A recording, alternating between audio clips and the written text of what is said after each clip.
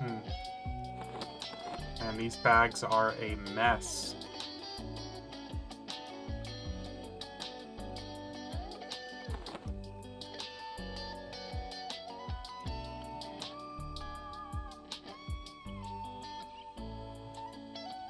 Okay, this is all still working.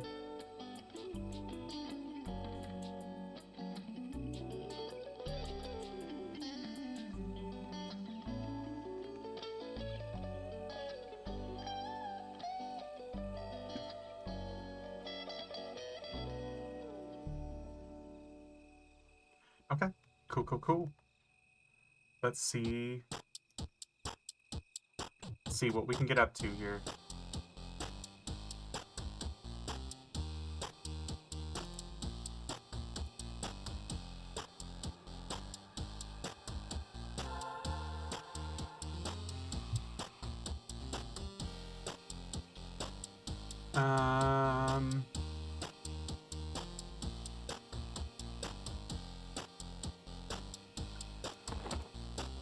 Okay, we're gonna see where we want to start today.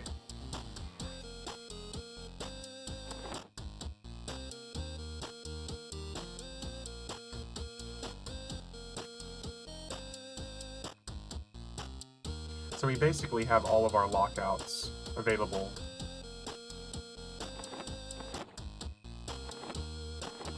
Plenty of space.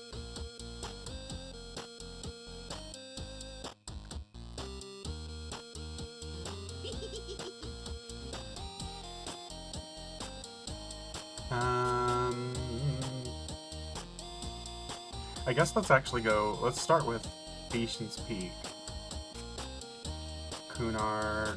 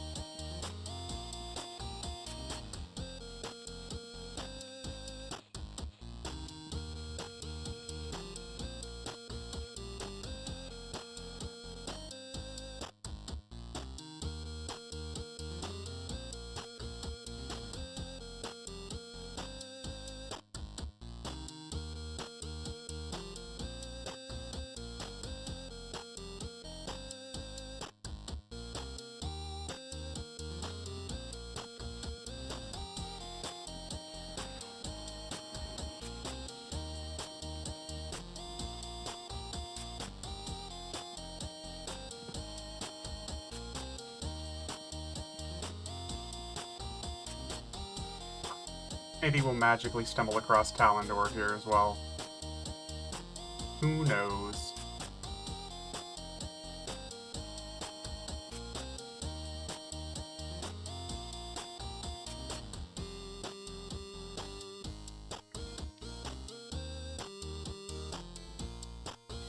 A little bit later start than normal, I know. But we should be able to hit basically everything we want to today. I don't really have anywhere I want to be this afternoon.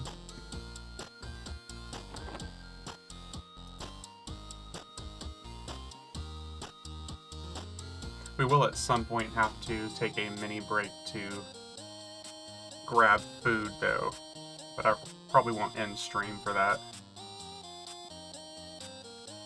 Oh boy, it looks like the general chat is broken again.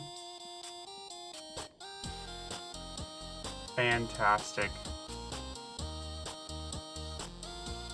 They literally fix it for like a week, and then it's just right back to broken.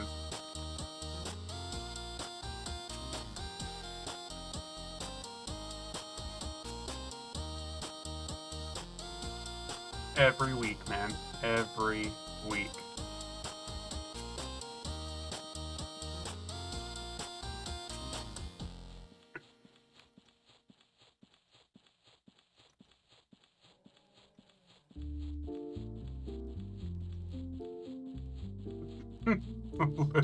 Literally every week.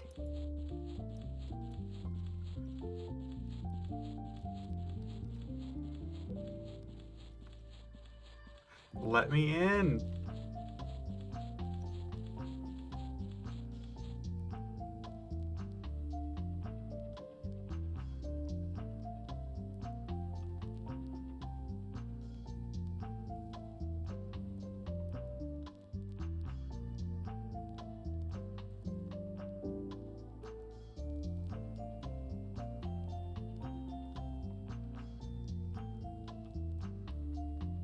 There. Oh, nice. We're finally into the general chat.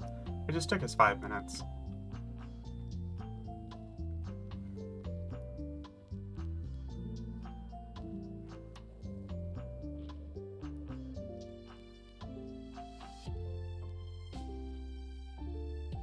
So yeah, I think we're going to hit basically everything that we normally do today. Maybe a few extra stuff. We'll see. If we stick around and stream long enough, we'll probably go all the way up through Prophecy of Ro. That's what I'd really like to do. Wrong way. Because if we can go through and hit Death Kneel, at least like the first encounter, we can see if we can get another Fast Boy mount.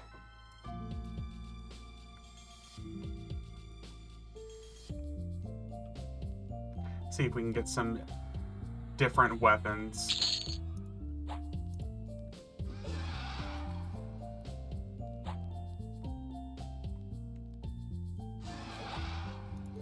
It always cracked me up that they basically had like dinosaurs here protecting these guys.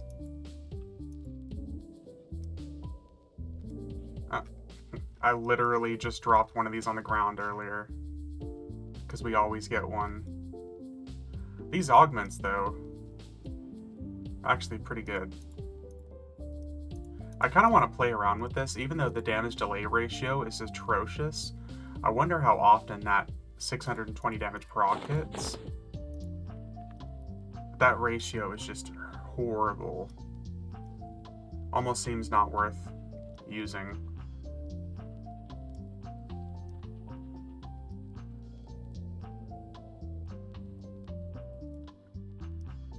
Could be one of those things. Maybe it'd be worthwhile. Maybe it just procs ridiculous amounts.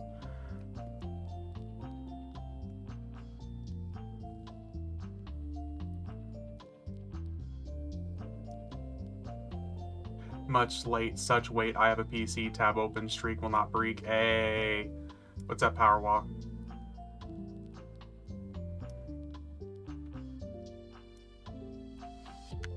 How you doing, man?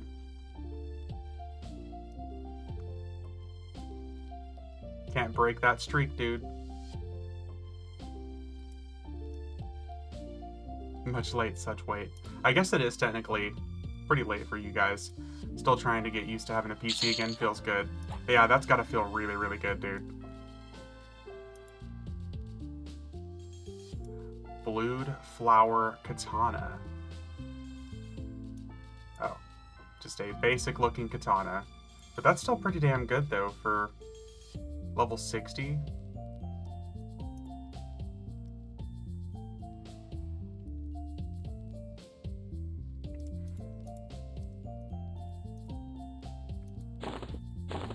So, since you have a PC, I'm guessing that means you've been gaming again?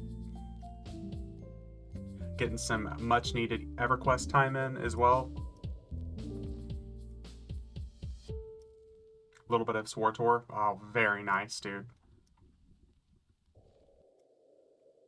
If my audio settings sound a little bit off, I feel like a broken record saying that every stream, but it's because literally every stream I'm messing with stuff.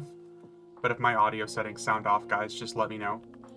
I have a whole new mic stand and everything with a giant mic arm so it gets closer to my face. And it's not just sitting on my desk. I'm hoping that helps with like reverb and stuff like that. Haven't installed EverQuest yet. I wiped all my HDDs for fresh install since new hardware. Ah.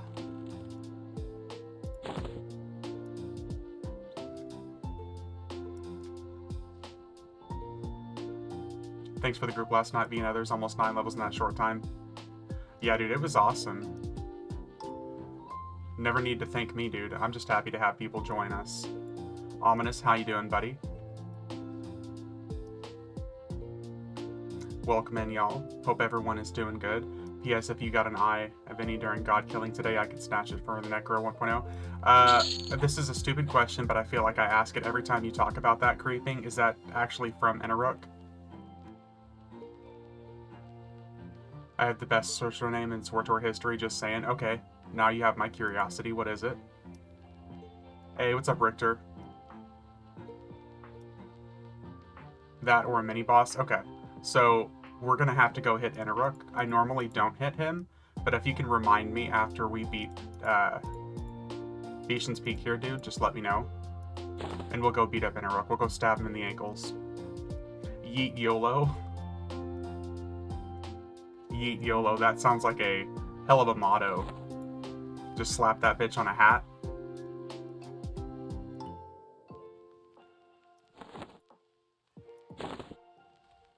If you get lucky and see an Earth Staff, you can sell it for one. What? That's chunky. Dude, I'm still amazed that that guy, Tald, came in here and dropped 1,000,000 platinum on me and fucking just free power leveled us. I have a knockback which can yeet people off ledges, and Yeet YOLO is your character's name, and you have a knockback which you can yeet people off ledges, and I pull that I can YOLO people into fires. That's incredibly accurate, dude. Yeet YOLO.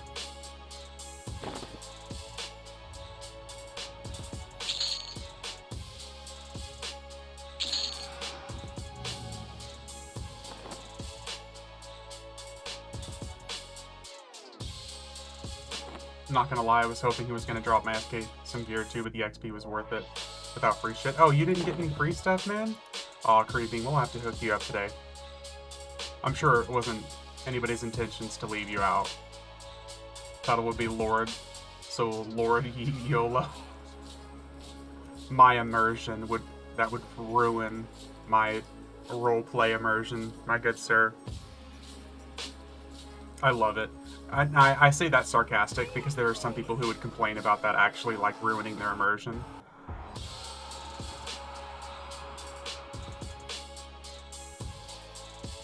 That's a cool name though. Lord Yeet YOLO. It's a PvP only character. Fuck their immersion. And ooh.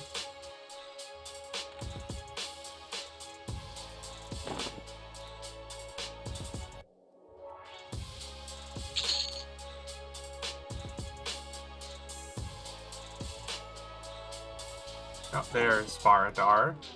This has to be like one of the quickest raids ever. Ooh, we got the Enchanter Clicky staff.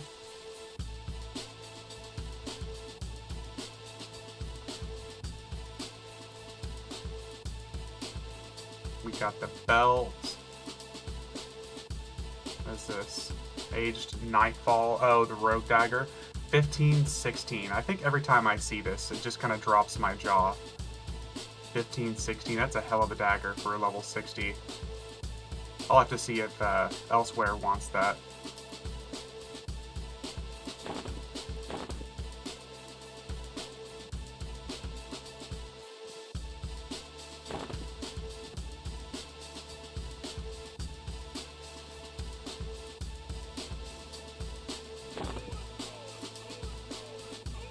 Hey, what's up, Elemental? Dude, I know I said it several times yesterday, but thank you. Thank you again for those bits, dude. It's a fuckload of money just straight out of your pocket. I really appreciate it.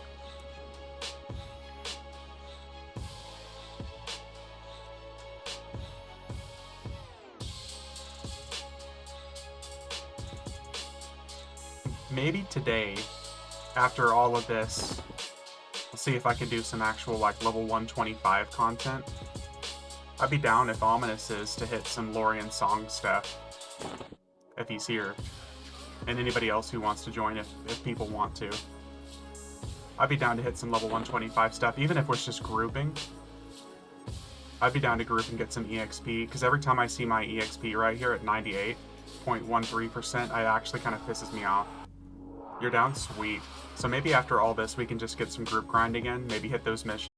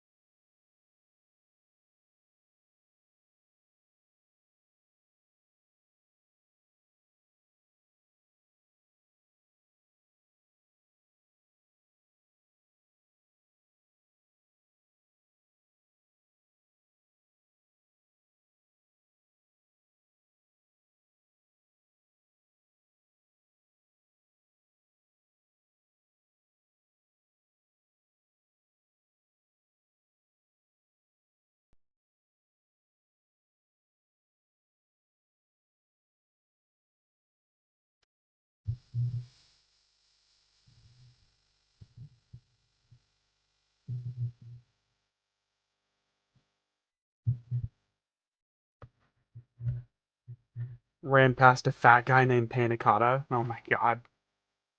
Hey, what's up, Shifty?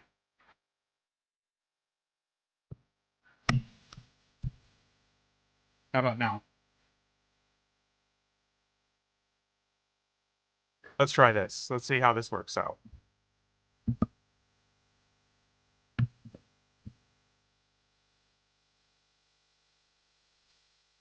Got that weapon I was after. It was in Bazaar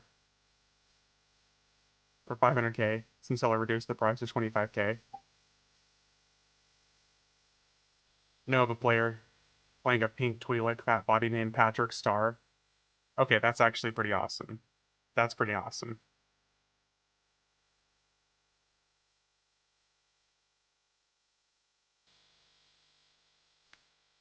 Nice. Voice better now. Not perfect, but much better. Okay, good. We have like a new arm here for our microphone, so hopefully this will be better. Is it too loud, too soft, just right?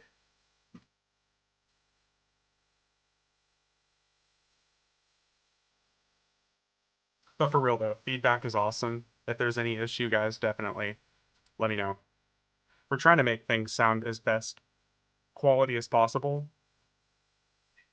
I specifically went and got a microphone arm, so hopefully it'll be better quality.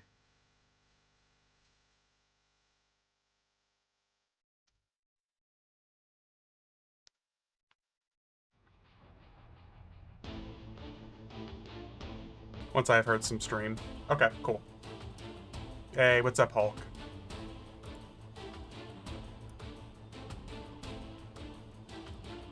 We're gonna get some stuff fixed up for the stream here pretty soon. I'm probably gonna have a Go XLR is what it's called for like stream. That way I can really. That session in Fire was crazy yesterday. 7 levels and 200 odd AAs. Yeah, that was insane. That guy Tal just really out of nowhere, man. Hooked us all up with gear. Okay, Creeping, we're going to beat up Interrupt for you.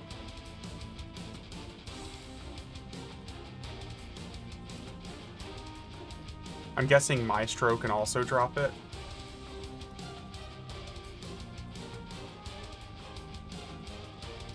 Got that log parser ominous linked in Discord, then I got depressed at how little damage I was doing, lol.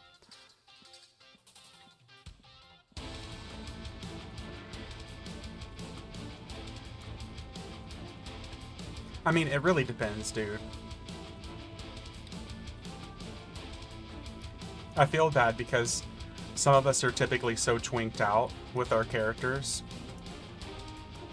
that, I mean, obviously, it's gonna feel bad if you don't have like the best of the best gear.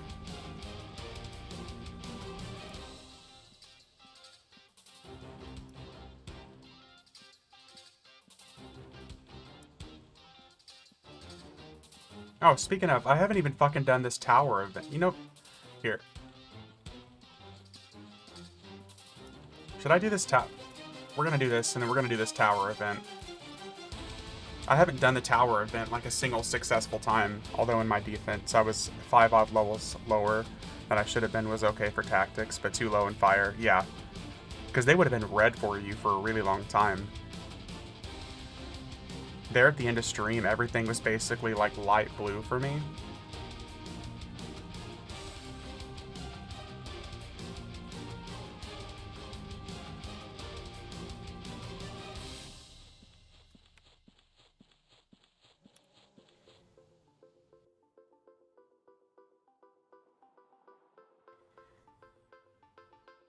If you happen to get the Maestro piece for the Warrior Epic, could you hold on to it if you're not doing something with it already? Yeah, Jado, I got you. So, we'll kill Maestro as well, and then we'll also kill Inaruk.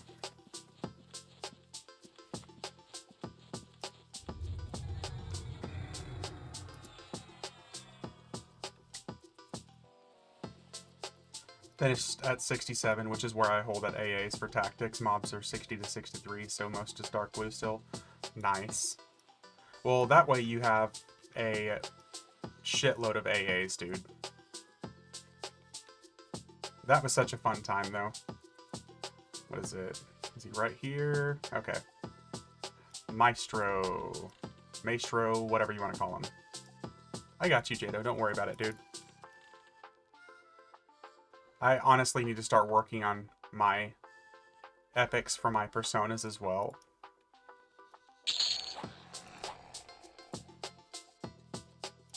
So what piece is it you're looking for? Broken sword piece. That's no drop. It also tells me that you really only need around 200 AAs at level 65.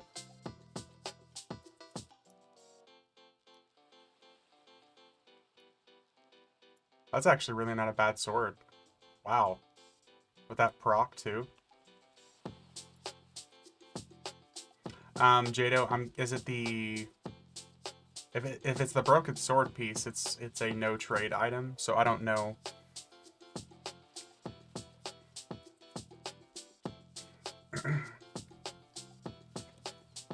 All the rest of the stuff you will never need, like bandolier slots or pack rat. Yeah. There's so many useless AAs at that level range.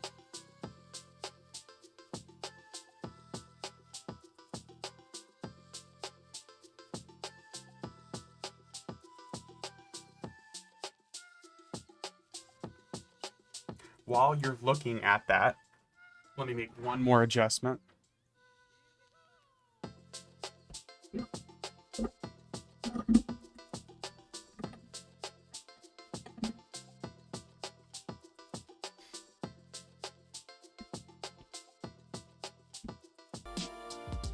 Do you think he's soloable for you? I think he's like 65.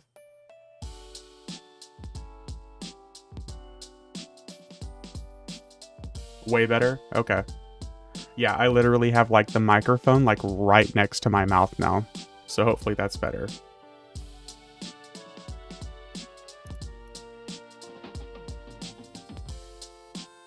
I don't know if he'd be soloable.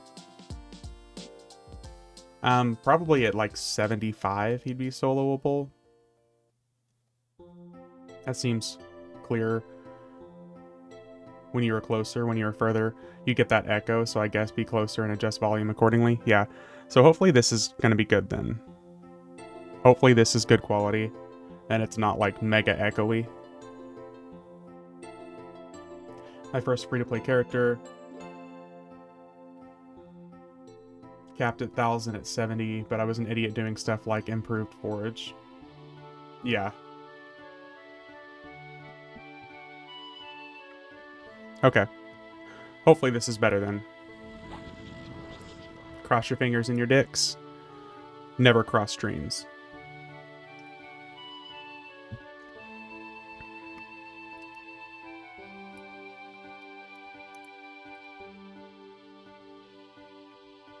You can get all the good AAs without the fluff and still be okay at 75 to 80. Yeah, if you do auto grant, I think is where the big problem is. If you do auto grant, then suddenly you're going to be kind of fucked.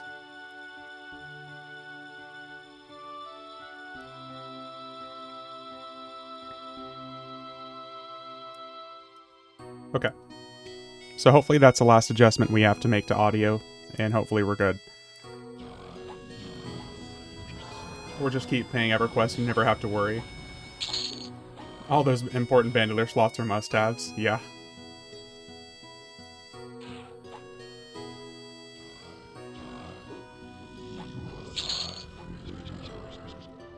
We must have those bandolier slots.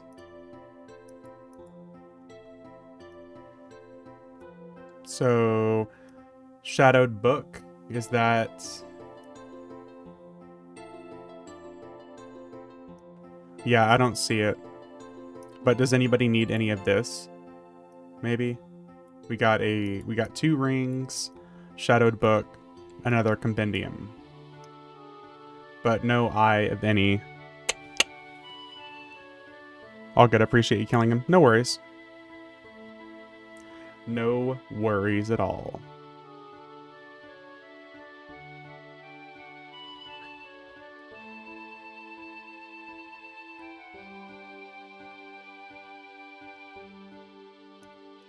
Okay. Well, that's it for that. Maybe I'll just hurry and level a few accounts to the 60 so I can instance hate. So you really just need 3 characters and then 3 mercenaries and you'll be okay. Gate collapsed. Are you fucking kidding me? Nothing like a gate collapsing from a potion.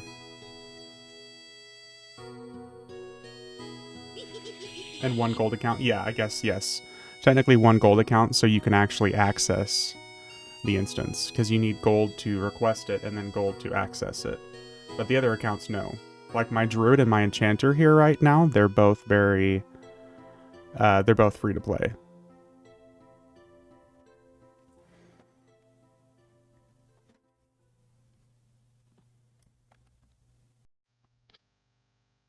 Well, that is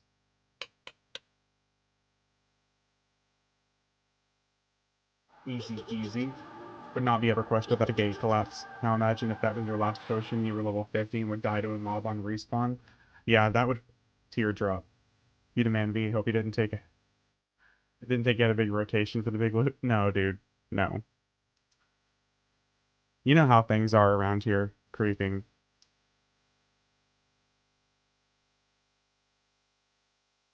If you want something, dude, just say the name and we'll go beat it up.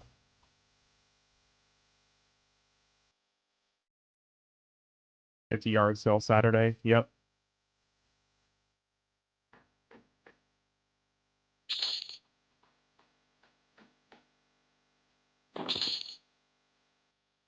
Go beat some shit up.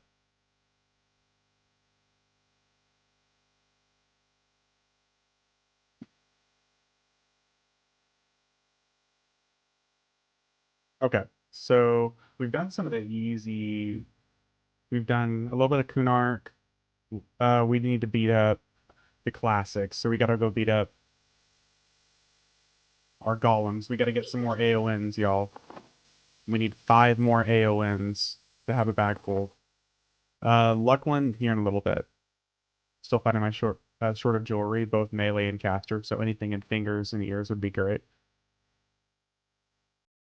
I do have an AON addiction, man. You know how it goes. If y'all didn't know in chat, yeah. We have a little bit of a problem. Like I said, whenever I do this, I need to add like a whole illusions tab now for just AONs. Instead of just like listing everything else. My AON is unused. We'll parcel it back to you to add your collection. Alright. Dude, it's an instant cast clicky. What's not to like about it? That's my thought process.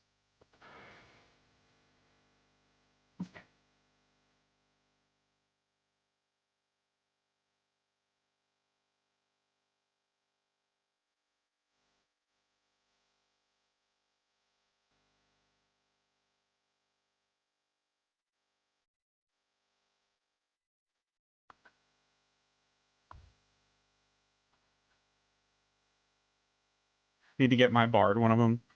Dude, like I said, it's an instant cast, dude. What's not to fucking like? Okay. Well, like I said, guys, hopefully this fixes the microphone problems. Here pretty soon, like I said, we'll probably be using like a Go XLR Mini so I can really tune like the bass and the all that stuff. Make it sound a little bit better, more crispy. I wanted to get like one of those podcast microphones, but I'm not going to be doing ASMR. Hey, what's up, Tuma? How you doing? Remember that bard I deleted about 2 weeks before LS and Personas announced? Now I made a new Persona bard and it's now back to 58. Also have an S60 SK. You so proud of me, alt pride. Hell yeah, dude. Well, elsewhere, I would be kind of disappointed if you weren't re-rolling, considering terminal re-roll syndrome, your whole guild name. Ordered a new PC the other day because I got sick of trying to figure out my restarting Ooh. Well, I'm sorry you couldn't figure it out, dude, but congrats on the new PC. When are you supposed to get it?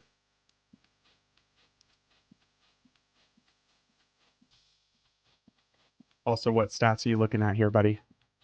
You looking at some February 5th estimated delivery? I'm pretty happy with my PC. I mean, I've got my 3090 Ti, my i7 12600, I think it is, 32 gig of RAM, which reminds me, your power cutout sorted themselves out, B. I think we're okay elsewhere. I mean, knock on wood. I'm pretty sure that's a house problem and not a me problem, because the house that I moved into was built in the 80s, and I think some of the outlets aren't prepared for uh like a 1500 power watt usage power supply. i9 149. Oh, damn, dude.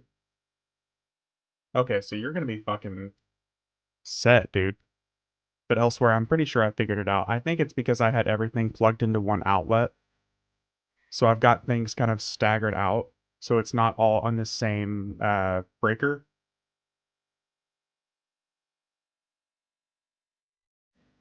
So we seem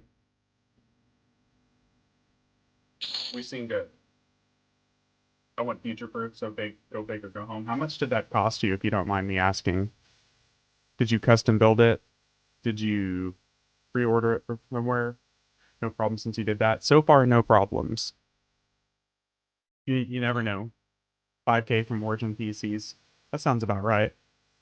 I'm assuming you got like a 2 or 3 year warranty or something on it. A buddy of mine loves to build PCs. So whenever I buy mine, I'll probably just uh like buy the parts and have him build it for me.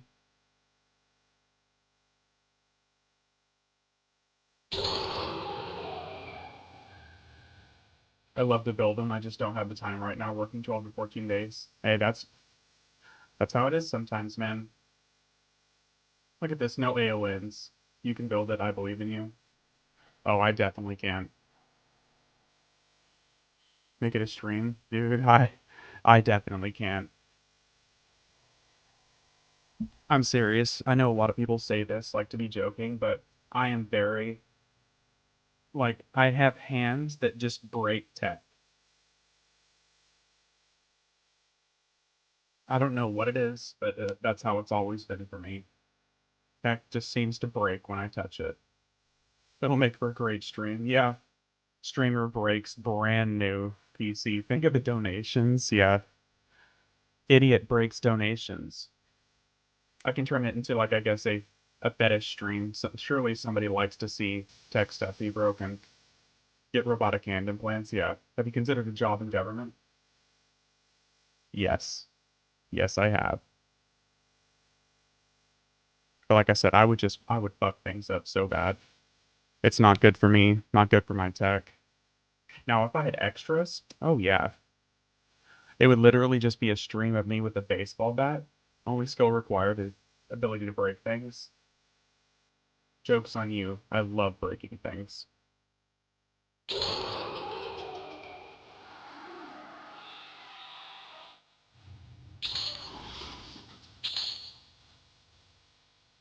Look at this, not a single AON.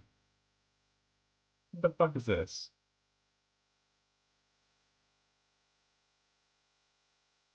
I need 5 AONs right now, and I'm getting none.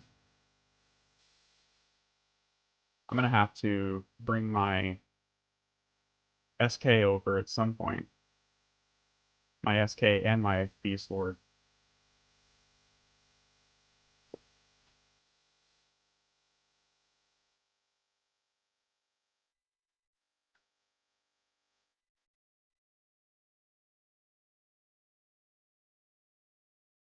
Can't wait to be able to play games again. Dude, you're not only going to be able to play games, Tuma, you're going to be able to play whatever the fuck you want. EverQuest in 4K. Hey, that's what I do. I got 4K going. I mean, you guys can't see it because the best you can stream in is 1440p. But 4K EverQuest, man, you can see those pixels in HD glory. It's so good. But dude, honestly, Tuma, you're gonna be so good that you can like 6-box and all that stuff with no problem.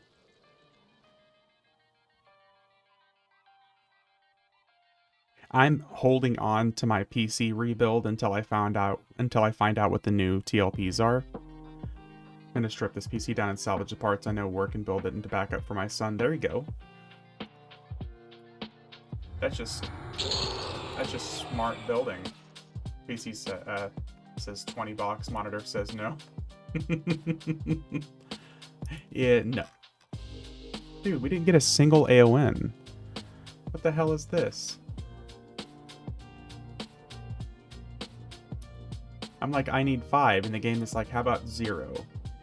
Have you tried settling for 0?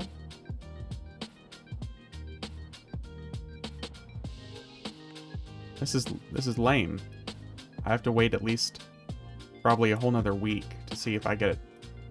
Have you tried saying please? No.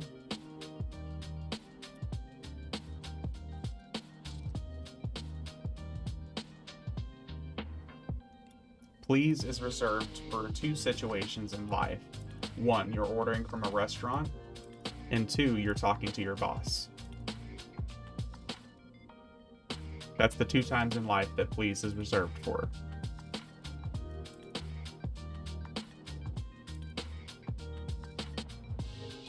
Okay, we got 20 seconds here for escape. That is a shame. I can't believe we didn't get a single one.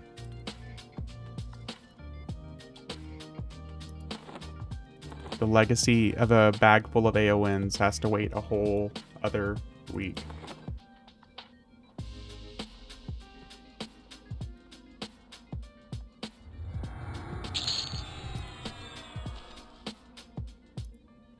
EQ devs are trying to put you into rehab with your AON addiction. Apparently so. Sorry, Creeping, we didn't get any Eye of Enarok, but we got some Eyes of Kazakh Thul. If it makes you feel any better.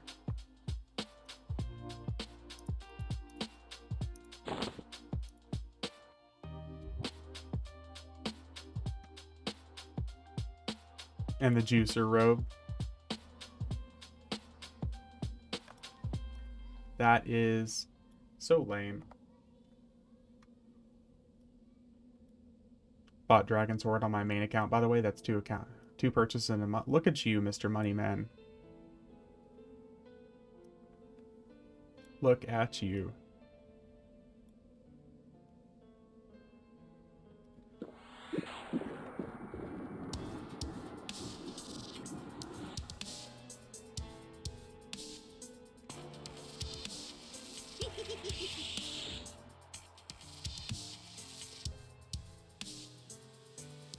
So when I get back, how do I find a power level for my SK? Is there someone you'd recommend?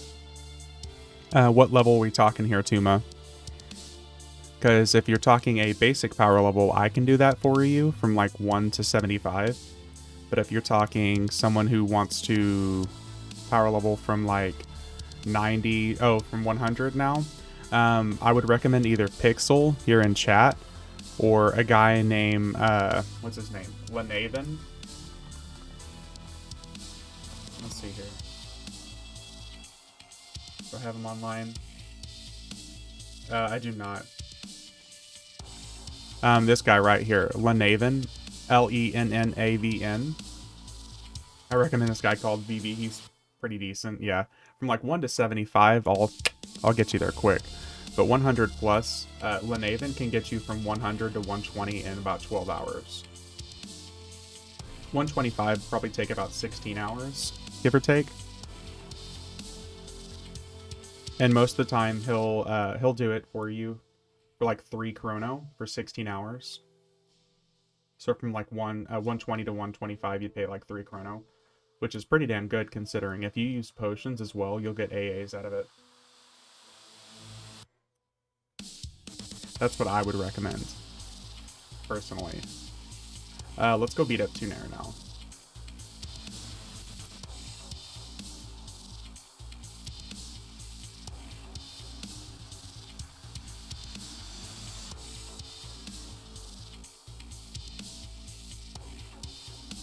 Probably forget and ask you again that time. No, you're good.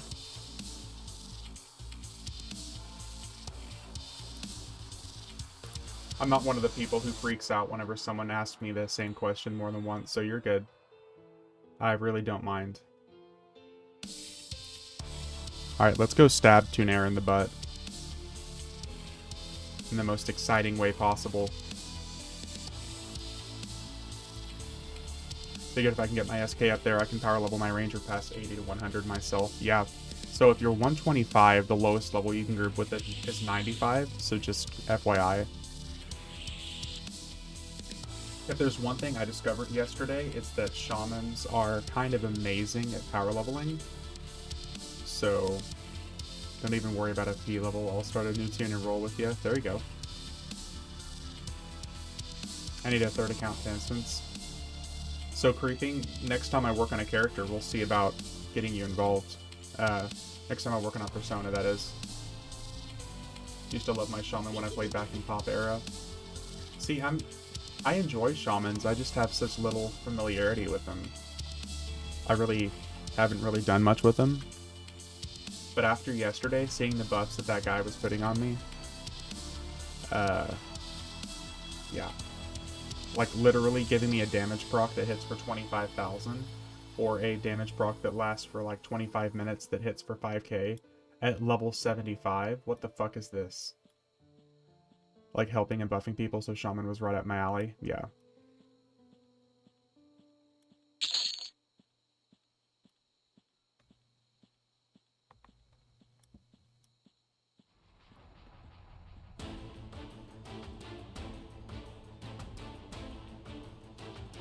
Probably spent most of my time back then just power leveling guildies and friends.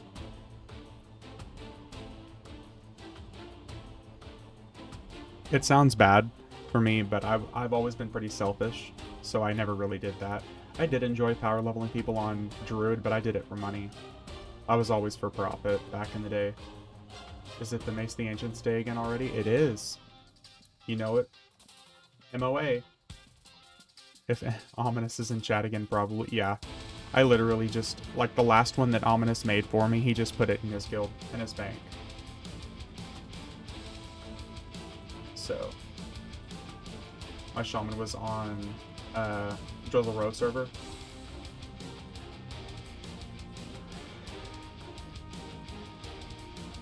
Yeah, I was on Saren that eventually merged to Nathaniel Marr that eventually merged to Burtox, I think.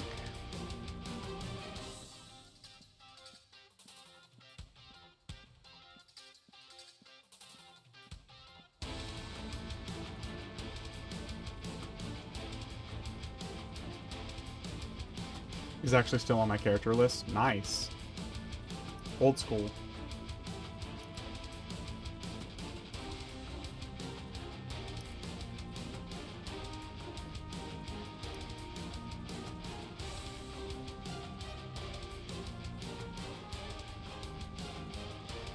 My old warrior, it's 2 gear sucks now, though.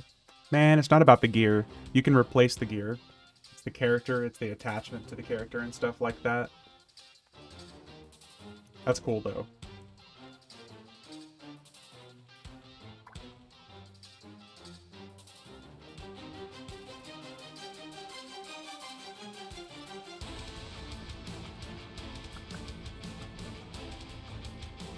If I had a character that still had, like, the tag of being from, like, 2000, I'd be really happy.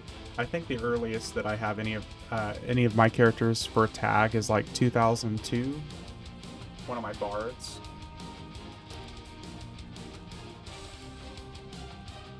Maybe in a couple of weeks I can finally group up with you guys and do something fun. Yeah, hell yeah, dude. But like I said, after we hit this stuff tonight, I know there's a couple people in chat that have already said they'd be down to group up and do 125 stuff. So we're probably going to hit some Lorien song stuff here in a little bit.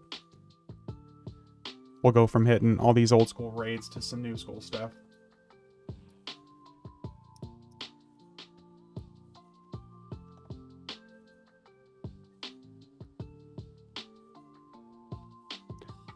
I'll be around to watch. Hell yeah.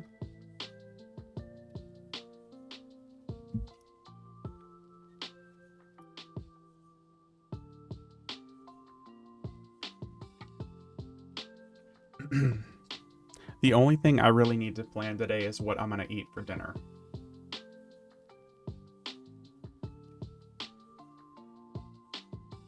Are you going to work on your 80 to 120 personas or start some more 1 to 70 ones in the coming weeks? Elsewhere, I really want to work on my Beast Lord. I really want to get my Beast Lord up to 125. Pizza for dinner, steak sandwiches.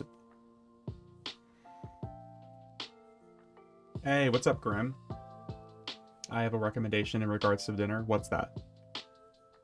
So far, we have 2 decent options. Pizza, steak sandwiches. I suggest food. Well, damn. With logic like that, I mean, it's hard to argue against it.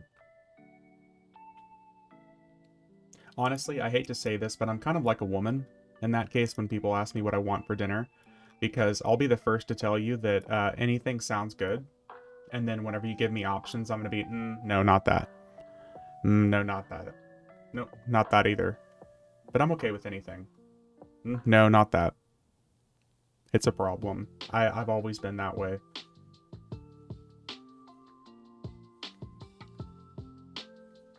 My kids do that to me all the time, so I stopped asking them. Yeah, what do you want for dinner? I'm okay with anything. Okay, this. No. No. That doesn't sound good. No. But anything's okay. I'll be okay with whatever you want. Okay, how about this? No, definitely not that. Wife, do you want dinner? Husband, what are my options? Wife, yes or no? Literally.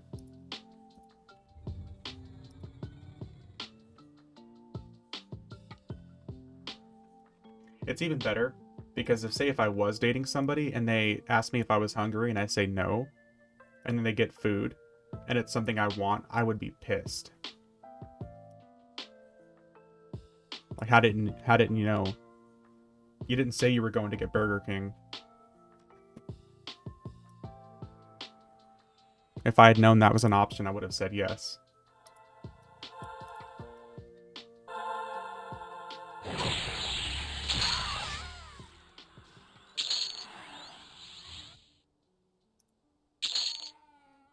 Oh, I haven't seen one of those drop in a while. Do you like Indian food? Are we talking like Thai curry? Because that's the closest to Indian food I can really think of. Fist of Nature. You got it, buddy. We got a braid of golden hair, Fist of Nature, Essence of Nature, Enchanter Robe, and Mage Robe. Chicken tikka masala? Yes. Yes, I do like that.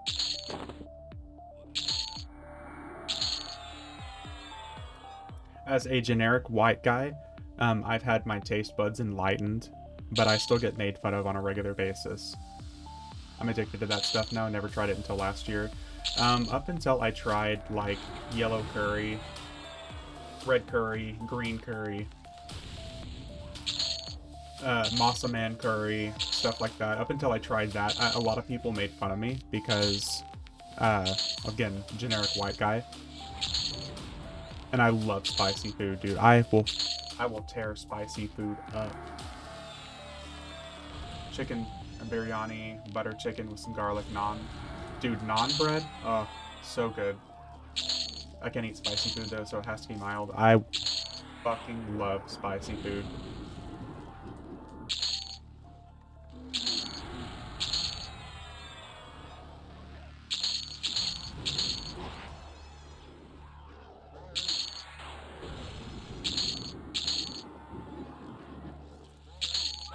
The spicier, the better.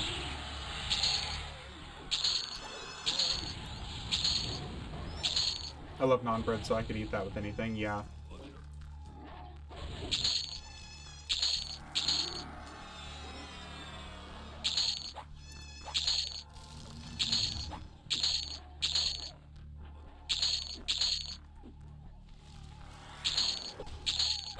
So much going on.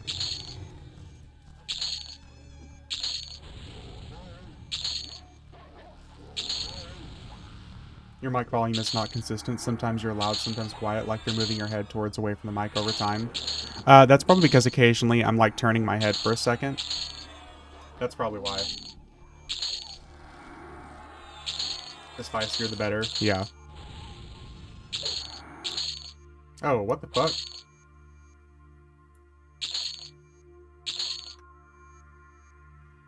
So I think we got summoned under the world again. What in the fuck?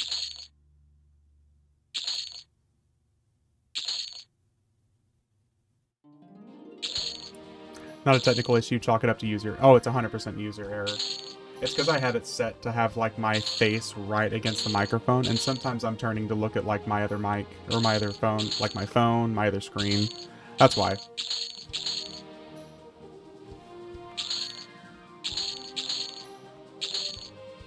So this is, like, the second time that we've been summoned into the abyss of nowhere here. I'm pretty sure... Yeah, we're under the map.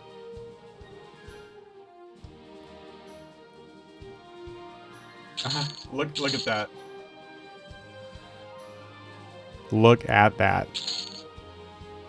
Cheater's Corner? Apparently so.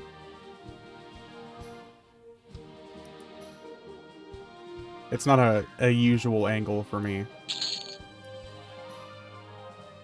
Naughty step? Yeah.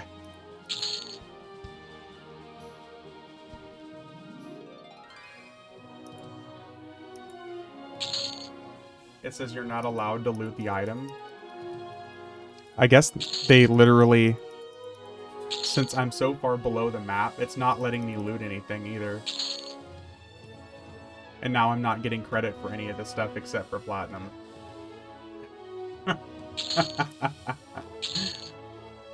Oh, it's because I already left the instance. Never mind, that's why. I thought I did something wrong at first. So it summons me to the pit of fucking nowhere. Too far away at time of kill. It's gotta be that.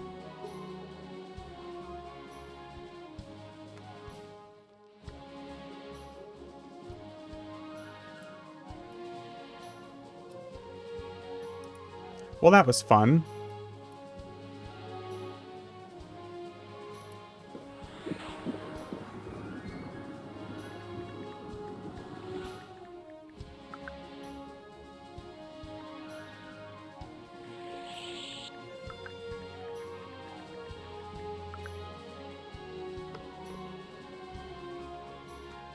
Okay, so I guess we're gonna continue Valius.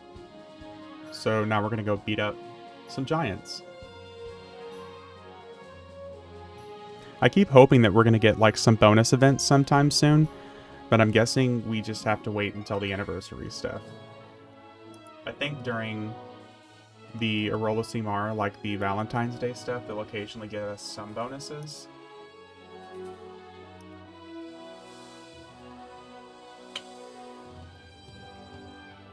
Can anyone explain to me why is there someone in Barter who lists all low-level trash items for exactly the vendor price? Are they hoping people with bad faction will sell it? You know, Weasel, that's a good question. I have no response for that, dude. I have genuinely no idea.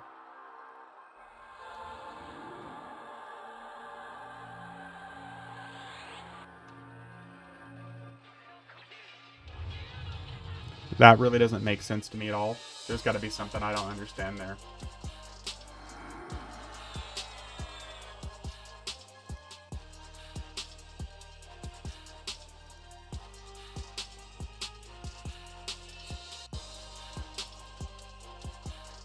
Still better than people with barters for 1 copper.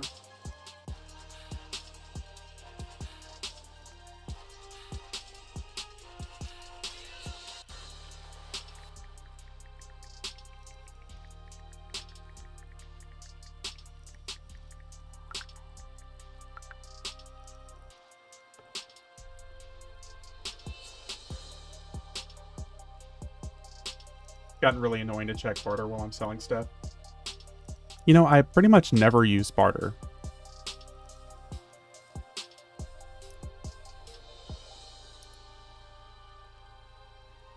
Aw, nobody wants any of my 36 AONs. RIP.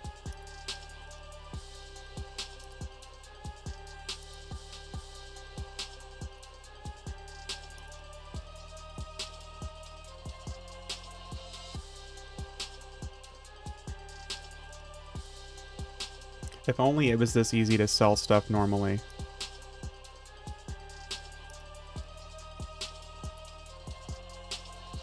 Look, some of us are po. Spells are expensive. Listen, I'm poor too. I'll have you know. I just so happen to have an extra million platinum because of that dude yesterday. I make quite a lot from barter, all my skins, silks, ores, and stuff. That makes sense, yeah. You have more AONs than there are people who fondly remember the Karanas since EverQuest first opened in 1999. Alright, Sebekis.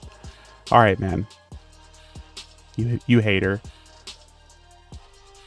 There's literally dozens of us. I'll have you know. And all the millions of people that have ever played EverQuest, there's literally dozens of us.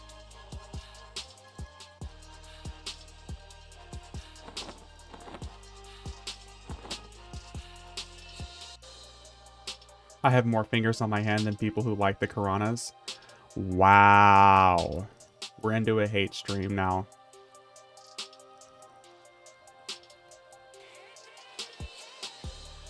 Wow, wow, wow.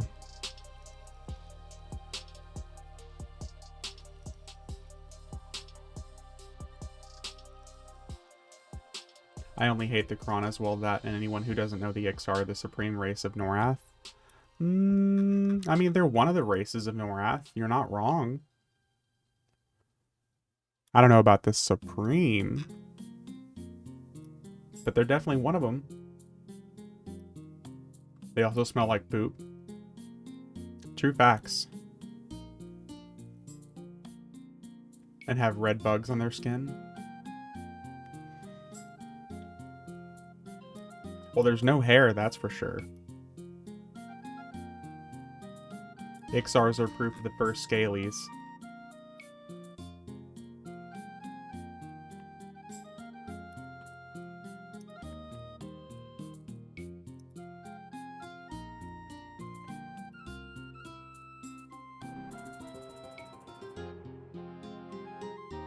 Someone said Supreme, now I want a Chalupa Supreme for dinner. Ooh. Oh, Taco Bell sounds good. Oh, maybe I won't make dinner now. Maybe we'll have Taco Bell.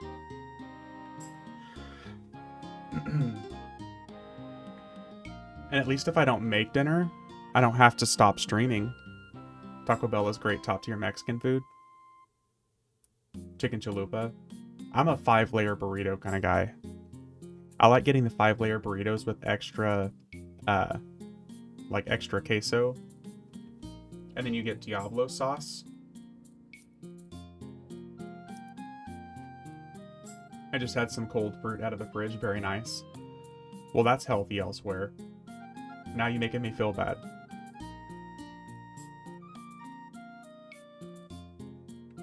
Tacos from authentic Mexican restaurant is better.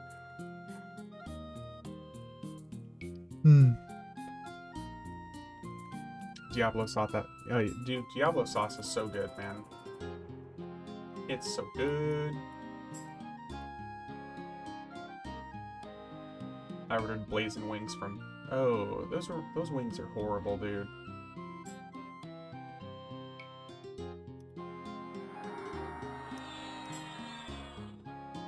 I really don't like the flavor of those. It's not the spice that gets me, it's just the flavor. I'm not a fan. Did you just say they're bad? Well, yeah. Get a Dr. Pepper and Diablo sandwich from a choke and puke. I'm sorry, a choke and puke? Y'all mofos making me hungry? Yeah. Nah, get the fuck out. Dude, they're not... I don't like the flavor, Elemental. It's the spice isn't bad. It's the flavor I don't like. It's like, from Hot Ones, the bomb that they use. It's really bad flavor.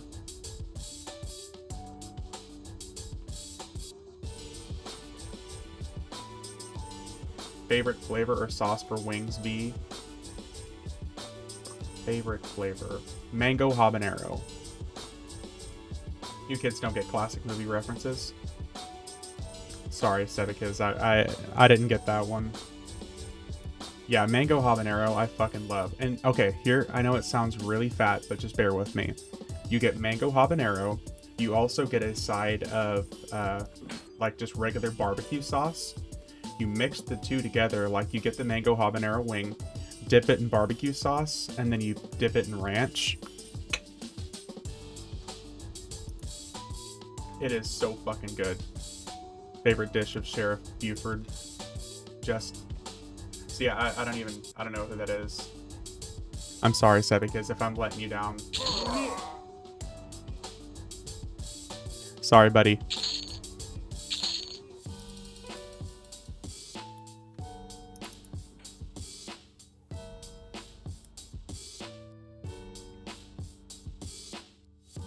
He's Smokey Bear and his tail grabbing your ass right now. I know who Smokey the Bear is. Just got my base rated in Pal World, like 20 NPCs stormed it, died in like 15 seconds. Ooh, base rating is a thing?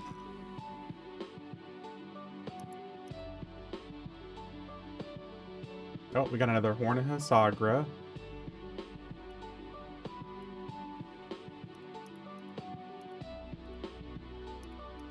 They all died, I mean, not me. Oh. Murder.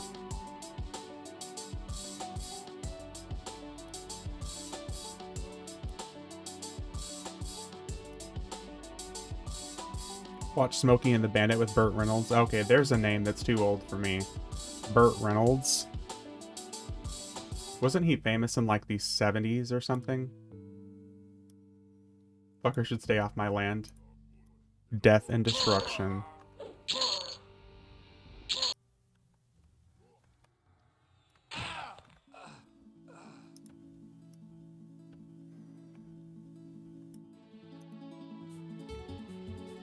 If somebody were to ask me like what my favorite movie of all time was, I would probably say either Star Wars Episode 3 or The Replacements. 2 is alright. I mean, they got Frank Sinatra to show up. Or that title known film, Star Wars, probably not, as it was before 1989. See, The Replacements is badass, is it not? With Keanu Reeves. I fucking love that movie. I've probably seen it like 3 dozen times.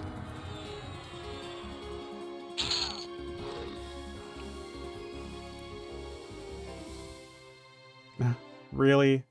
2 masks? Did we really need that? Yeah, it was a great movie. Doesn't know much how much better 4, 5, and 6 were than any of the later ones. Now, the most recent ones, like, was it 7, 8, and 9, I wasn't a huge fan of, but, like, 1, 2, and 3, I liked because I grew up with those, dude. Like, Jar Jar Binks and them, I know people can't stand those movies, but 1, 2, and 3 I like because, like I said, at that time, I was, like, 11, 12, and 13. You want a mask for my bard? Oh, dude, Richter, I can hook you up with one. I have several. I know I've even got one in bank as well.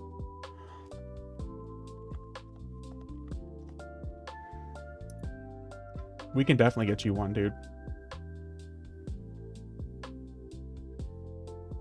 But like I said, Sevikas, I don't mean to bash, but it's just because those were before my time.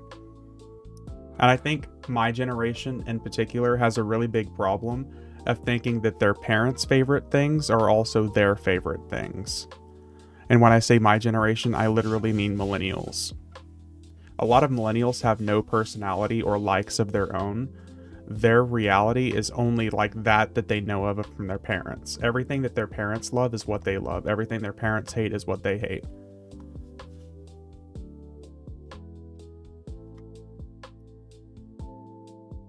I'd say 4, 5, 6 is better when watching them through rose-tinted goggles. That seems real. He does mean to bash burn him at the stake, yeah. Because the acting in this script is subpar at best. I was born in 82, and I'm the complete opposite. If I was doing that, I'd be talking about Cool Hand Luke. See, I mean... See, Power Walk, what you said right there is my thinking. I don't particularly like those because I think the acting is trash. I know some people like them because that's what they grew up with, but I think the acting is trash. Even Mark Hamill says the acting and script could have been a lot better. Yeah. And he's literally the hero of the saga. Yeah. I genuinely think the acting was trash, but I know it's a whole thing for some people.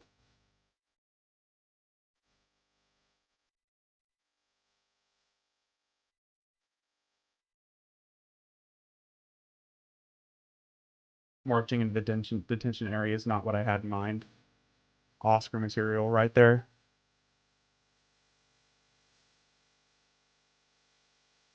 But like I said, I don't talk about my opinion on those movies because I know it's so divisive. A lot of people who are just immediately like, oh, "You're the worst person ever."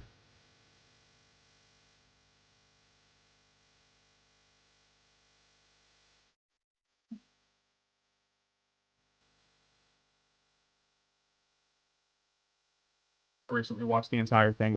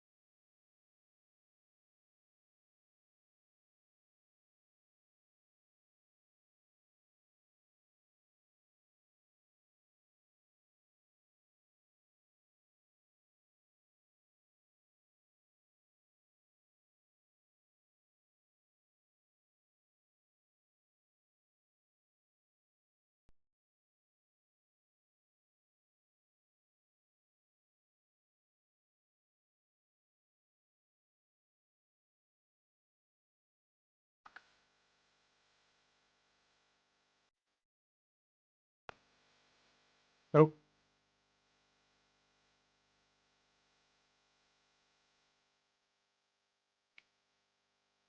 you know this red lightsaber really isn't my color. Do you have a rainbow colored one? Hey, a rainbow colored lightsaber would have been badass. Completely canonically impossible, but it would have been badass. I'll have you know. Wish those specs were an illusion item drop. Agreed. Ooh, these guys aren't moving for some reason. That's weird. That's really strange. They're all like frozen in place. RGB lightsaber controlled by IQ. There we go.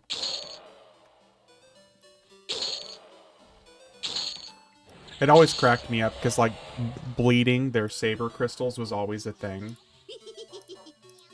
Basically, bleeding them and turning them dark, making them more volatile, was always such a cool thing. But having an RGB lightsaber would be cool. Just imagine, like, the, like, Battle of the Fates song kicking in.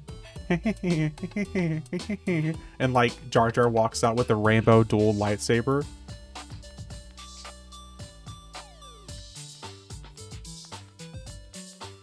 Misa gonna fuck you up. See? It would have been better than the most recent movies.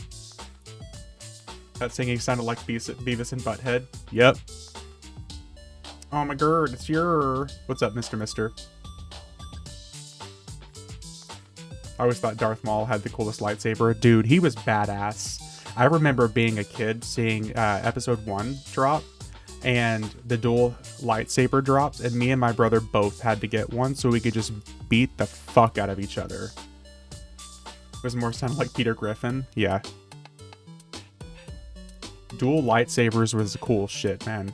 Everyone had one when I was in elementary school, if that tells you the age at the time. At the end of the day, even Darth Jar Jar would lose the ultimate battle to Mr. Rogers.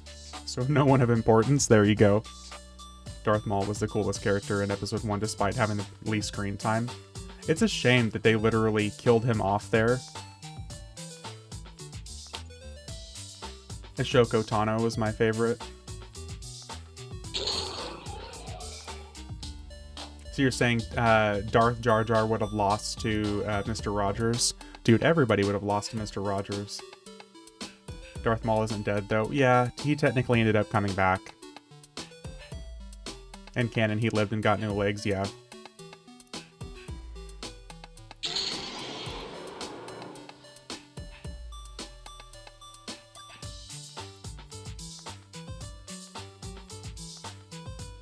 I honestly think the prequel trilogy would have been cooler if Darth Maul came back and if he was kind of like one of the end bosses in season 3. It would have been really cool to see Anakin fight him.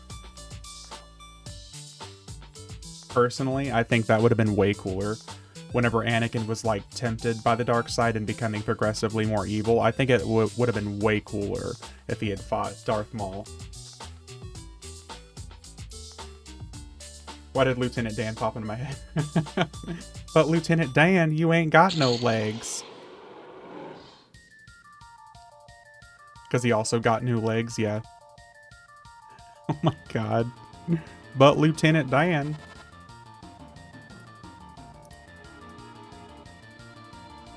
Honestly, it's such a meme, but it's so real. Thinking of Lieutenant Dan during that like New Year's celebration when everyone's like popping off those like confetti things and he's literally sitting there in the party looking super depressed. Relatable. Really, really relatable.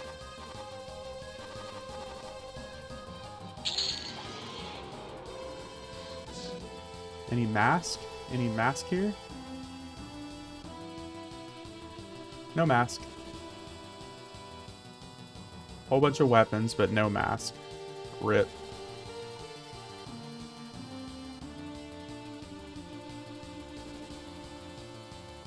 Yeah, we got a couple fists here.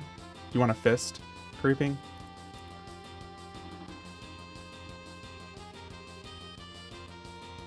How goes the god hunting? So far, so good, man. We're beating some shit up here. We're making our way through. We're right now on Valius content, so we're about to hit Luckland. They should bring back the Sleepers level 250 random dragon randomly, so when someone like V is soloing this, it spawns and goes berserk. It would be cool if they did it as like a April Fool's joke, where we're just sitting in here and like Caraferm spawns and just beats the shit out of us. Mind sending over his parcel? I got you. Here, let's see if we got staff. We got a one-hand blunt and a fist for you.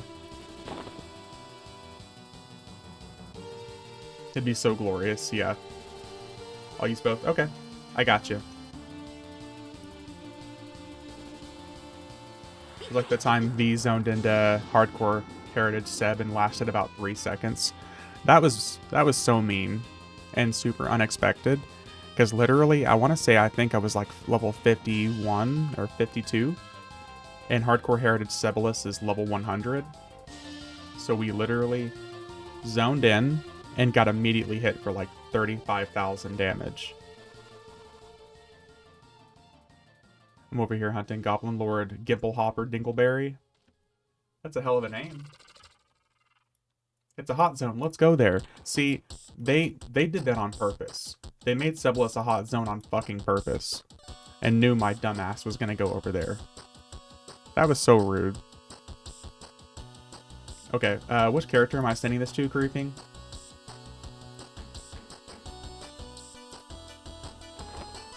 What's your name? What's your number? Sinlayan. You got it.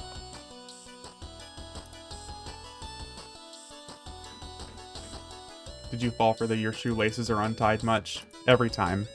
Or whenever they would say if your hand's bigger than your face, you have cancer. So you'd put your hand on your face and they would punch you. Every time. Every time. So am I understanding personas correctly? You can freely change between them if unlocked. And it's like how Final Fantasy does job change. Yes, yes. It's exactly how FF14 does job changes. But you have to be in a starting city or a fast camp available zone. Please tell me not to pull my finger too. No, that one I didn't fall for very often. That one was a hard lesson to learn, but I learned it.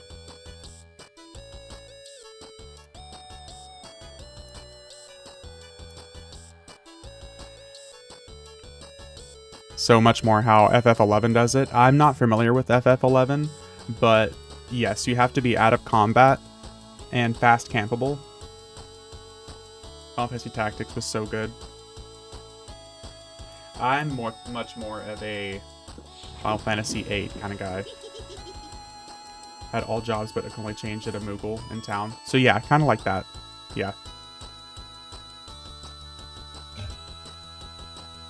Yes, sir. You are correct.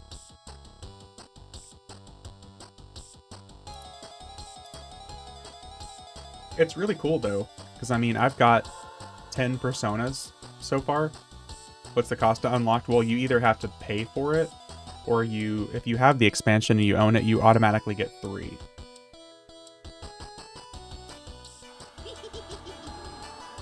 But ownership gives you 3, yeah.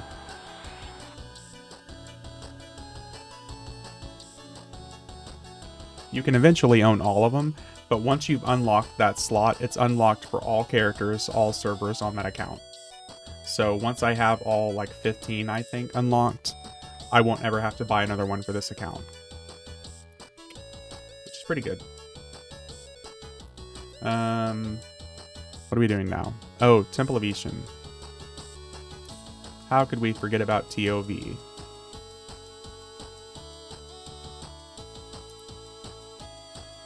How much is the expansion? What, 40 bucks? I want to say 40 bucks.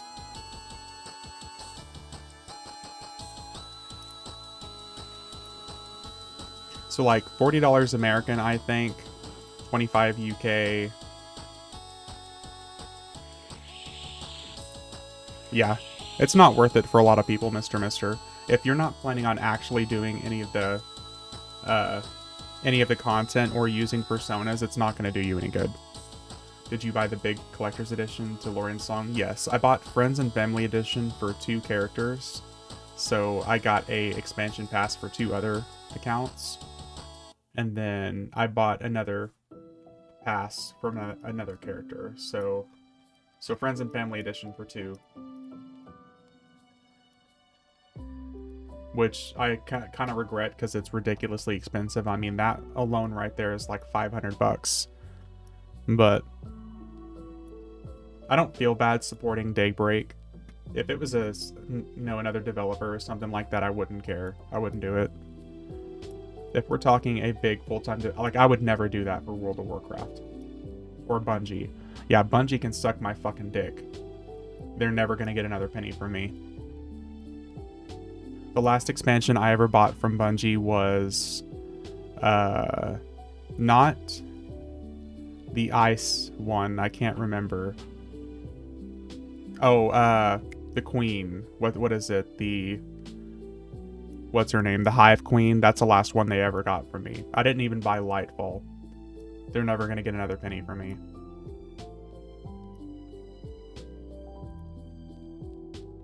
And I mean that absolutely aggressive. One thing you can do is get a mission from Teak on your 60 and do it on your 40 for a big EXP boost. Huh.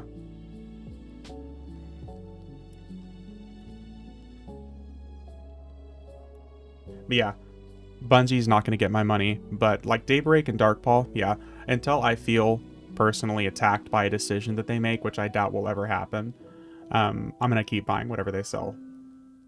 They don't have a Personas in the shop yet that I can see. Yeah, I think it's not going to let you buy it, Mr. Mister, until you own the expansion. You actually have to own the expansion to buy additional ones. That's where I am with Square Enix at the minute, after they went back on their word with the turn combat system in FF7. Oh yeah, how they said that they were going to have turn-based combat and they removed it. That's fair, Power Walk. That's a shitty thing for them to go back on. Yeah. Yeah, I know Elsewhere went through that recently too.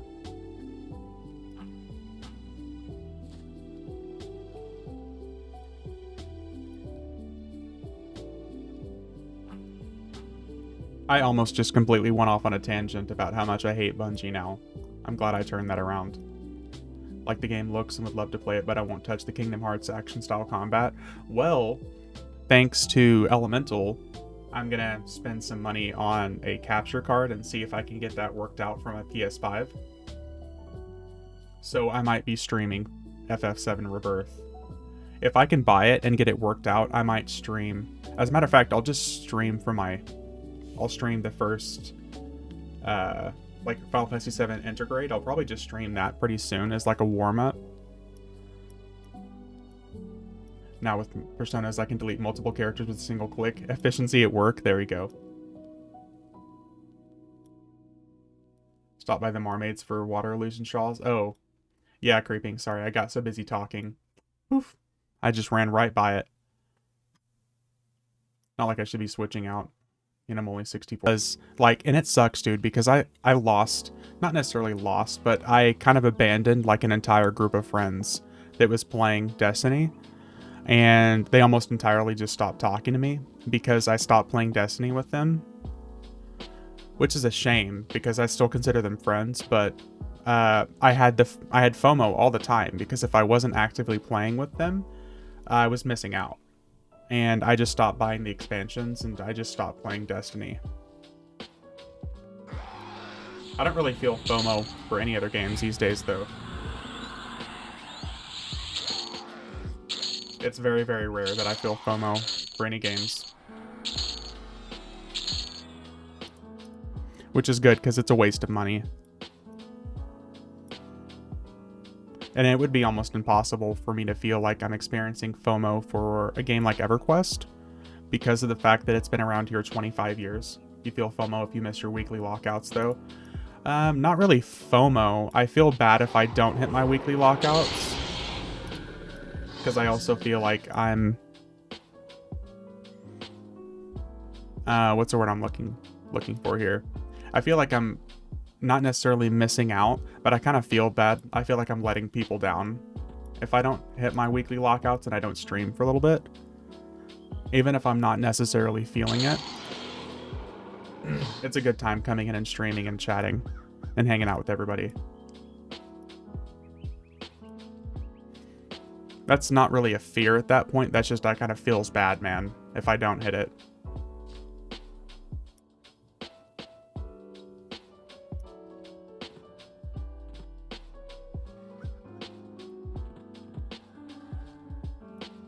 But if I start to feel like that, I'll just kind of take a break. Like when I played so much EverQuest during my, like, almost 2 weeks off in December, I needed a little bit of a break.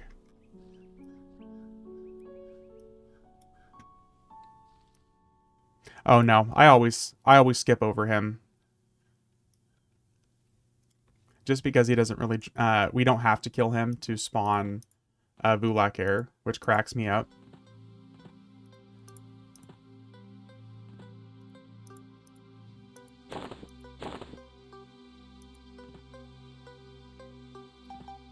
Turns out that Daybreak hates fish dragons. His bard weapon isn't good to sell. Not that I've seen, Grim. Most of these drops now, because of Agents of Change, most of these drops are almost entirely worthless as far as selling. There's a couple that are really good. Like some of Vulak Air's stuff is pretty good. Belt of the Butt Destroyer is pretty good. The shiny metallic stuff can still sell pretty good. But a lot of these dragons, they just don't drop anything worthwhile anymore. Back whenever this stuff was rare, because obviously only one spawn could be killed at a time, I go and binge burnout cycles and all things gaming, but in my mind, playing whatever keeps your fancy is fine, as long as you play something you enjoy. Exactly. Like, as long as I feel like I'm having fun, it's worthwhile.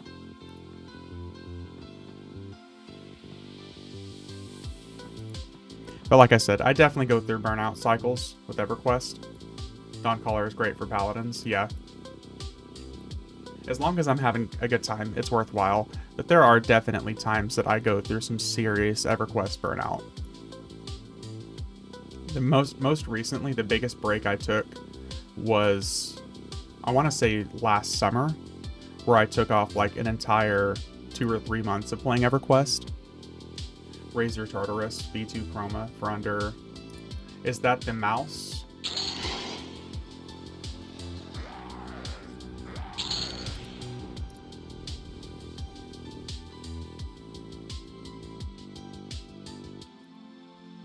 I'll probably never buy another Razor mouse again. Left-handed multi-key joystick thing? Oh, okay.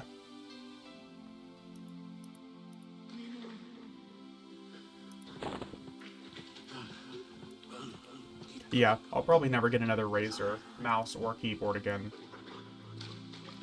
I'm a huge Razer fanboy. I'm even using like the Razer like HDD monitor. But the mouse, like the mouses in particular, I feel like the left and right clicks, they burn out as far as reliability is concerned really way too quick. I have way better luck with Logitech as far as mice are concerned. A Baton of Flame, that one's always a good one. Razer was really good in the past, not so much. Quality has dropped by a lot. That's a real thing to discuss, honestly. Powerwalk is quality during the pandemic on a lot of products dropped substantially, and Razer is one of those products. I find way more reliability in Logitech and what's the word I'm looking for? Like indie keyboard makers as far as quality is concerned. I like having the numbers on the side, and I can't find a good one other than Razer. Yeah. Why do I feel like your graphics are different than mine? What looks different for you, Mr. Come on, Abashi. Yeah, I think we had an Abashi drop just a few kills ago, honestly.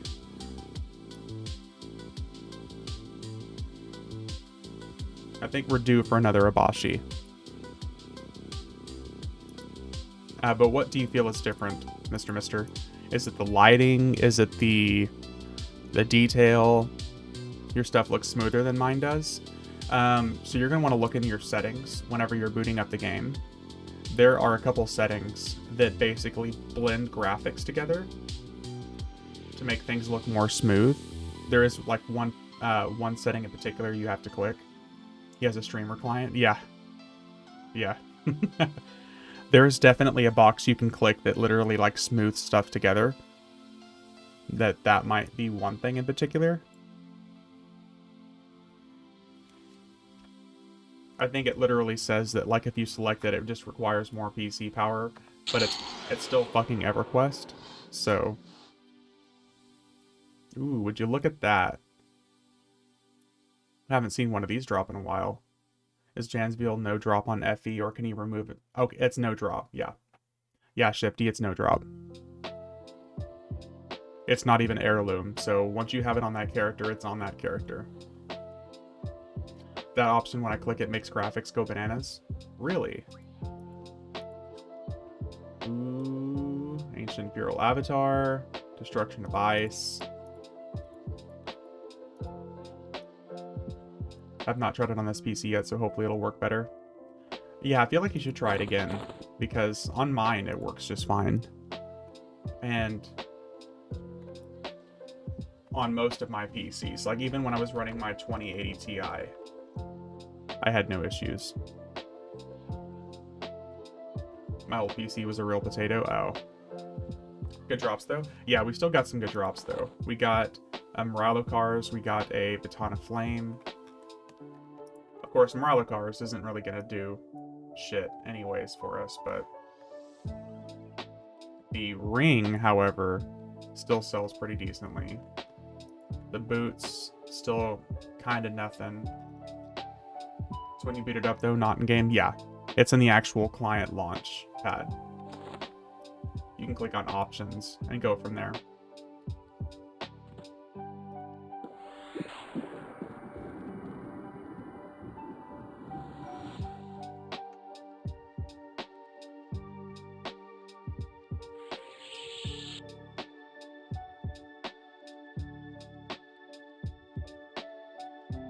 I got 15 minutes on respawn on this idiot anyways. Yeah, I have a Razer keyboard at the minute. Not sure which because it was included with the PC purchase, but in low profile one, it's amazing.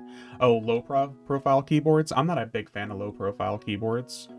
I haven't necessarily had any issues with Razer keyboards, but most recently there was a Razer, I want to say it's a 60% keyboard with purple linear switches.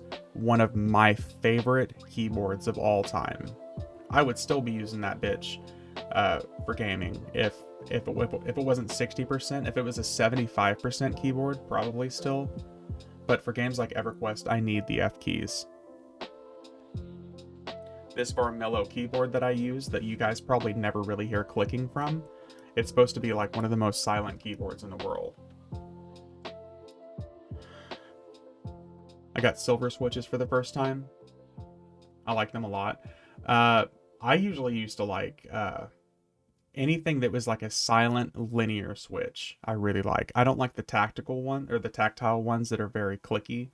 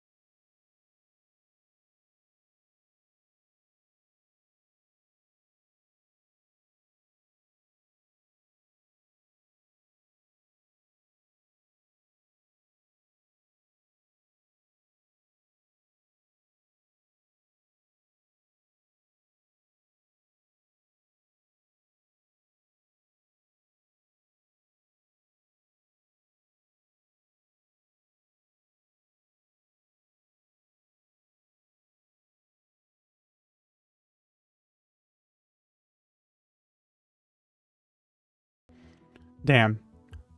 Oh. See, look at that. 1,000,000 platinum just about for those.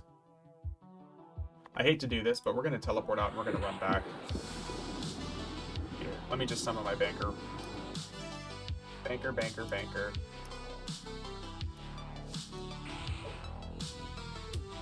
Dragon Sword.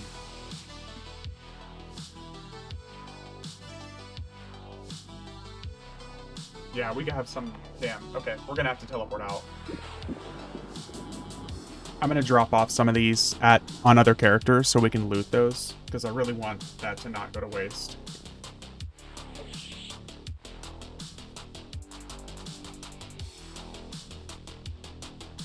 That'd be a shame if that shit went to waste.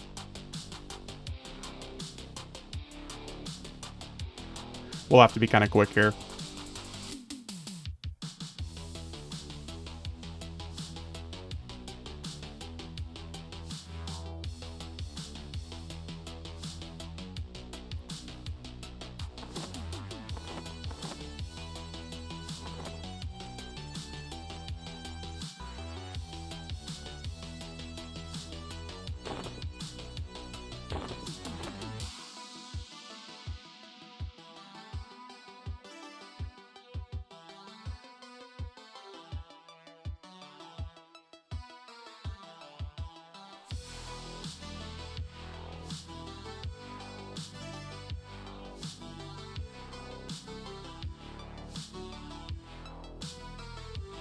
We're doing a little bit of house cleaning here.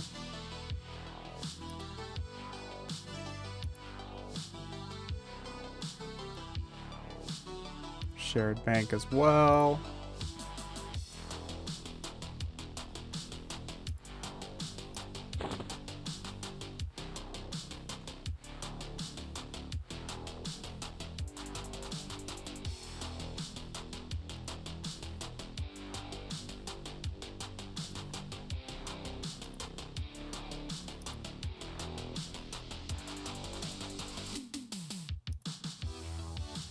Alright, we got 3 moved off of us.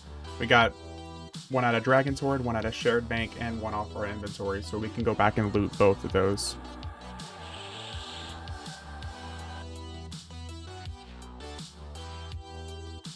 I just hate seeing those things go to waste because they sell for so much. Even if I can sell them for like 500,000 platinum a piece. When I see them around 1,000,000, we just don't want to let those rot.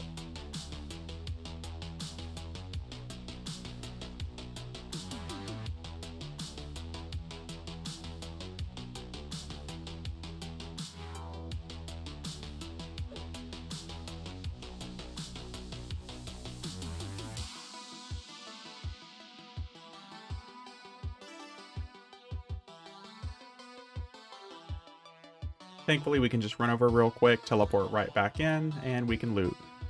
We don't have to run straight back to him.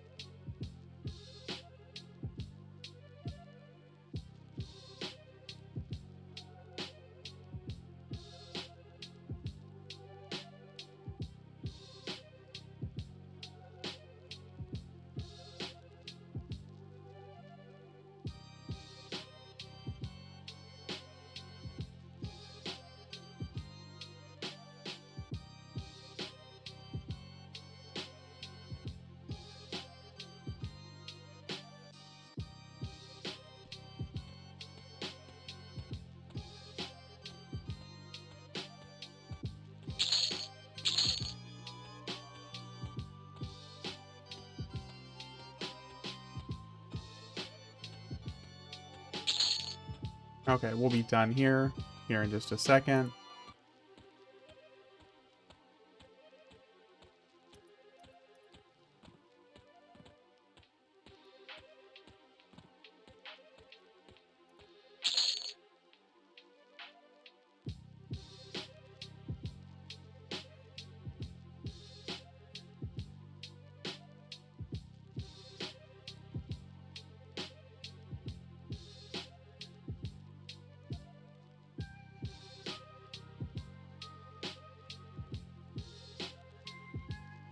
Okay, here we go.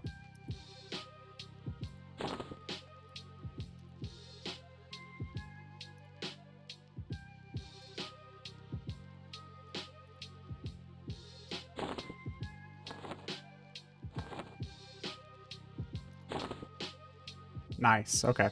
That way it didn't go to waste at all. That way the only thing we're losing is the Sword of Truth and the shoulders with level requirements on them that, for some weird fucking reason.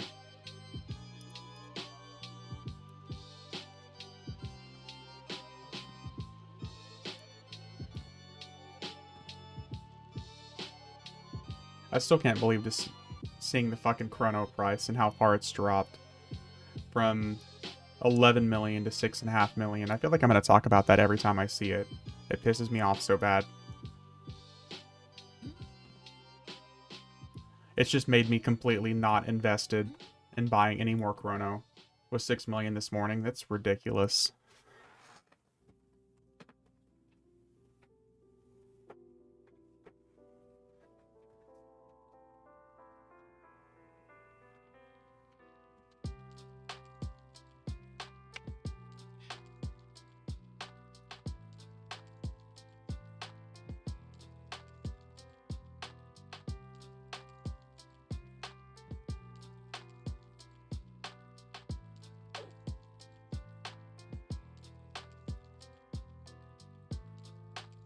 Yeah, it's just made me not invested in buying or selling chrono like I used to. I don't see any point in me trying to save up platinum. How much damage is that dagger proccing for? I mean, I guess it depends. I mean, it really depends on, like, the proc, I guess. I haven't stopped to look at the actual cast damage from any of the proc aside from, I mean, the baseline says 5200, which I'm sure it's more than that.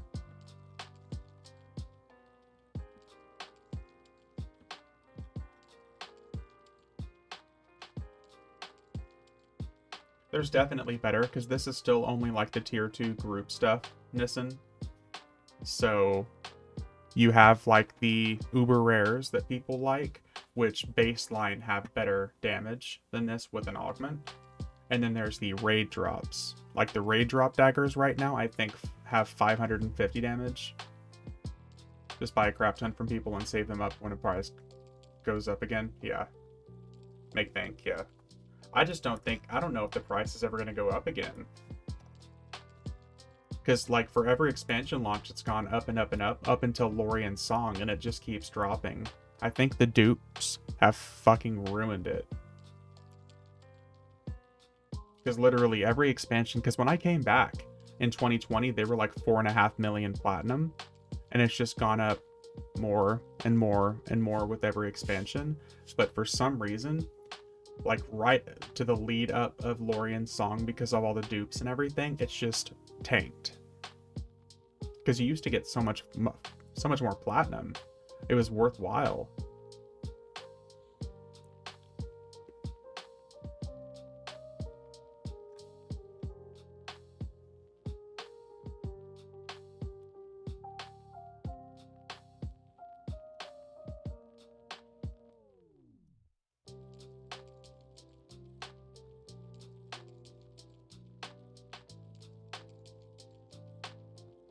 These days, it sounds more and more appealing to use the EverQuest black market to buy chrono as opposed to spending $18 a pop with Daybreak. It wouldn't be that bad if I was only paying like $10 per chrono, but spending $18 for a chrono and only getting 6 million platinum, fuck that.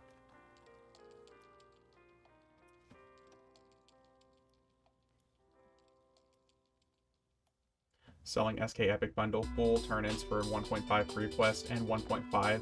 Just need Globe and Final Fight for 2.0. Damn. Somebody's basically selling the entire SK 2.0 Epic.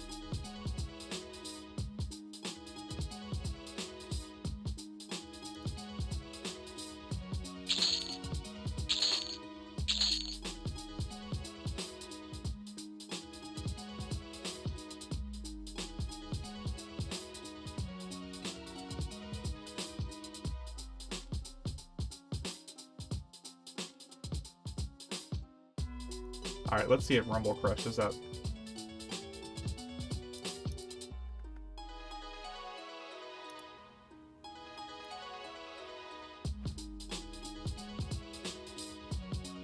Aww. No Rumble Crush, no Doom Shade.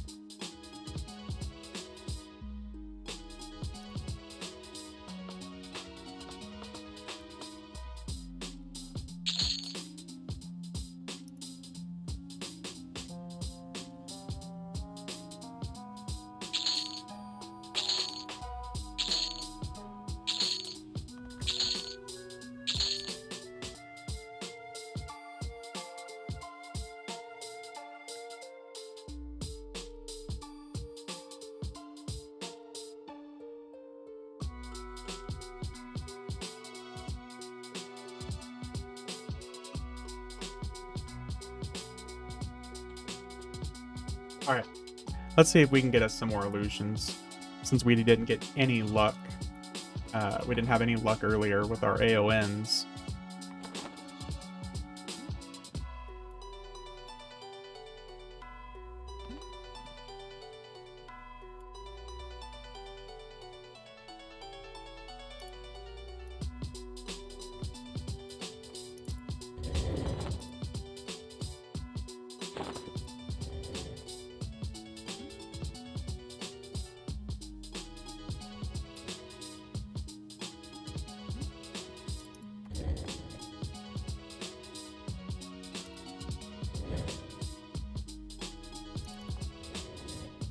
Lockpick, lockpick.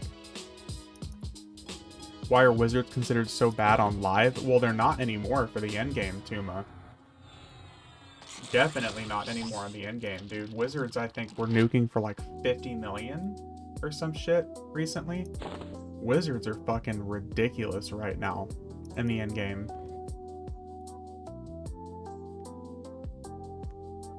There's been multiple people that have come into chat that have talked about how insane they are right now. Now, up until then, Tuma, I mean, I'm sure that they're kind of garbage. In my opinion, I've never met a good wizard. And I really don't mean that to sound like a negative thing about them, but I've just literally never met somebody who played wizard and did it well. It's always just been some asshat who nukes and goes AFK.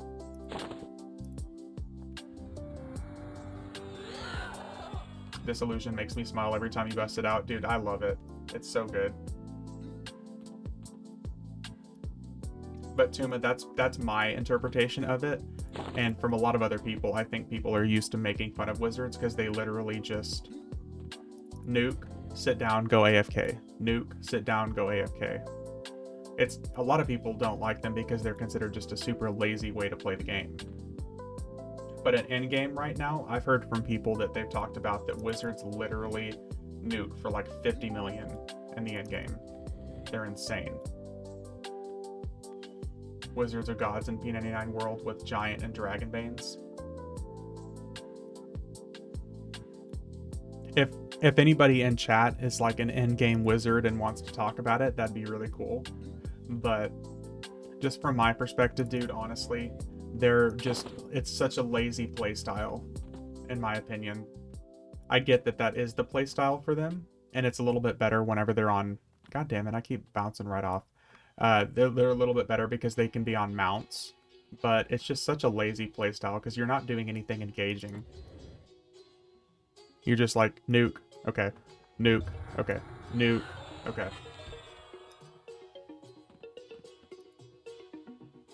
Oh, look, another illusion.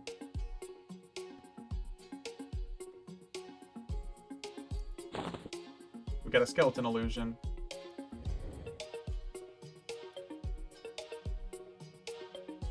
Let's see if we can get us a Veil of Flames. More Circle of Disguise.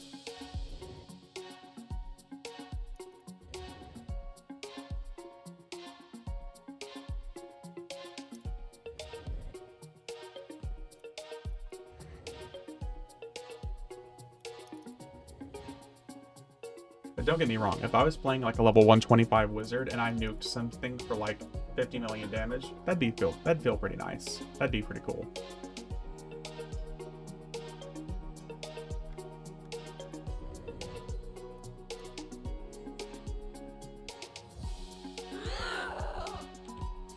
Aw, man.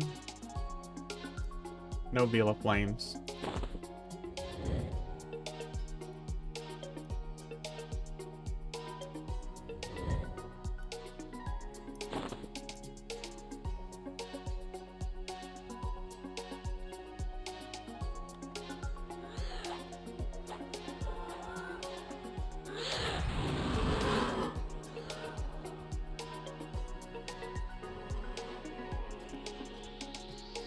I was reading a few posts, they steered new players away from Wizards, so I was just wondering. Okay,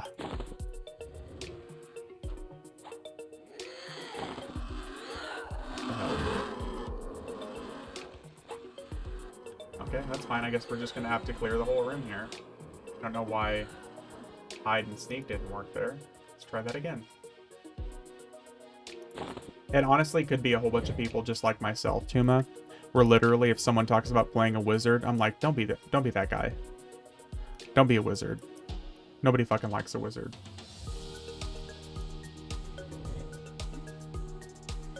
And it's funny because there's a couple YouTubers I know that share the same opinion of wizards that I do. So whenever someone talks about playing a wizard, I'm just immediately like, ugh. Peasant. Like, why would you possibly want to play a wizard? Dude, look, we got the Shaman Umbersite Swarm Orb. Nice. I bet that bitch still is pretty good. Never mind. 8,000. I'm like, man, that's gotta be rare, right? Think again.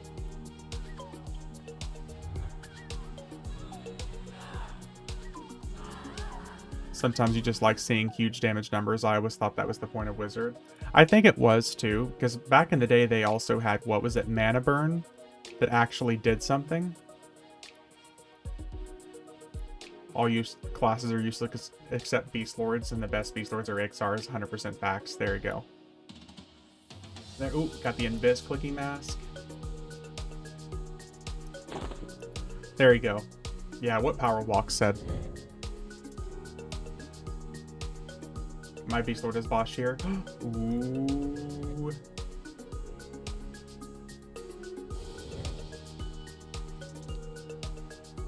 I like my cleric, to be honest. There we go. Delete and make a new one. My Necro and Ixar, though. Yes, have you heard of re-rolling?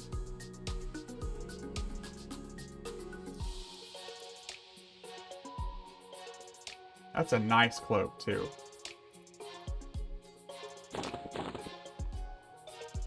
I like the matter-of-factly, just delete and make a new one. I don't re-roll, I just make a new count. There you go. Clerics are okay. As a former cleric main, I can understand the appeal. I've always liked playing clerics, especially battle clerics. Because they're like, look at you go. Look at you really trying. You're really trying.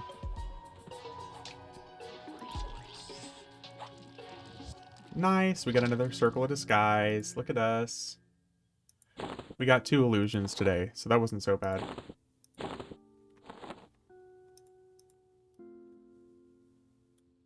You can make a sick battle cleric in Baldur's Gate 3. Baldur's Gate, it's another game I'll eventually get to.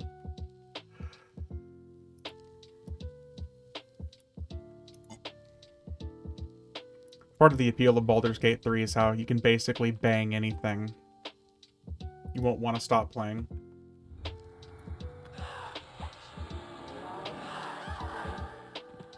Anytime I see my roommate playing Baldur's Gate 3, I'm like, have you had sex with everything yet? Oh, then you're not really playing the game.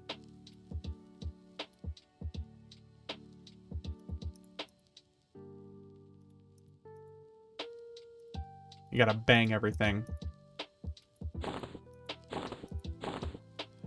Baldur's Gate 3 multiplayer is more fun than solo.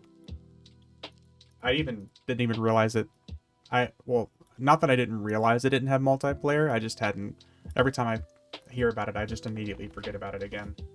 I'm like, oh yeah, that's a thing. That'd be interesting. Buddy and I did a pretty nice party in Divinity Original Sin 2 going through. See, I do own Divinity Original Sin 2 though. I do own that. I just have never really gone through and played it. But I know Baldur's Gate 3 is going to end up getting a Game of the Year edition at some point, and then I'll buy it. It's one of those things I refuse to pay full price for it, because I know eventually there's going to be a Game of the Year edition with whatever expansions if they drop them, and whatever updates and releases and mods and everything at the time, and then I'll buy it. I'll spend $30 on it eventually.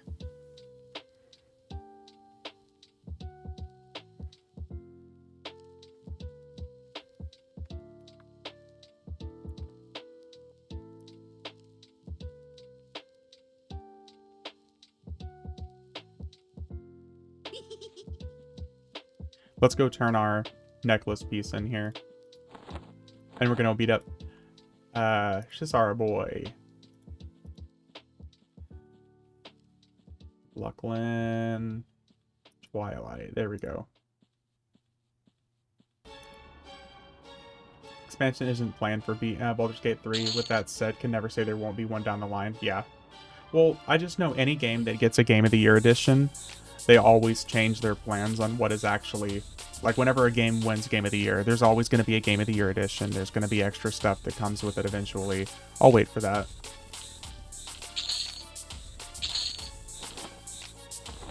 I'm not frugal with my money, but I do, for certain games, wait. It's just, there's no reason for me not to wait.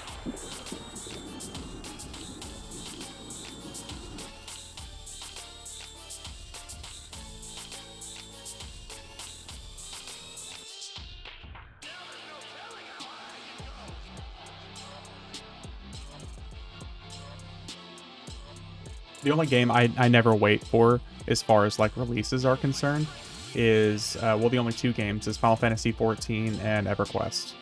I'll always buy the expansion whenever it drops immediately, whatever new content it is. As a matter of fact, pretty much any Final Fantasy game. Like Final Fantasy 16 when that dropped, that was badass. Final Fantasy 15, even with that being kind of mediocre.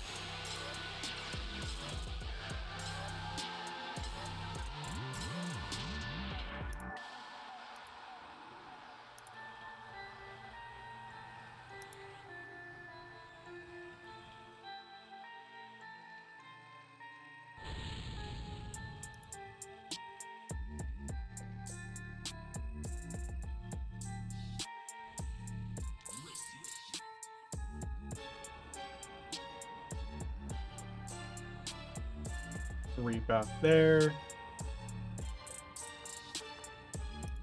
And there we go.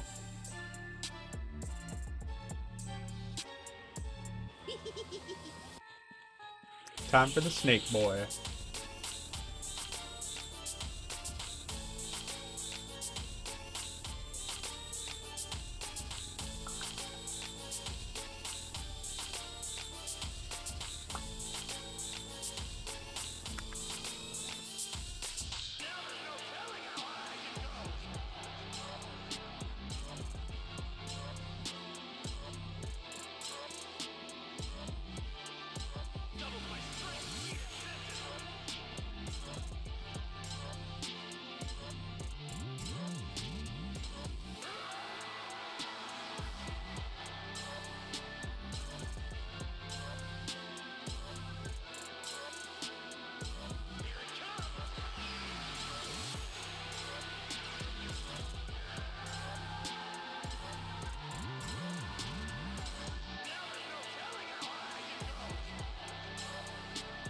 Now, the main question I have right now is, what do I want for dinner? I know I talked about it earlier, but I think I might order Taco Bell. That seems like that might be the go-to. I should probably do something healthy, but since we talked about tacos earlier, it might be... It's either going to be Taco Bell or Fuzzy's Tacos. Bacon wrapped bacon with bacon grease drizzle. Bacon wrapped bacon. Yes.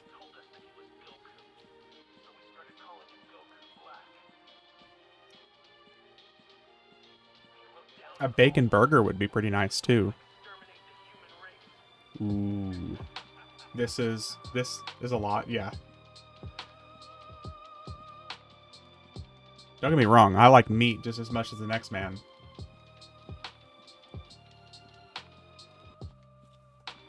But Taco Bell... Fuck.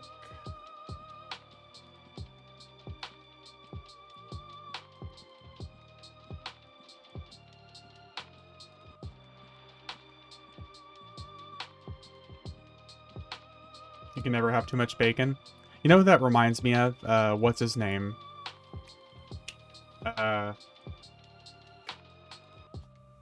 Completely lost my train of thought. Never had Taco Bell. Ron Swanson. Tuma, you're my hero. Ron Swanson. Literally, if I could be that guy when I can grow up, just the mustache and all. Number one, because I can't grow a mustache. I grow facial hair like a 12-year-old boy.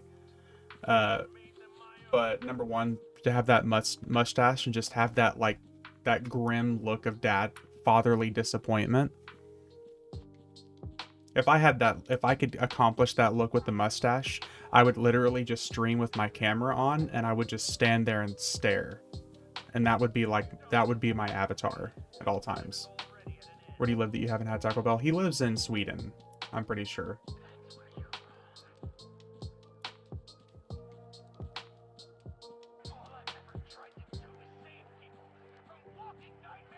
You have Taco Bell here. It's for the best. I'm not gonna lie, it's really for the best that you guys don't have Taco Bell because it's caused me some serious gastrointestinal problems.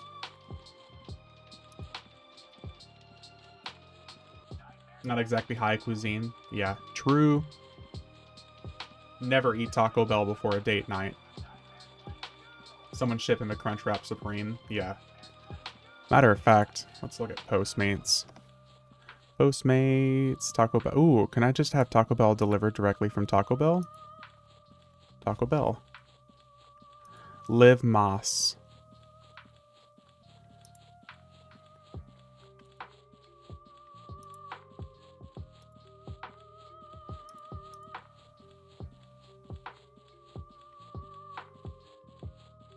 If you want to stream tonight, don't eat Taco Bell. So good for cleansing the system. It really is, dude.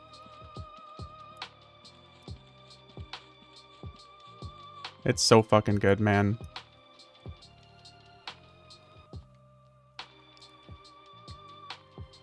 Would you look at that? As soon as I pull up Postmates, immediately Taco Bell. Postmates, don't pretend to know me.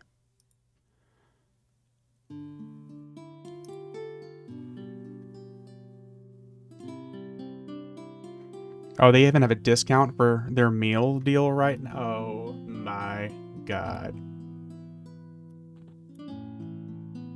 Okay, so we're here. We obviously have to be a Shissar since we're here.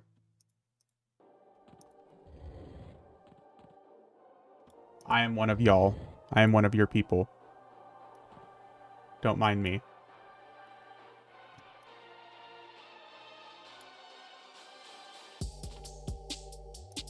It's me, one of you.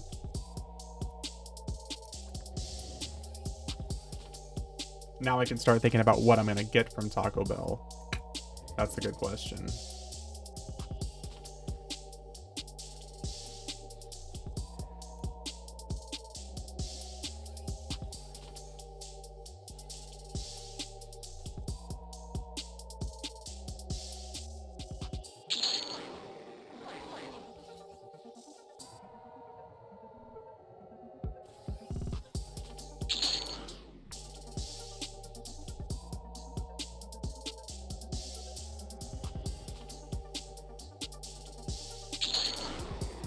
I feel like we're gonna get a blood frenzy to drop because we have one on us, and clearly the game doesn't want us to have any luck with our banker tonight, so I'd be really happy with a Renderer Souls or BYOB or BBOE? BBOE. I don't know why I said BYOB. Blasphemous Blade of the Exile. There we go.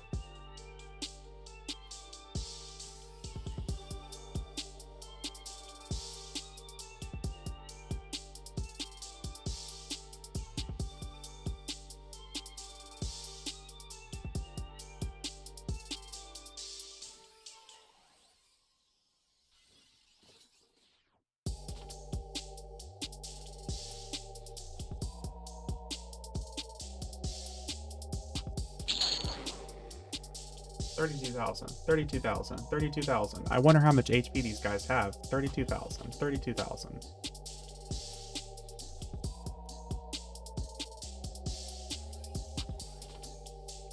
Like this, just our walking animation. The slithering. A good old Slytherin.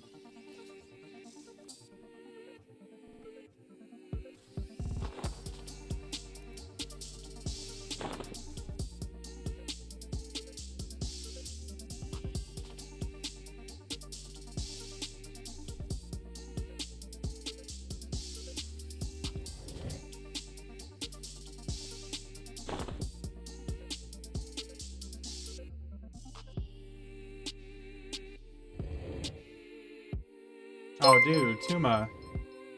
Thank you very much for the Prime, dude. Thank you, thank you, thank you, thank you.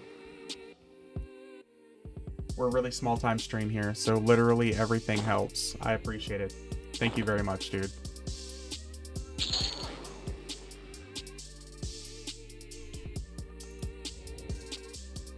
I'm glad you're here, man.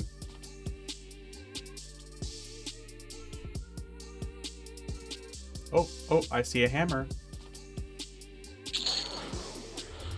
And a whip. Okay.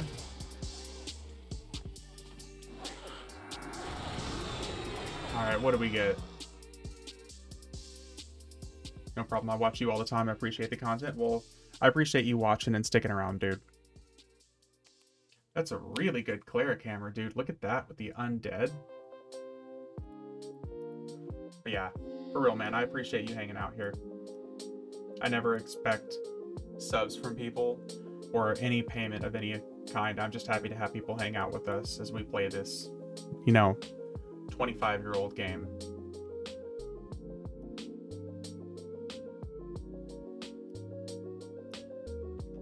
Happy to have everyone. Ooh, we got the Beast Lord things. Okay, so unexpected, but still nice. Always the gate clicky. Those can definitely rot. This can definitely rot. Oh, dude, Enwa.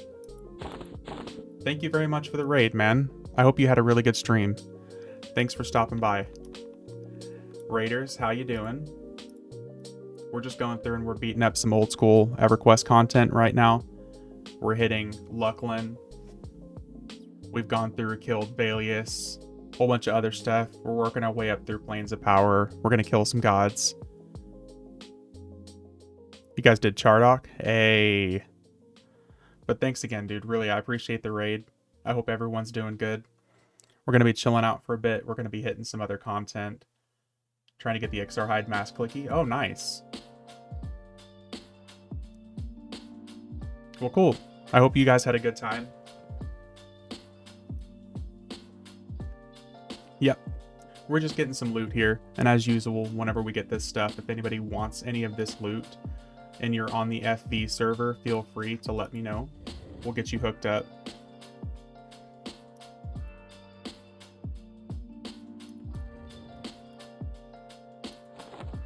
But yeah, I hope it was a good stream, man. Thanks again for the raid.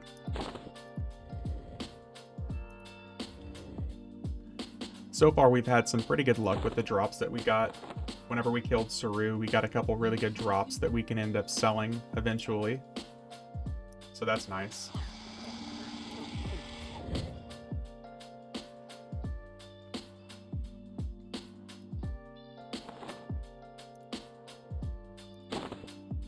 Fingers are crossed that we're still going to get some good loot from the plains as well, so...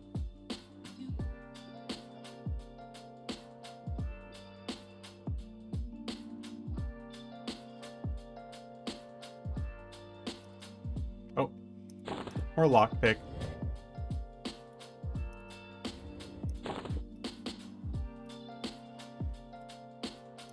But yeah, on Saturdays we typically start with classic content.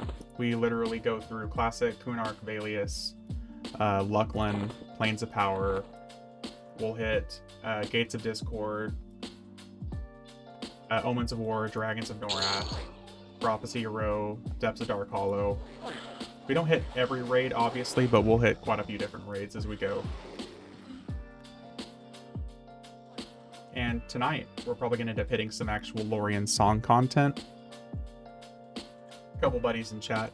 We'll be able to go through and hit some new content too.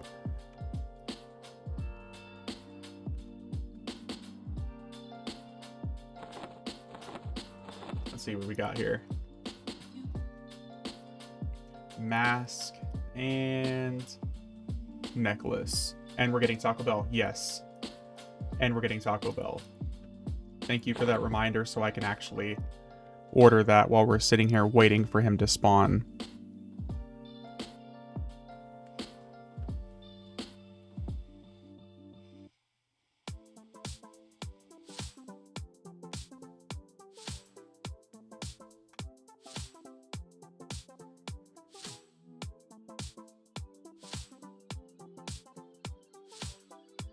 Now, what do I want from Taco Bell? That's a real question here.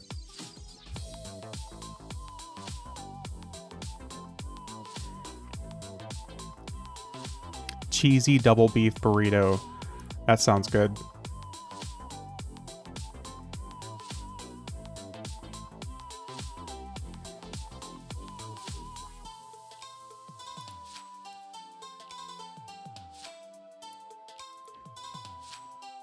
Order one and each decide later. Bacon rack Taco Bell. There we go. 2 chicken chalupas, 2 Crunchwrap Supremes, 2 cheesy double beef burritos. Shredded chicken burrito with spicy ranch. Ooh, Magnus, I like your thought process. Tuma, that sounds like a lot of food, dude.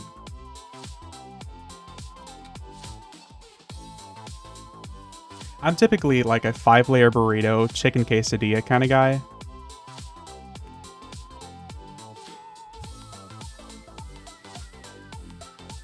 But I'm feeling, I thought we were cleansing. Oh, yeah. That's a cleanse, dude. That is a hell of a cleanse, man. Let's see here. I'll let him handle those guys right there. What do we want? A stacker. Melted cheese. Oh, there we go.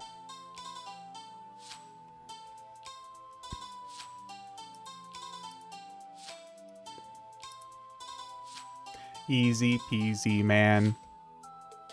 Food for now, food for later. Now, this is a serious question for a lot of you guys. If you order fast food, do you get drinks from the fast food places or do you not like drinks from fast food places? I typically try not to get drinks from fast food places because I feel like they don't clean their ice machine properly. And I say that because I worked at Wendy's for 2 years and that bitch never got cleaned. Yeah, I make my drinks at home because I'm always worried that they're going to, yeah, never drinks. Yep. There's always going to be something wrong with them. I'm honestly just too worried that they're going to be not cleaned properly.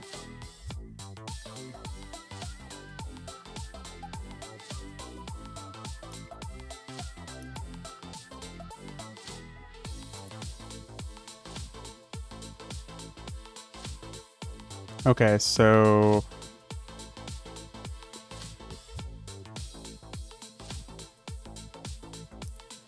Okay, order placed. Now we just gotta wait. I like Diet Dr. Pepper, and they never have that anywhere. Really? Dude, that's super common here, Tuma. Like, Diet Dr. Pepper, I want to say, is almost more common than Pepsi here.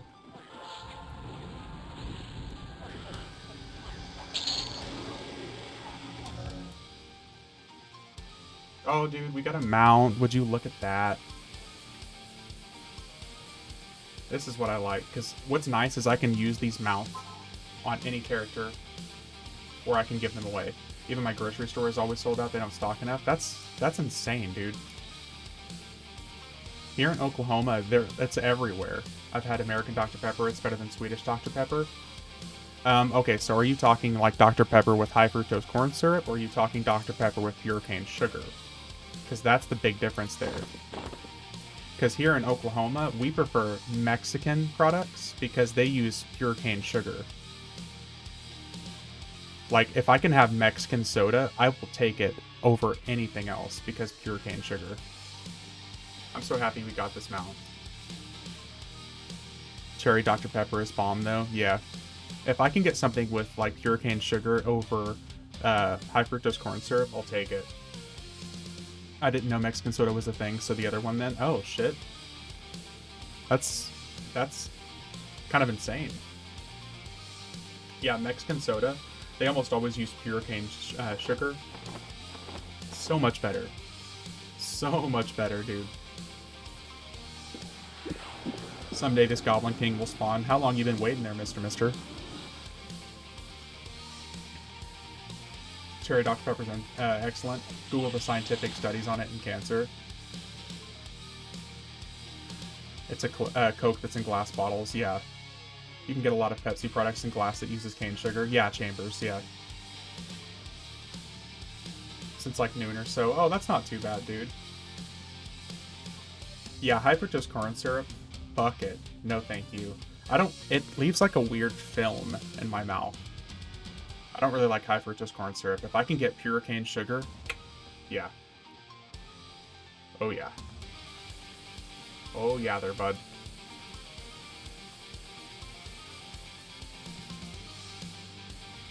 I've learned a lot about high fructose corn syrup when I started getting healthy. Now my wife wants Taco Bell. You're welcome. Listen, I'm just here to help. I'm really just here to help. I like to give good, solid ideas. Whether that's EverQuest ideas, Taco Bell ideas, you're welcome. Can't believe they allow it in food. It's ridiculous, isn't it? And the fact that, especially in America areas, everything has it. It leaves such a weird film in my mouth. It's hard to describe, but it's a real thing, dude. But you're welcome, Enwa. Listen, this isn't a sponsored stream, but you're welcome.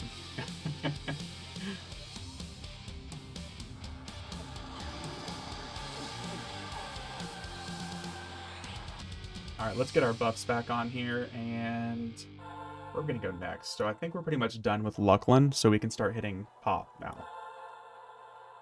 Pop, pop, pop.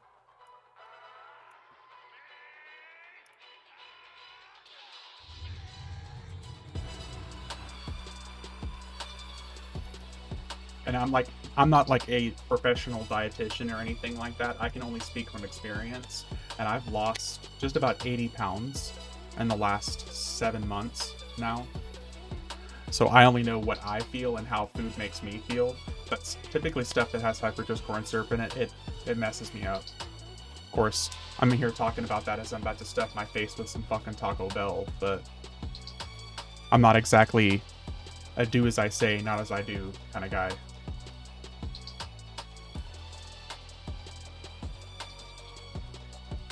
Spawns every 50 minutes, and it's been 5.5 hours. That's honestly, Mister, that's just EverQuest, unfortunately, man. It's okay to eat like crap every once in a while, but when you can do it every day, no bueno. Yeah.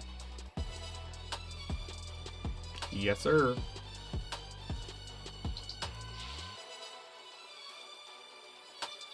So we'll kill a few of these gods. I typically kind of bounce around to some of the gods that are quick and easy to get to. I typically don't run Burtox. I typically don't run any of the Halls of Honor stuff except for Nathaniel Mar. Just because they take forever to get to. Or forever to do. But I'll hit like, I'll hit most of the gods, just not Burtox. It takes way too fucking long. But yeah, I'm not one to preach like health and food and stuff like that, but I just know what I've done in like the last 8 months when it comes to food and how certain foods affect me.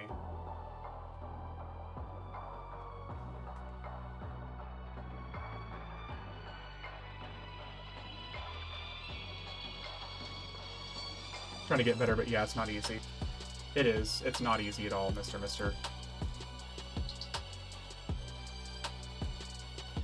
Nice, we have a cafe at work that serves real food.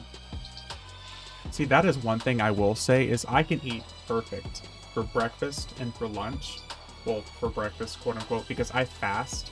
I fast until 1 o'clock, so I only eat from like 1 to 7. Of course, it's easier to not eat as much whenever I do that, but... Try to replace soda with seltzer. Seltzer's a good way to go, dude. That was one of the ways that I quit soda. Quit as far as like the addiction is concerned.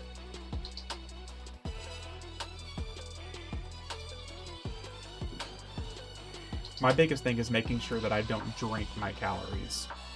The only calories I drink are from protein shakes, but that's because I have to consume like 120 to 150 grams of protein a day. I was really strict on diet last year. For 6 months only eating 1,200 clean calories a day. Made me feel so much better and I lost 50 pounds. Hell yeah, Tuma. That's pretty much what I'm doing. 160 grams of protein a day. Yeah. I eat anywhere from 120 to 150 grams of protein a day, which requires at least 2 protein shakes. So if we're talking like in a 6-hour time frame when I can eat, it's a lot. It's a lot of food. As I drink Pepsi, but whatever. Yeah. Like I said, Mr. I'm literally sitting here. I'm about to stuff myself with Taco Bell and soda, so I got a chocolate and a Cinnamon Toast Crunch protein shake. Ooh. So I use these Premier protein shakes, and they had a special one for the holidays. It was root beer float. It was fucking delicious. At the minute, I can't eat. Oh, that sucks, dude. But yeah, I've been living off of like, ooh, I haven't seen this in a while.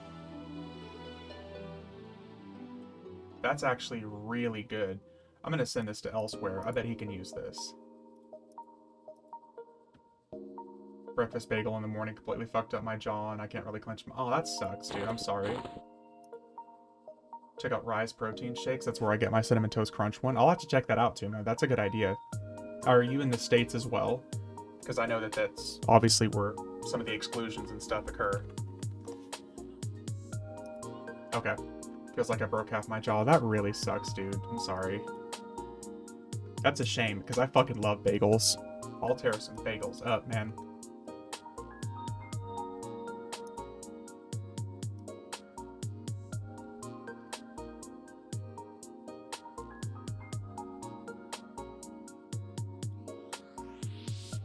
We're just waiting on being teleported out here. Rise protein shakes. Let me Google that right now, actually. Rise protein. Do you get like pre-made shakes or do you get like powder for it?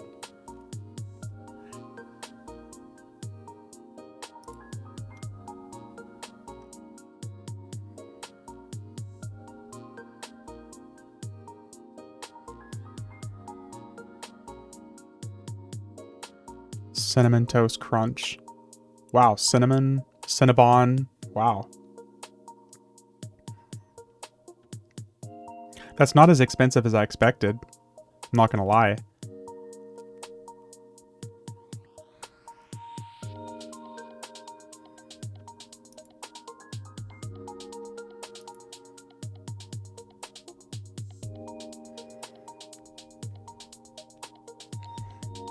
It's funny because someone I was dating there for a while tried to get me to go vegan, and that was probably the worst experience of my life as far as food is concerned. That'll never happen for me. One thing a lot of vegans don't understand is just because something's vegan doesn't mean it's healthy for you. It typically ends up being stuffed with a lot of fat. It's all like, it was very carb heavy stuff, which is already not good for me. Vegan is asking a lot, yeah. Honestly, I couldn't do it. No thank you. I like meat too much. Vegetarian is asking a lot. Yeah, vegetarian not so much for me. I could do like, obviously you could do like vegetarian shakes and stuff like that, but it's still, no thank you. I cut back on red meat. I like to keep poultry and fish, to be honest. Yeah, like I can tear fish up. I like mahi and tilapia. I like to fresh cook that stuff because I can cook like two things of like mahi and pour some like lemon juice on it. Good. Like 40 grams of protein. Solid.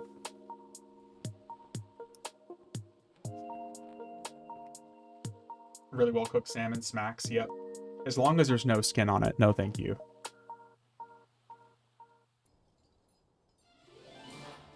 Nice. Here you go, pretty lady.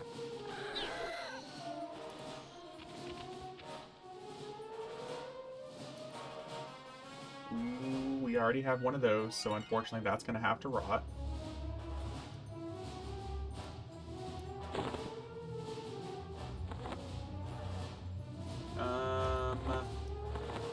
Running out of space. Here we go.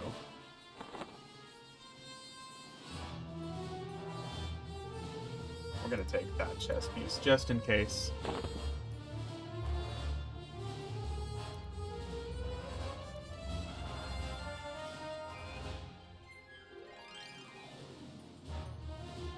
Well, nice, dude. We'll be ready for the next set of people that we want to give some items away to.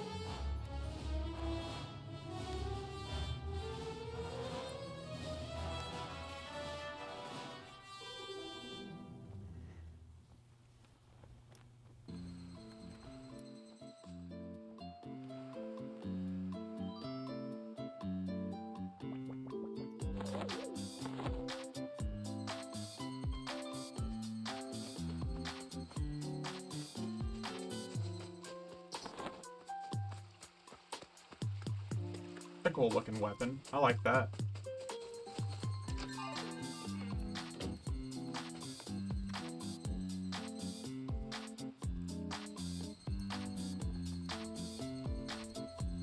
To make the equipment, you need only 2 drops, and when you get the instance from the AOC, you can get the namer twice in it. You get lucky, you can make 2 per run. Really? So I don't think I've ever stopped to actually look up how to make that ominous. Is that something that I can do on stream sometime? Because if that's the case, I can add that to the rotation. But I'm assuming that's through Gates of Discord, right? It's a smithing... Okay, never mind. Just kidding. Count me out of trade skills.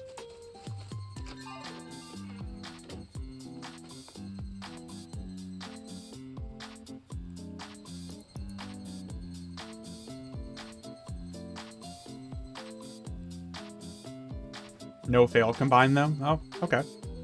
That's surprising.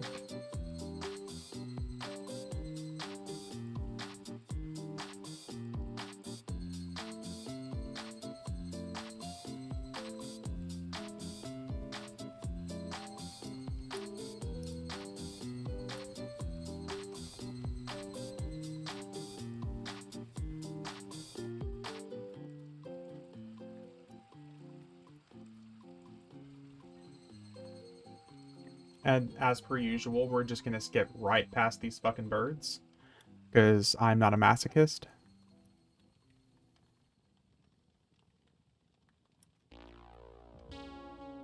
Ooh. Do love me some Dead by Daylight soundtrack. Get the Riwi instance from the AOC.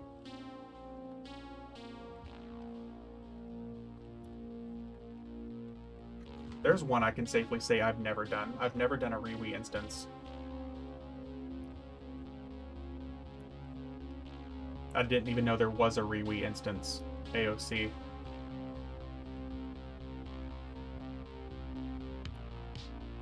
Me either till yesterday. Lol. Yeah, I really didn't know. Because are there any raid targets in Riwi?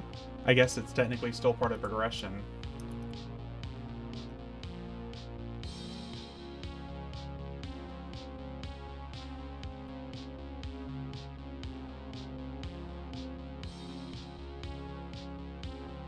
Start going down trade skill rabbit holes and you find cool stuff out.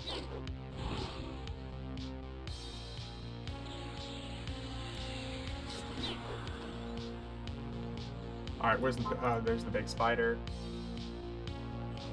Your order is on the way.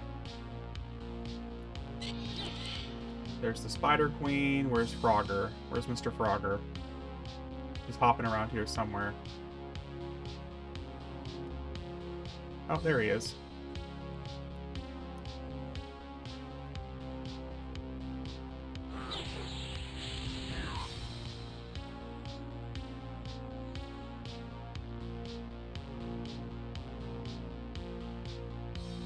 No orb? Rude.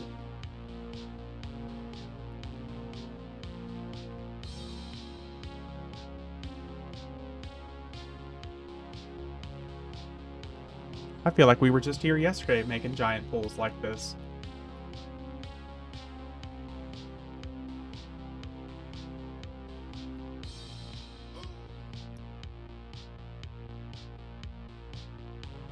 Oop, too far. Mr. General Rape Arm. Didn't get enough of this place yesterday? Absolutely not.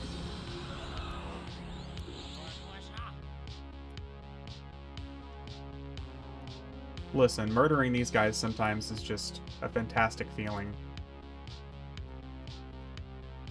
Ooh, look at that. Fiery Staff of Za.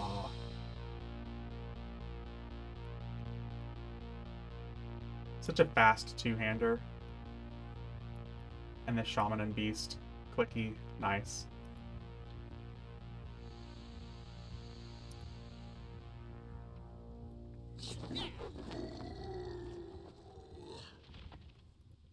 Merc? You gonna come over here, buddy?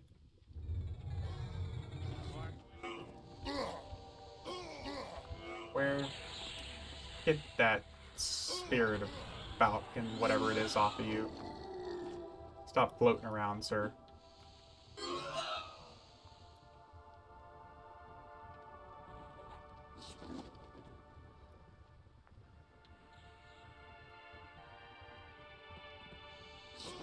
Pull them all until we get summoned.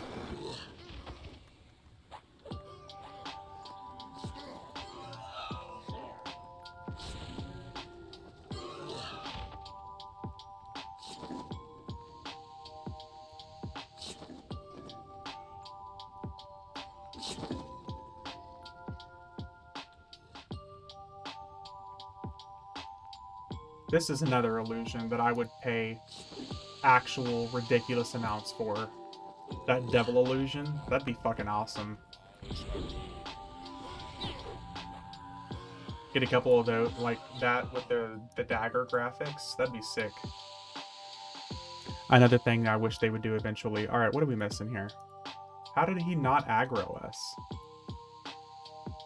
I have questions.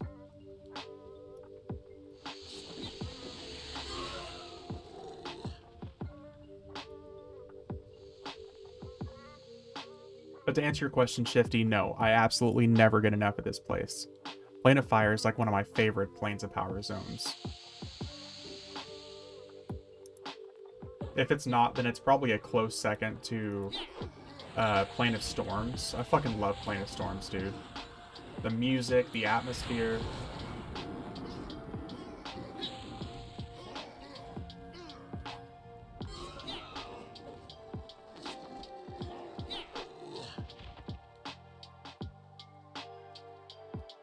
Plane of Storms is super underappreciated.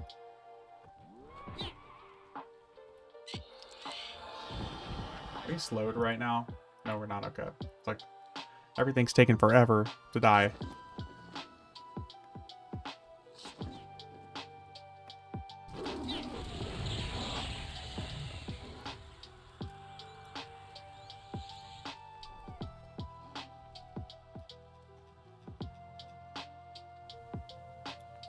No dagger.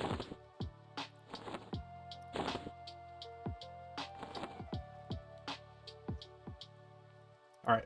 And now we get to wait to be teleported out, and we get to do Plane of Water.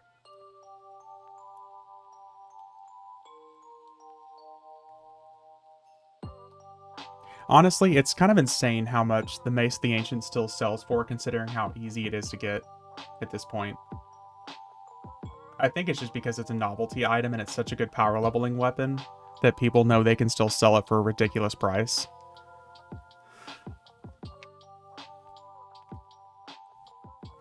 And how many of them we've given out? Yeah, dude. Between you and me, well, you especially, but with even me doing like one a week that I can make, this thing dropped. Nice, dude. Congrats, mister. No more sitting and farming for you.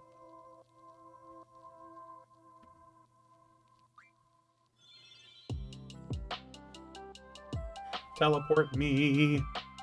There we go. Oh, my Taco Bell is almost here. Very nice.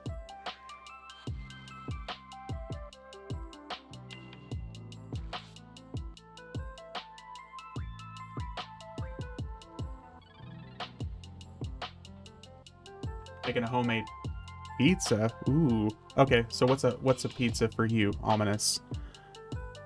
I know pizza talk is kind of sacrilegious for some people, like describing the stuff they put on it. Examples, pineapple. But I'm kind of curious, like, what's a good homemade pizza for you? We talking just like a basic pepperoni with like marinara? I know some people like white sauce pizza, like Alfredo sauce pizza. Do you have someone in town that could invite me to Guild? Just because I'm... Yes, actually. What's your name again, mister? I'm right here.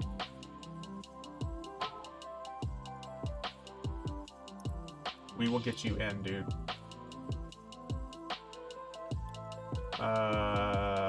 Okay.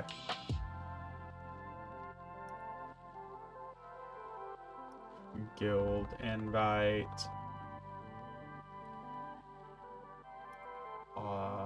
Ardor.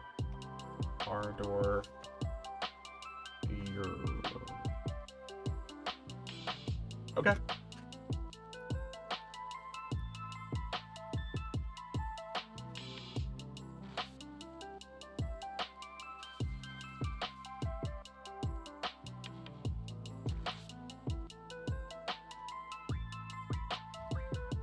Nice. Welcome in, dude. Just dough, sauce, and 4-cheese blend. Some days I use pepperoni, but not today. Nice. Just a classic pepperoni pizza.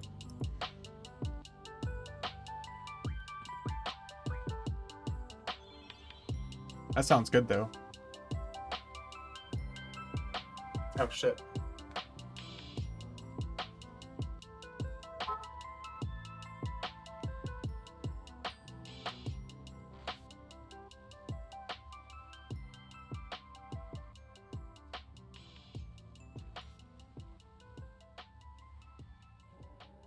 Okay, I'm gonna grab that from my door real quick. I'll be right back.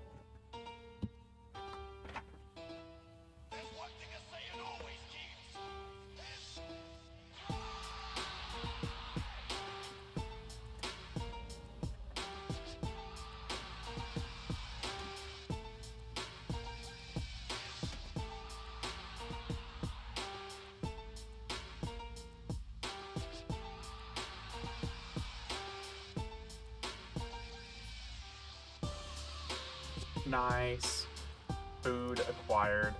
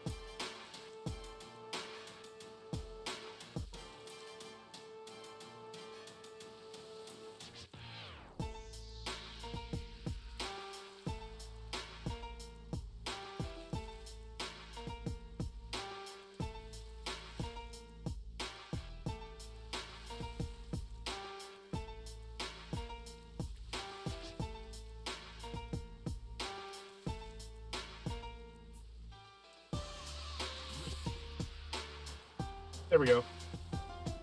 Just casually stopping to stuff my face real quick.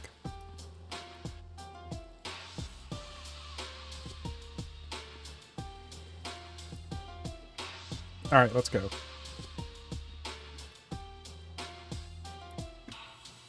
Man, Taco Bell doesn't always taste good, but today is one of those days that it just hits the spot.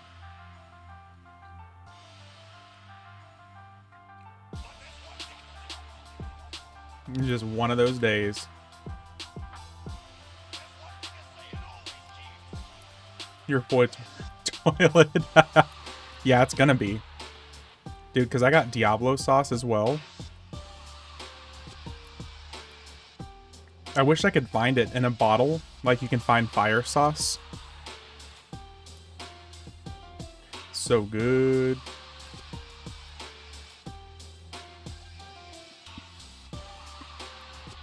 You don't like the flavor of Diablo? Interesting.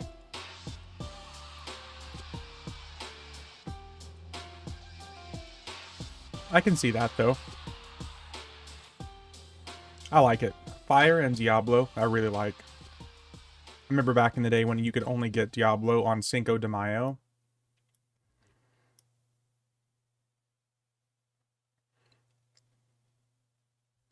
Or as my very white American coworkers sometimes say, Cinco de Mayo. Glory of living in the South.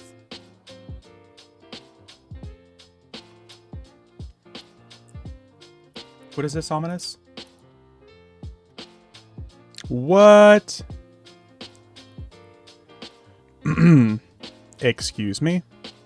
No featured offers available. Okay, so it's there, but I don't see it anywhere to actually buy.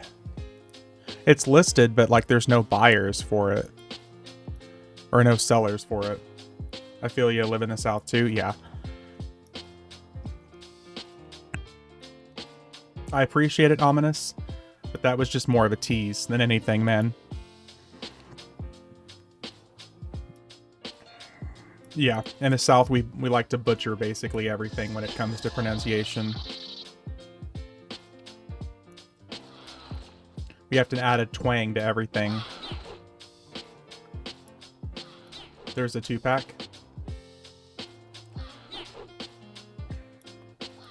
I wonder... I'll have to look at it again. The only sauce that I regret genuinely buying was earlier last year when I had first started up my Discord. Somebody shared a picture of hot sauce called cock sauce. So I tried it. I bought it and tried it, and I didn't actually end up trying it because the bottle showed up cracked and leaking. It literally looked like homemade put together. And it wasn't even sealed properly, and it had this giant crack along the side, so I did never actually end up trying it. So it turned, like, the cock sauce ended up being a waste of like $15. I talk about disappointing. The twang and the worst teaching advice ever. Sounded out? Yeah. Yeah. Always. Walmart has it online too. Ooh. Maybe I'll have to do it through Walmart instead. Because I can find fire sauce and hot sauce.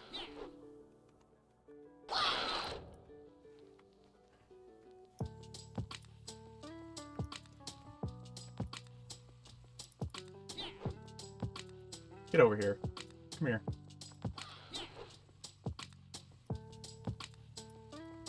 Another one.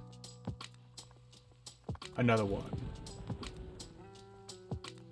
And I think that's all of them. Let me see. Check this deal again. See if we can find a 2 for... Oh, there it is. 2-pack. So, $14 though? Maybe. Maybe that'll be worth it. But I also kind of like being the guy that whenever I order, like delivery, I'll ask for like 10 packs of Diablo sauce, which is obviously more than enough. And then I'll just shove them all in a drawer. $14 maybe. Do you hear like the disgust in my voice when I said $14 and then I thought about it and I was like, That's the pure laziness right there. Sometimes I'm like, oh, why would I waste $14 on it? And then I think of being lazy and not having to rely on it. And I'm like,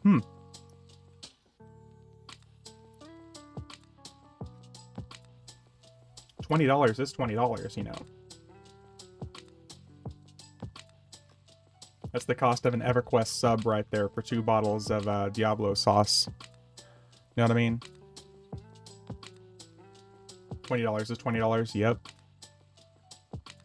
Yeah, buddy. Oh, did it summon me?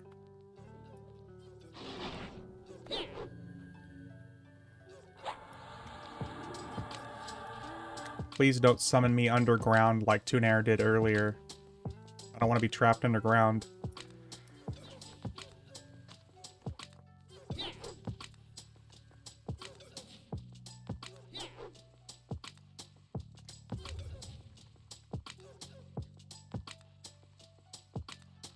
Should get on my tune I transferred to Effie since you talked me into it. Do it.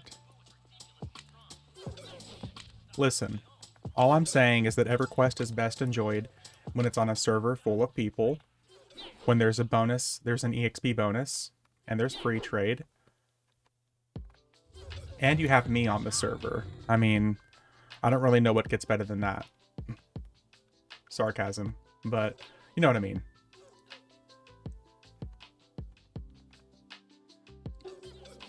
And you have Santa Claus, Ominous, on the server.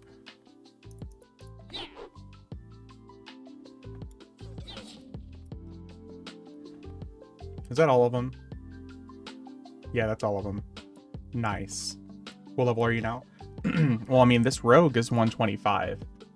But our Bard 60, Beast Lord 88, Berserker 53, Druid 72, Monk 62, Necro 67, Paladin 100.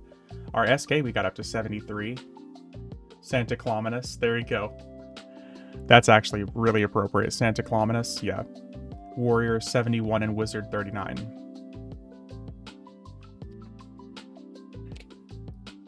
And here pretty soon on my Beast Lord, I'm going to start leveling a rogue persona. Got a 104 warrior, I have no idea what I'm doing with. Telling you, man, a good thing to do is to join like Emerald Alliance and see if you can find some people to group up with. That's a good way to go. It's always a good way to go.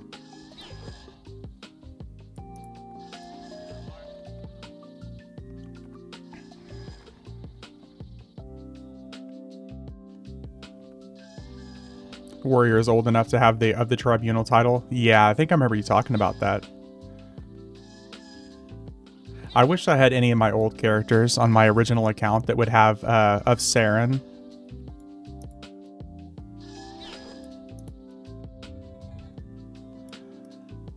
Unfortunately, that account is long gone. It's of my own doing, don't get me wrong. I sold the account way back when I was a kid. I didn't have anybody to slap me and tell me not to do it. Few of those running on Burtox, I think. Probably so, yeah. The old school Saren server. Back before it merged into Nathaniel Mar, and then that merged into Burtox. Burtox is where it went, right? Yep. Yep.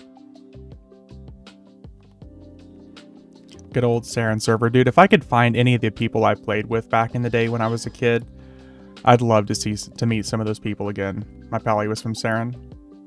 I think I remember you talking about that, Ominous. It'd be funny if it was somebody I played with way back in the day when I was a kid. There were some super friendly people I met way back in the day on the Saren server. I really wish I could meet those people again, though. They'd probably like hate me and want nothing to do with me because I was such an asshole.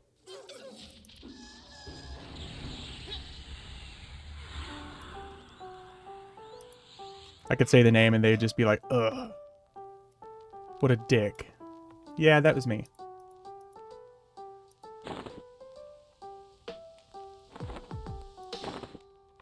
Alright, time for Plane of Earth.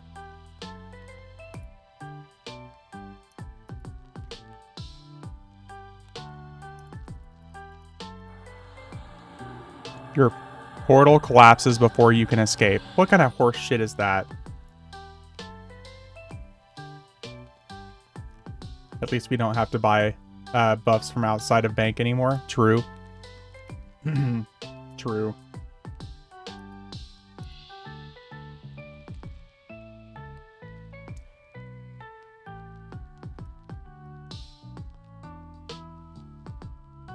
Well, now we just get to... Oh, here. We're just going to teleport out. We want to get debuffed right now anyways. Get this damn slow off of us.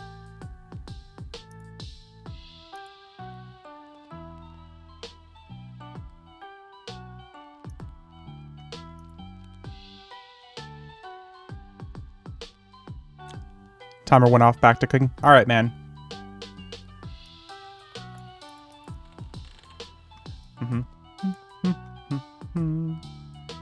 Alright.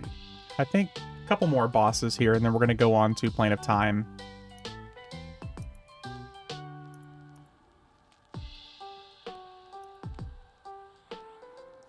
See if we can get us a song, Blade of the Eternal.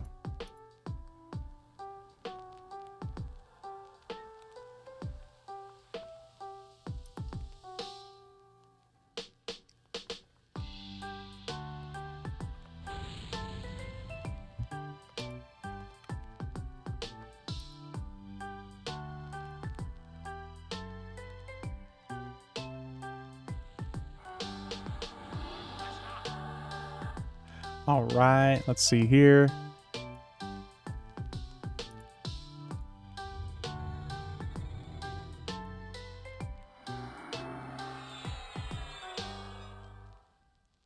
And I'm getting some server lag again.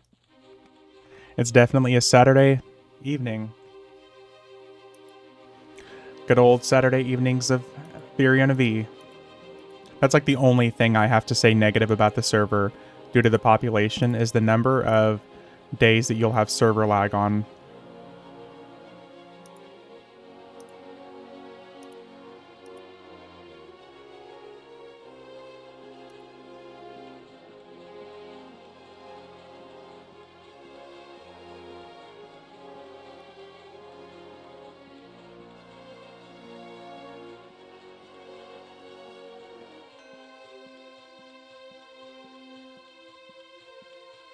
Alright.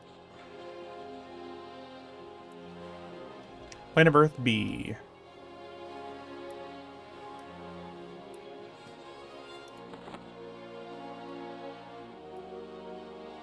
Yeah, I think aside from... I guess we got a mount today. We got a skeleton illusion. We got a crown of deceit. Or circle of disguise, I should say. We haven't really gotten too much good loot today.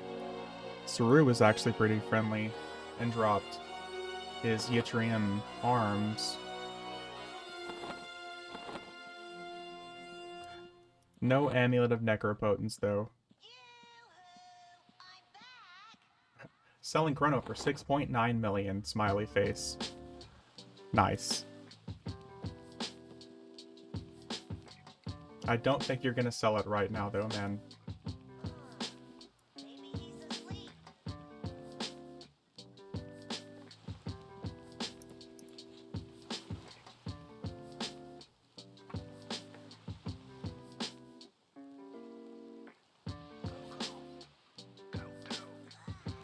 This is officially like my favorite time of the year to be gaming on EverQuest though. Like I've got my, it's cold as hell outside. It's still like 30 something degrees outside. I've got my window open right next to my computer desk. I'm just sitting here with like the heat of my computer blowing on me with the cold air outside.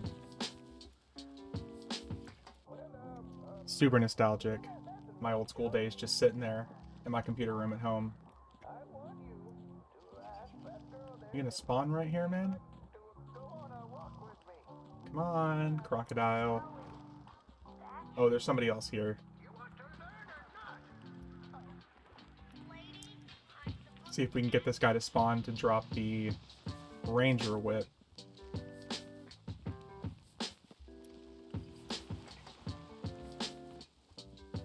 It's a lovely 75 here in Florida. Holy shit, double. 75 degrees in the middle of January?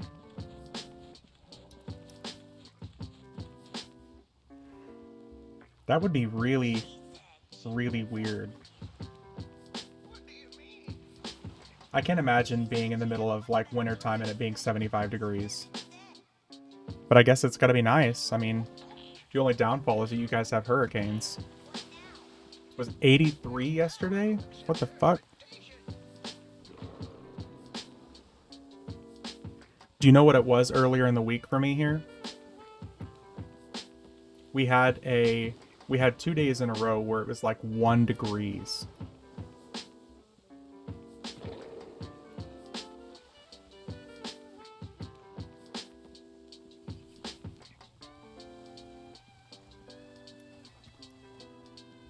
Y'all Floridians was something. Last week was 34. Okay, so that makes a little bit more sense.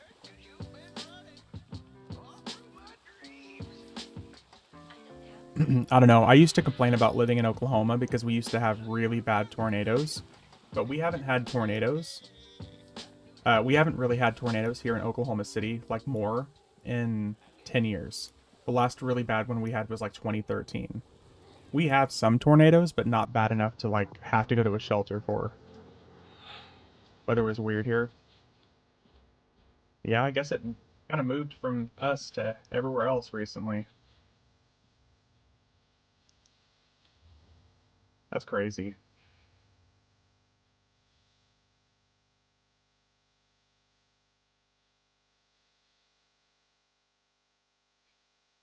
I'm a former New Yorker, so I lived through the days of -10. Ah. I would also like to never have to go through that.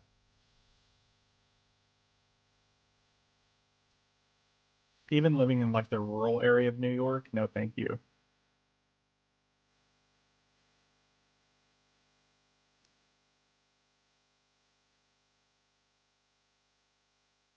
Oh, just look at this dude chilling back here. Not gonna get away from anything. I'm from upstate New York. I feel like we've talked about this before, Mr. I think maybe during one of Jake's streams or something at one time you talked about that.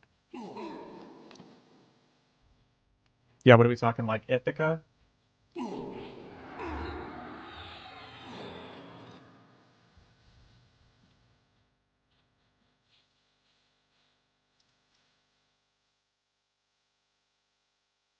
Herkimer? Herkimer?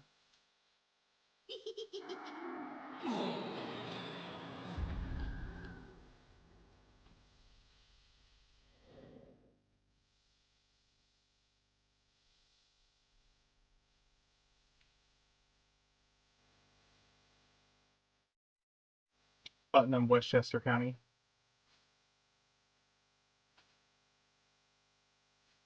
Yeah, I'm not entirely familiar with the areas there. Ithaca just from somebody I dated for a while, but not someplace I've actually been personally.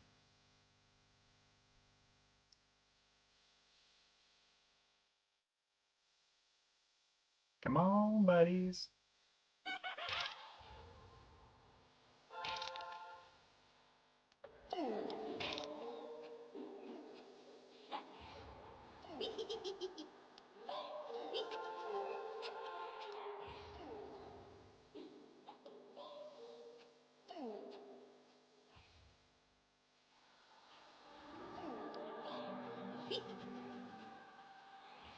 Oh, that's right, you're in Connecticut now. I always forget about that. Ooh, we got a sword.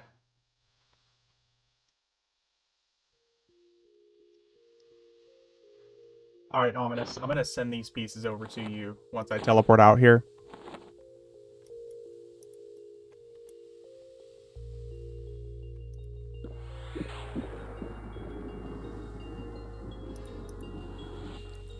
Gonna send you some stuff.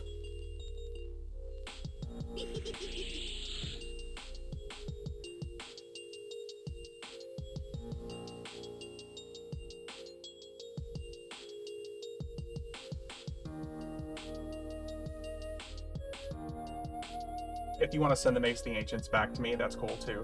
I'm gonna put my other one in bank.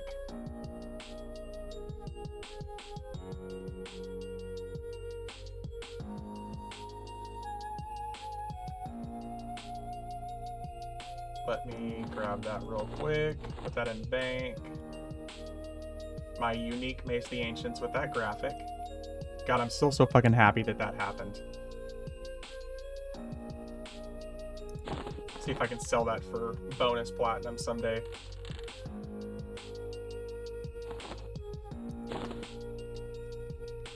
Alright. Oh, here. I guess it would help if I sent this over to you. Let me spell it correctly. Sliver.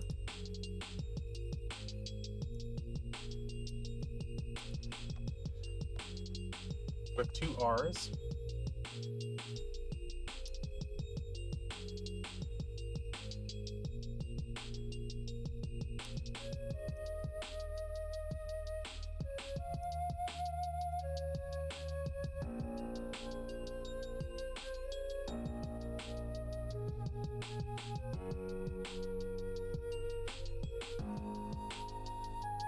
Yeah, it's thinking about it.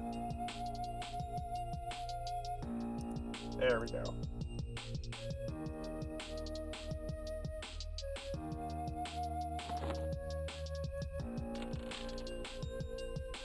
All right.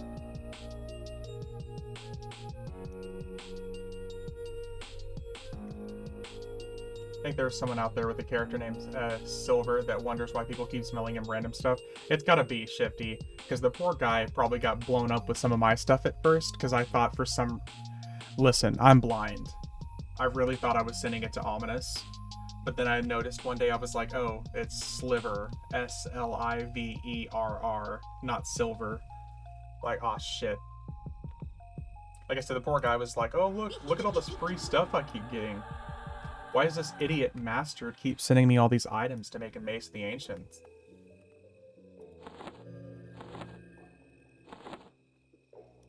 Like I said, listen, dude, I'm not a smart man.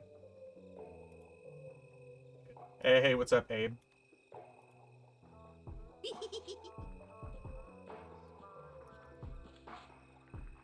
We're gonna kill a few more of these gods, and then we're gonna move on to Plane of Time. Lucky Silver, yeah.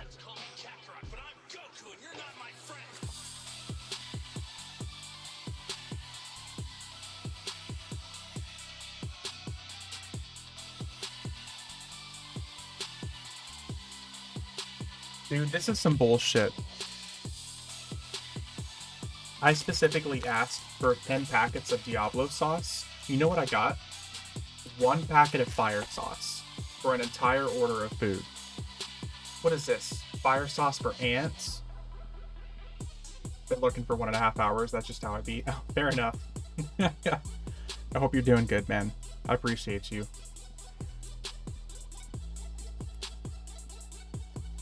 Big F, they're just protecting your butt. This is... it's so rude.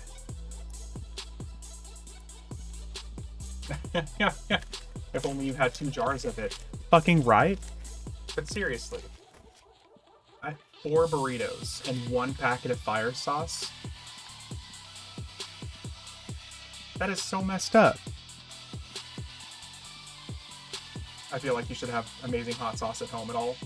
Living in okay. Okay, so... yes, you're right. I should have some good, like, hot sauce at home.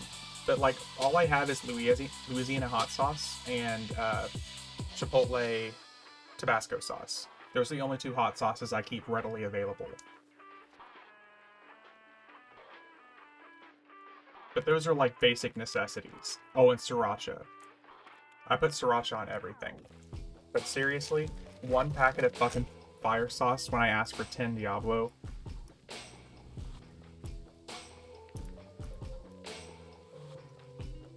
And the worst part is, it's not my delivery driver's fault. He wouldn't have known, because they seal the bag for delivery for quote-unquote protection. So it's not the delivery driver's fault. It's just literally, whenever, like, they were packing my order, they saw that I asked for 10 Diablo sauce and was like, this'll show him. That's so rude. Taco Bell do be like that. I don't get it. It's just so spiteful. Especially because you know they're getting more than just like the basic price, because you're paying premium price for delivery. I only ever get 15 of all sauces, or one of maybe the one I asked for. Yeah.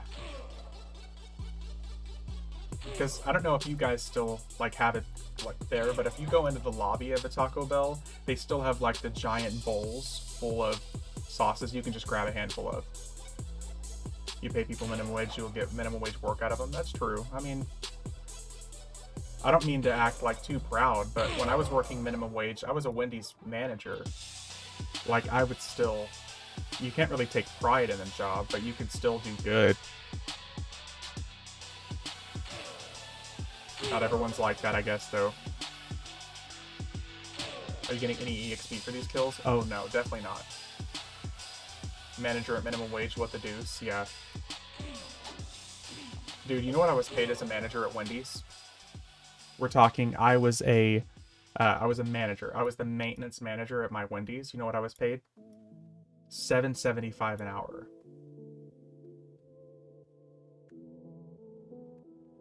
Granted, we're talking, this is circa 2010 in Oklahoma.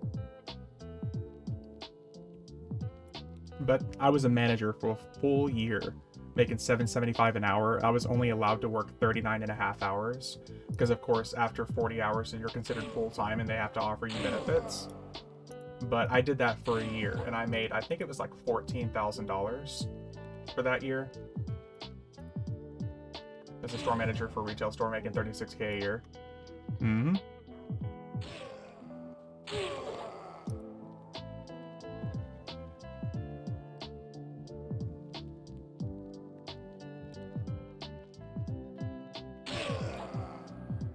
Listen, I don't judge anybody for the jobs that they work. You gotta do what you gotta do to make money. I will never look down upon someone for working a different job or working a job that doesn't pay well because you have to.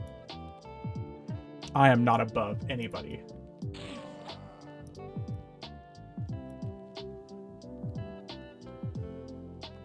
Three ASM, 3 key leads, 5 extra employees, so believe me, I get it, yeah. A trade school is the way to go, eh? Yeah. Well, I mean, obviously everyone's gonna tell you, go to college, uni, whatever you guys want to call it. People are gonna tell you to go to college. But these days you need a college degree to get an entry-level position at any job. I was a welder before working in law enforcement. I loved the work, it was fun, but the traveling gets old after a while. But I'd be making decent money now and possibly in line for a nice fat pay raise in 2 different directions. That's awesome, dude. That's really good, man. I'm hoping my next step up raise happens in the next year or 2. I'll literally be stepping into a VP position. I'm holding out for dear life, man.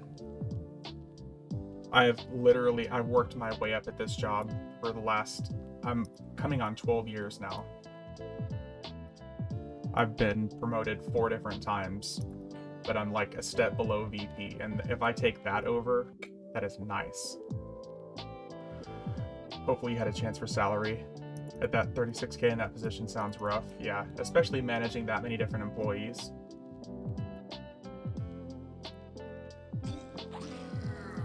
It's also perspective though, because, you know, 36K 10 years ago is a big difference between 36K and now.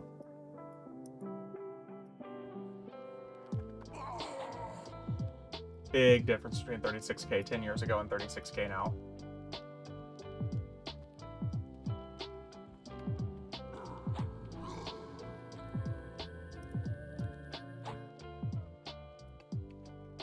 $36 10 years ago is a lot like 70,000 now. Especially depending on where you live. What's up, buddy? Look at that face. The process is described in the written legends of planet Namek. 5 Saiyans with righteous hearts must join hands and instill their new light with his friend's energy flowing through him. It's Megatron, but black. Yeah. Make $25 an hour now. I'm getting a 6% raise if things go through. Ideally, I'll be moving into a 100K position, and that's if I pretty much lined up for a level raise. I still want the position to be created. That's awesome, dude. I mean, 100K in Connecticut, that's really good money. I had that discussion with my bosses recently because they were talking about why it's so hard for us to keep people longevity wise. And I said it's because we don't offer raises. You don't get raises at my job, period. The only time you ever get a raise is if you step into a higher management position, and those spots are limited availability. So we have some employees at my job that have been there literally 17 years and they've never gotten a raise. That kill was almost no fair. Back in the day, that would have taken 30 players 3 hours. Yeah. Yeah, we stabbed him in the face for... What is this? A little over $1 million. You're an attorney, right? Or work in an attorney's office? I work in an attorney's office. Yeah.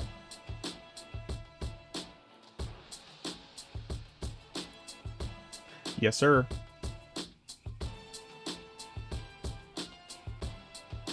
No raises in that field, that's rough, yeah. Their perspective is if you want a raise, you should move up and be promoted. But the problem is at a job like this, so many people like tenured positions. So if you show up and your next step up is somebody who's been there 20 years and they have 20 more years to go before they retire, sorry, no raise for you. That can't be easy work, it's not. Hate criminal defense attorneys, but they make lots of money. I'm in the middle of a shift at the minute, yeah. Some of the dumbest shit I've ever heard. Yep. That's how it works. Ah, Jado, I'm sorry, man. Yeah, the owner of my company, without giving too much details away, my company has literally been in business for over 80 years. And the owner comes from money, as his father ran the company before him, and his father came from money. So they don't have any perspective of money as far as they're concerned. So they really think that money is something that it's not just earned, but you have to prove like a certain level of loyalty to the company to get that money. And thankfully I've been in the good graces for this long because I've shown my loyalty. But it is not easy. It is not fucking easy.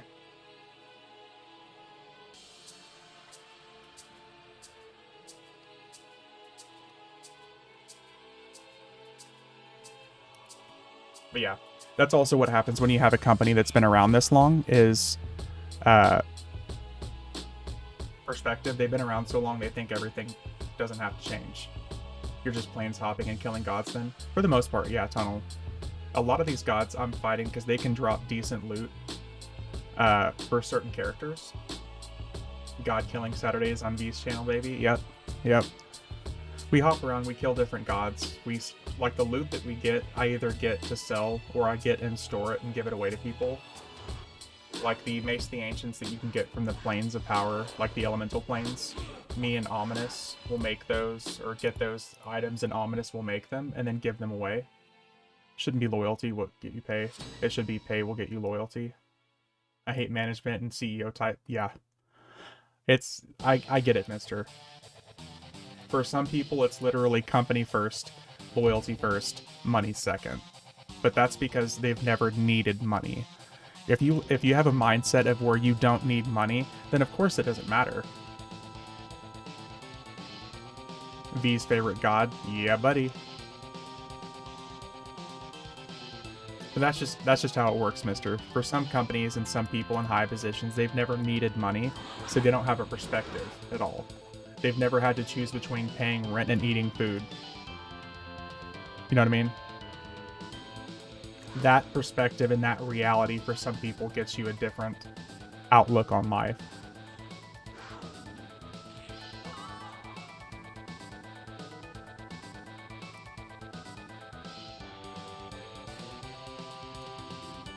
Alright, this fucker is going to drop this druid weapon now. I know it, because I have no use for it. I've wanted this weapon, this druid weapon, from Nathaniel Marr for 6 months now, and he hasn't dropped it. See that store manager position I started as a 2-day-a-week part-time employee? Yeah. And you worked your way up. I did I defend employees, yeah. Oh, he actually didn't drop it. Damn. One of these days, he's gonna fucking drop that Druid weapon. He used to drop that Druid Scimitar all the fucking time.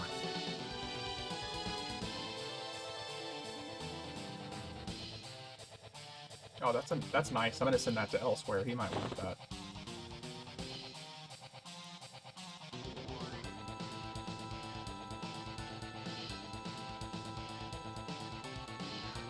Next up, we got Soul Row. Annoys me when I see higher-ups that don't treat work, that didn't work up, treat lowers like scum. Yeah. Yeah. I mean, I hate to be that guy, but I have to defend employees all the time. But at the end of the day, it's my job to defend my company more than anything. But I'm also not gonna like turn my back on an employee and just try to get them fired. Have you done Plane of Justice yet? If not, could you pretty please? Plane of Justice. Okay, so what do you want to see from Plane of Justice Tunnel? Are you like wanting to see one of the trials, or you want to see like the tribunal fight? Because I've never actually gone through and done the tribunal fight. Because to do that, you actually have to go through and do all 6 of the trials, if I remember correctly. So that's something I'll have to check out and see if I can do another time tunnel. Yeah, sorry, dude. That's just not one that I've done. Just because it's not a requirement for advancement in Planes of Power, I've never gone through and done it. I think the hardest role is a shift leader or a team leader position. You play both fields, defend the company, but you also defend your team. Yeah, middle management. Middle management is tough, dude. I went on a big rant about that recently, about middle management, and how the pandemic proved that middle management is a superfluous position. Because middle management is babysitters, and during the pandemic, everyone worked from home, and guess what you didn't need anymore was middle management. And a lot of companies realized it. But now that every company's making the transition back to either hybrid work from home positions or full-time work in office positions, guess what's needed again? Middle management.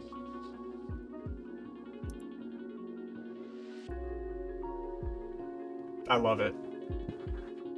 I love it because more than anything, I like being right when I'm talking to my bosses and I talk about this stuff, and they're like, no, no, no, you don't get it because you're young. You haven't done this for a long time.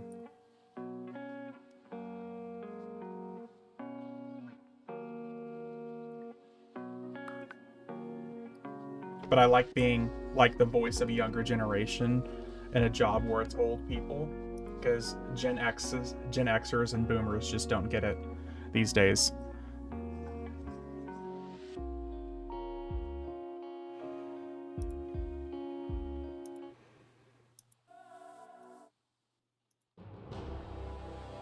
Oh, there we go. Get a little bit of EverQuest soundtrack. See, this zone, Soul Row Tower, I typically don't spend a lot of time in when I'm farming bosses because they don't really drop anything worthwhile. However, during the Fabled time of year, I will be hitting this zone like 3 times a week. Because these guys drop level 65 Fabled items, which we can sell for 2 million platinum. Like over and over and over again. Let me see here. Find item. Fabled. Like Fabled Basalt Sword.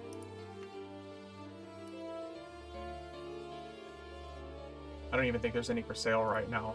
But that's like one of the best 2-handers you can use at level 65. Fabled Blade of War. That's from Planet Tactics, so we can't really judge that. But Soul Row Tower, we're going to be hitting a lot. God, is it going to let me out? Hello? There we go. What, the Fabled Blade of War? Is that what you're talking about, creeping? Or the Fabled Basalt Greatsword?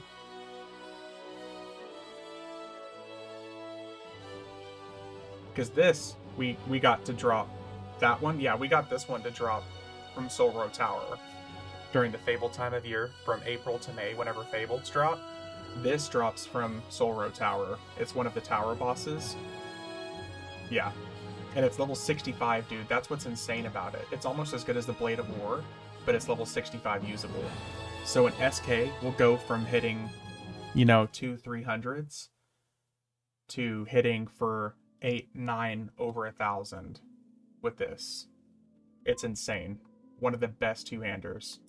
It's probably the best two-hander you can use at level 65. It's insane. But Fabled Soul Row Tower is badass. That and Bastion of Thunder. Both these zones are kind of underrated when it comes to Fabled content. And the one-handers, the Fabled Gleaming Obsidian Shard. It's a one-hand dagger. Gonna stock up on Fabled stuff this year for sure. Yeah, Ominous, you saw that screenshot, I'm sure, that I sent. That's one of my 7 characters from Fabled stock ups. How much was that thing going for on Discord, on Bazaar? There weren't any for sale, but it always sells for at least 2 million. Because it's so good. It sells each one of those. That one drops for like 2 million. The Fabled Gleaming Obsidian Shard. Let's see here. Fabled Gleaming. Any for sale? Nope. Fabled Jagged. Nobody's selling them. Oh, here we go. This is another weapon that drops from Soul Row Tower. Fabled item is available soon. Yeah, in April. So like this, the Fabled Jagged Shard of Frozen Flame, damage 38, delay 20. Again, usable at level 65. The Fabled Gleaming Jagged Obsidian Shard, the dagger, it's like damage 37, delay 20. When the next best one-hand dagger that you can use at 65 is only damage 25, delay 21. It's insane. These Fabled items are phenomenal that drop during the Fabled content. Oh man, really? He just dropped the mask and for some reason a no drop item. So we definitely don't need that. But yeah, I always try to tell people that if you're gonna get in on Fabled content, you have to, and you want to farm it, you can make a lot of money. That's how I made a lot of Chrono last year, stocking up on those Fabled items. It's good stuff, man. I have a whole lot still sitting in my Dragon's Hoard as well. Because you can just, boom, 2 million, boom, 2 million, boom, 2 million. Especially now, that's 3 items for a Chrono. In level 100 farm the Fabled stuff, or they really amp the content up. They really amp the content up, creeping. Like Soul Row right there, Fabled Soul Row, he's level 90. He has about 12 million HP, I think, at that point. And Fabled Quarm is also level 90, but he has 20 million HP.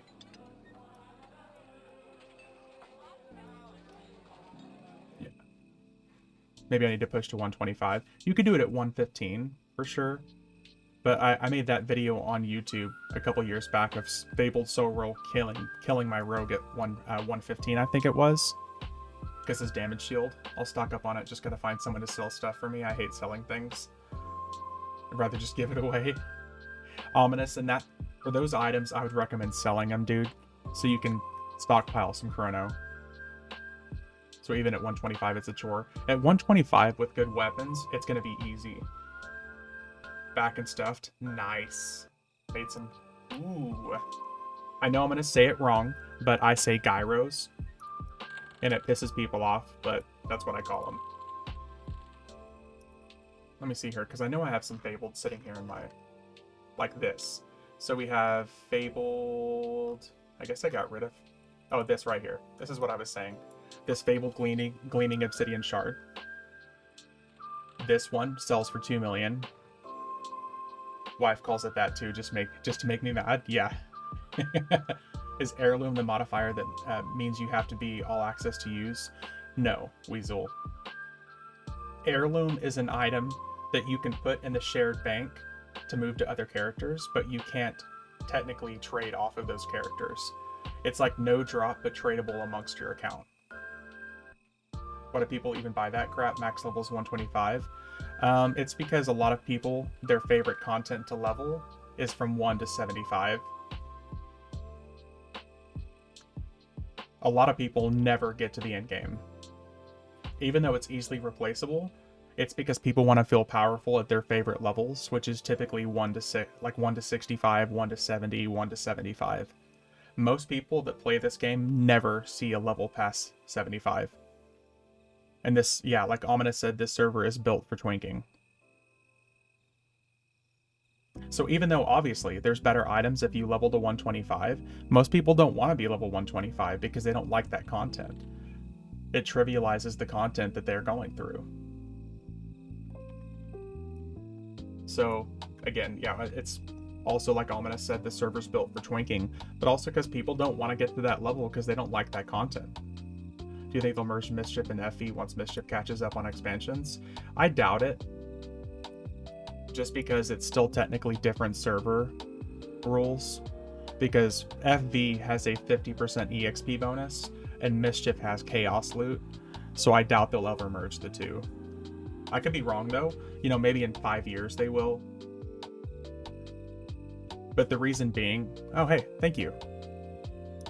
Thank you, sir.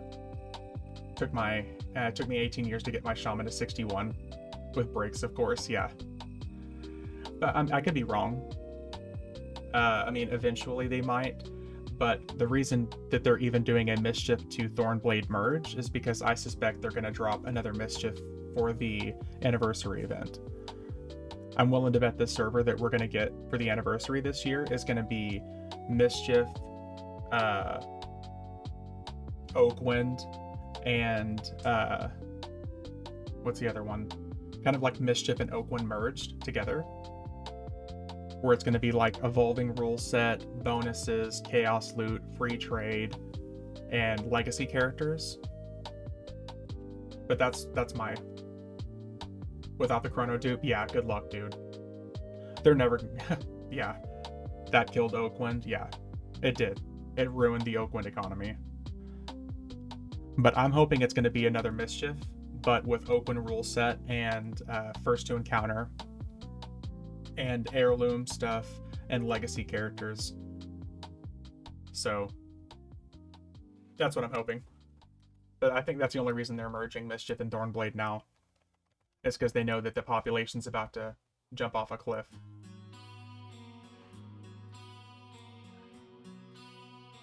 Oh, here, let's... We're gonna hit Planet Time now.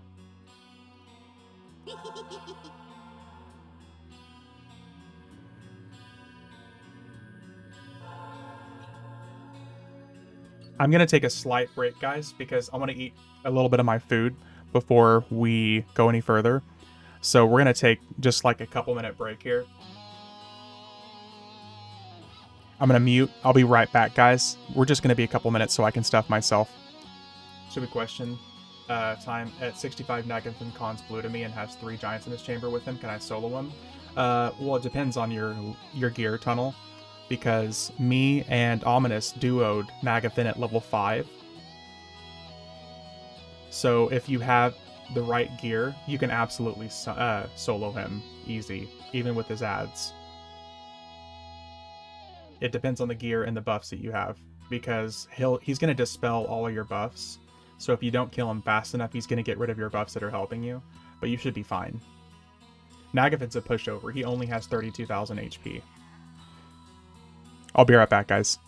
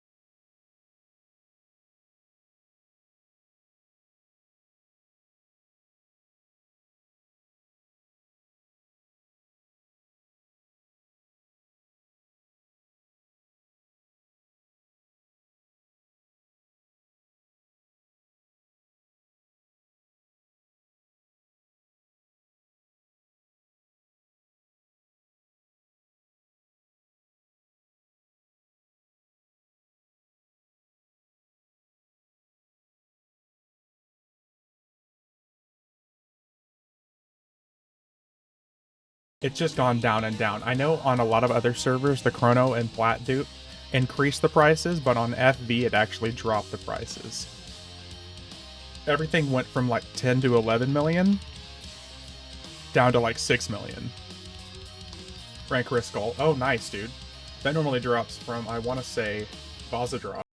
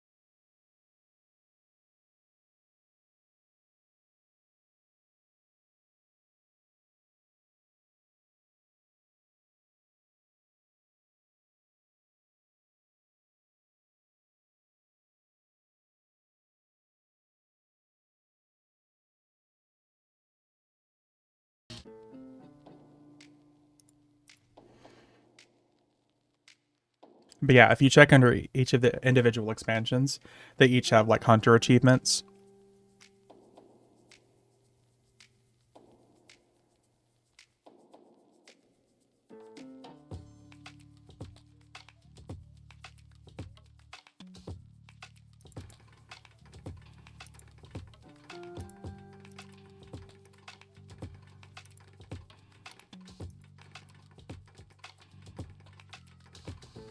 Okay, we can go ahead and suspend our mercenary.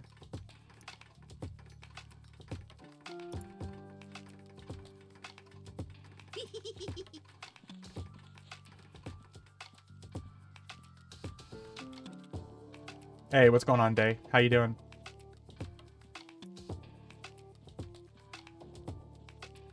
I probably do not have time for those. I know some people sell hunter achievements, Weasel, and that's how I've got some of mine as well. Some people will just go through and do the achievements for you, not on your character, but if you're in the group, you'll get credit for them. I've done that on some of them. I mean, it's no shame if you don't have the time. We just took a real quick break so I could stuff myself with some Taco Bell. 9 trade skills, trophies done, and 2 more to go. Nice, dude. What have you hit so far? So we've hit basically everything up to Plane of Power. If I remember correctly, you gotta be in raid to get achievement if you're not in the zone, or credit to a kill. But yeah, we've hit basically, we hit Plane of Fear, Plane of Hate, Plane of Growth, Veeshans Peak, Kaeldra Call, Sleeper's Tomb, Temple of Veeshan, Sanctus Saru, Vexthal, about 4 hours ago. We've hit a lot of stuff this afternoon.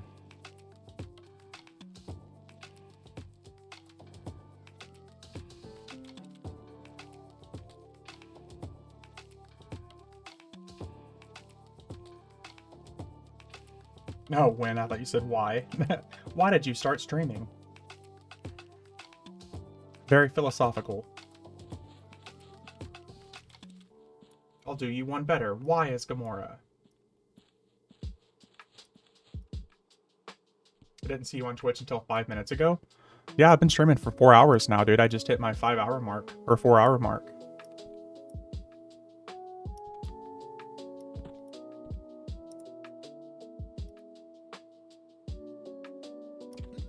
It's okay, Day. I know you hate me now. It's okay.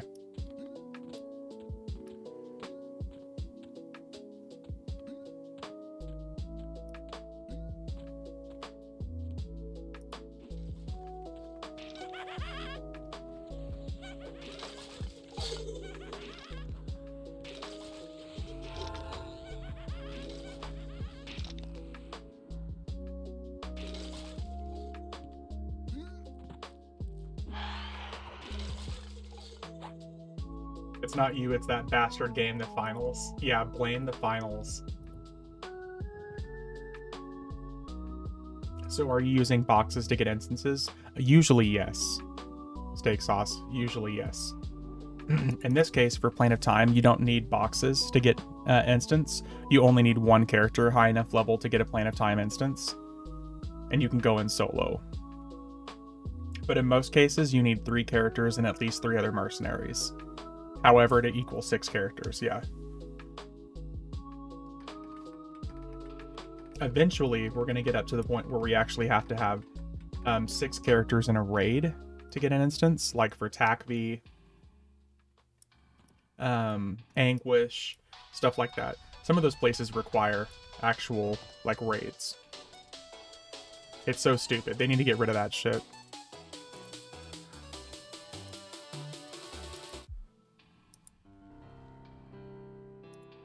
In my opinion, I think they should get rid of that. Gotta do Vexalot 85. Trash was taking forever, but I'm a cleric. Yeah. Especially solo as a cleric.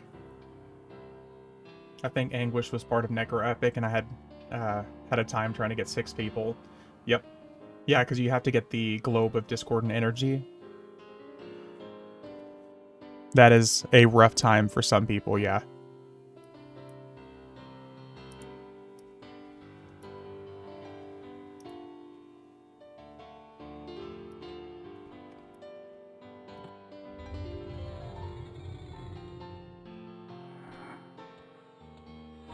Yep, it's usually, if not the final point for a lot of people's 2.0s, it's like a step before the final part. I think some people have like 1 extra fight afterwards, but I know for the rogue, you literally get like the globe, and you're good for your final turn in. Necro 2.0 sucks. What's funny is how they nerfed it for 1 point of DPS, yeah. It's funny how they nerfed it. But yet, SKs still get to use theirs. And have it be major effective. Once again, I learned how much I do not understand modern EverQuest. There are these alternate currencies you see. Oh, yeah. All the different currencies for the different expansions. All these.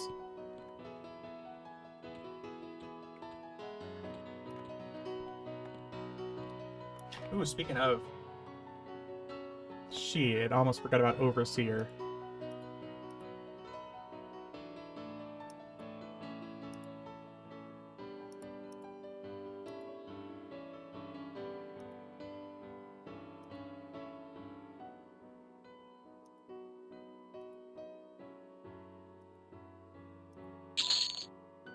I've got 5,900 loyalty points waiting on the next Mischief expansion for golden tickets.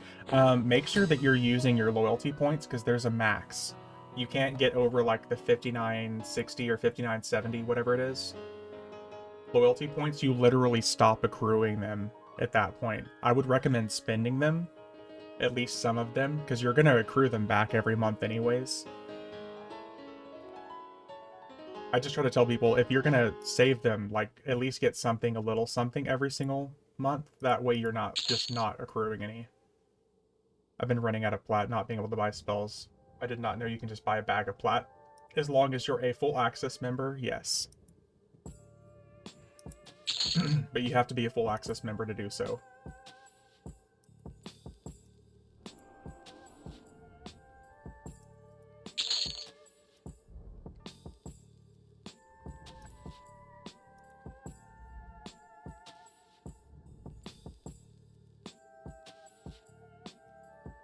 Ten seconds, 10 seconds. Man, some of these quests are almost as quick as me.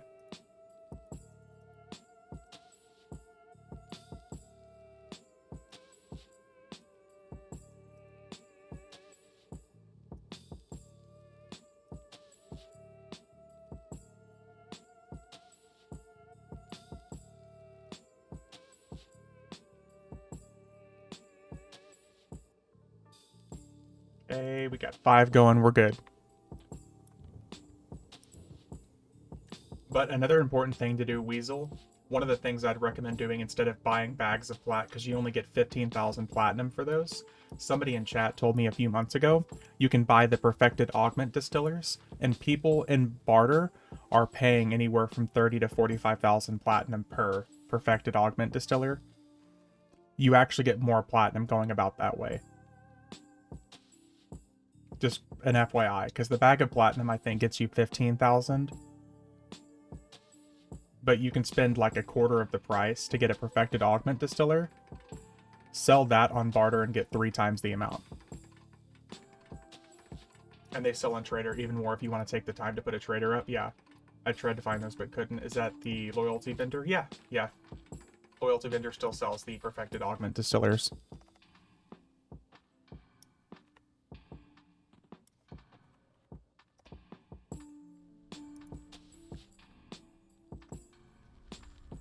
Yeah, right here. Or 20,000 in this case right now is what they're selling, is what people are buying them for.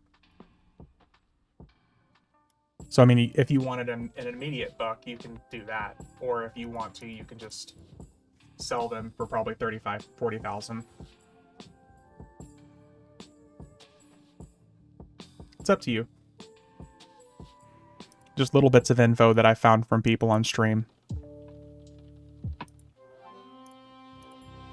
How do you like the personas? I'm debating buying the expansion. I fucking love it, dude.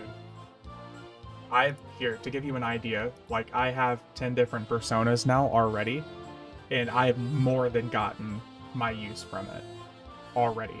Like, I've already gotten my $40 use out of the expansion just from personas. That's not counting getting to 125, getting the new AAs and stuff like that.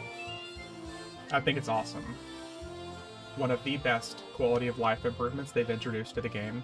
Number one, to have an expansion affect lower level players too.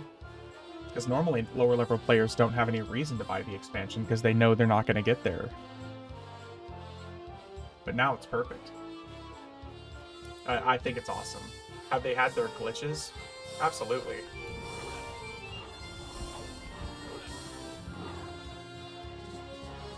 They're definitely not perfect still, but they're better now. They're a little bit more streamlined. They fixed some of the glitches with them.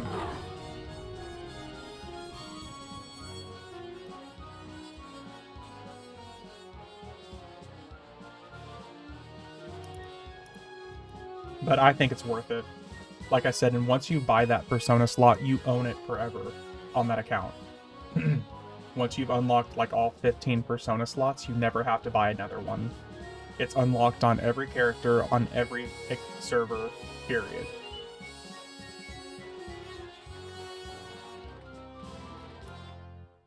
It's kind of counterintuitive to Oakwind, because Oakwind is all about leveling multiple characters, and it doesn't affect personas.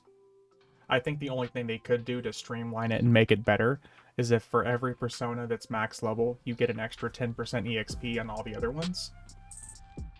Does each character get X slots, or is it X slots account wide shared? Each character gets X slots. So every single character on my account right now has access to 10 different persona slots.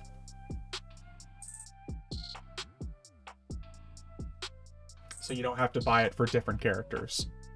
It's like if I make a new character right now, that new character on this account gets 10 persona slots because I've purchased it for this account.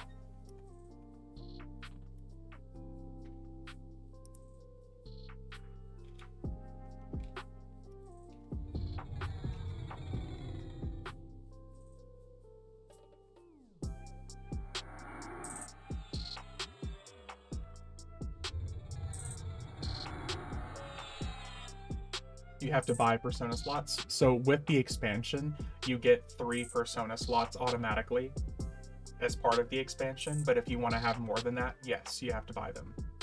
They had to make it microtransactioned somehow. Like on the marketplace here, persona slot is, let's see here.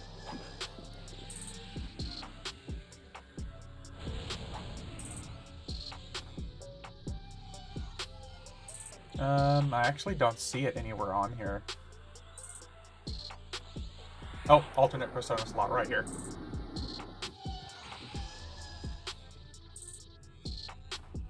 So every new persona slot afterwards costs you $15.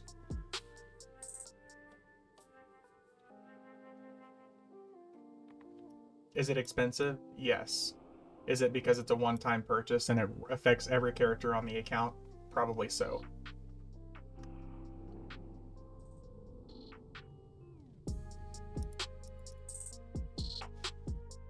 It's unfortunate, but it's just something that, like I said, they had to find a way to make money from it. I guess I'll just wait. Like I said, if you buy the expansion, you get 3 automatically as part of the expansion. So, like most people I know that have bought the expansion have not bought a single new additional persona. Like me and Ominous in chat both own, obviously, 10 or more. But that's because we're both altaholics and we like to level extra classes and characters. But yeah, it's expensive. I approach the idea that okay with it because the fact that it's a permanent purchase. So I know, whatever TLP spawns in May, that whatever characters I make, I'm going to have access to all those same persona slots.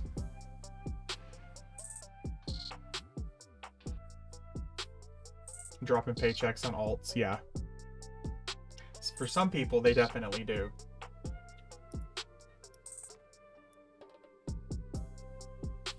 Some people definitely do be like that.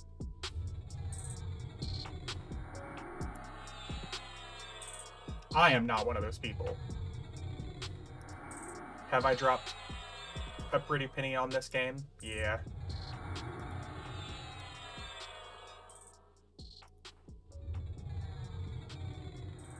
Oh, there we go. I knew I was missing some buffs somewhere.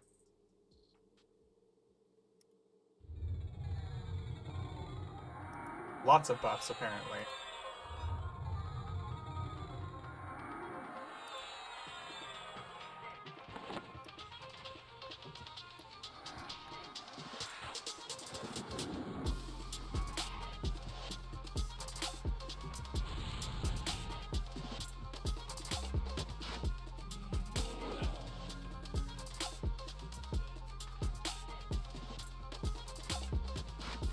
Six boxers are the real ones keeping DD in business, $15 a month plus expansion every year.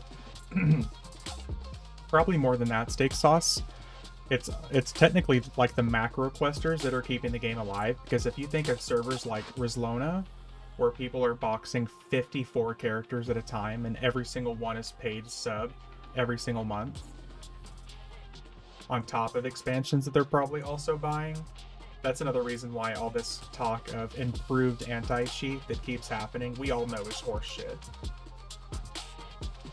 If they wanted to ban cheaters, they would.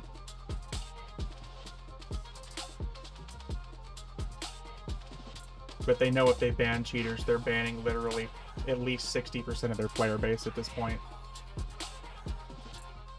I 2-box on one laptop. Do I need to buy one expansion per toon? Or just having one expansion will allow both toons to access the content? So it's going to be for each individual account, double that you would need to own the expansion. So if you bought it for one character, like for one account, you would have it on that one account, but you wouldn't have it on the other. You would still have to buy the content for the other account as well. Yeah. The only way around that really is if you do like the Friends and Family edition, and then you get like a free tradable expansion ticket, but that's $250. So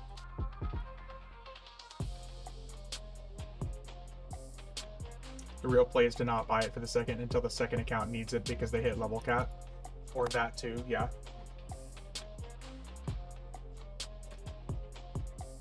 Yeah, no, don't got money like that. I got you. I got you. The only reason I buy the friends and family editions is because all the extra stuff that comes with it, and I get all my tradable mounts and things like that. That's just how I play the game, though.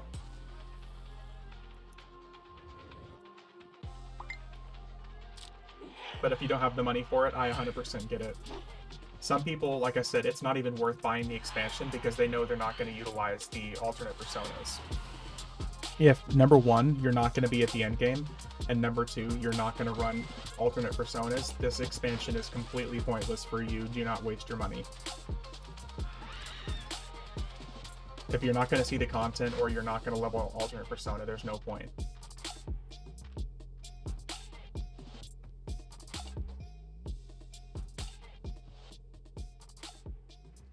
At that point, I would almost recommend just keep your money and then maybe pay for a sub for yourself so you get the auto-granted AAs and stuff like that.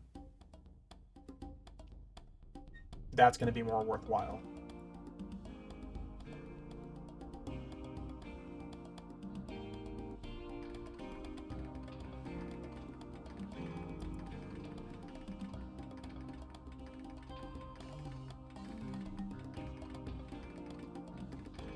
I would almost always encourage people to save their money and just spend it on going gold access if they want to. Even just going gold access once so you get all those auto-granted AAs. Especially if you get like 85 plus. It's impossible to play this game 85 plus without those all additional AAs. Unless you just like level to 100 like in a single month and then you pay for gold access like for that 1 month to get all those auto-granted AAs and then just go back to free to play. Because I'll do that on accounts. It's okay to do that because then, like I said, you get auto-granted all those AAs and you don't lose them once you go back to silver status.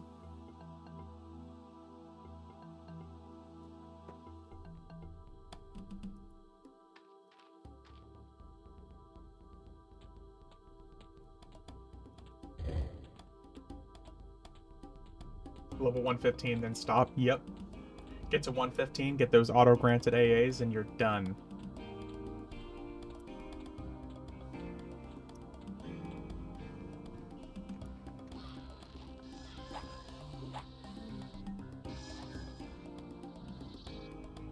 And now,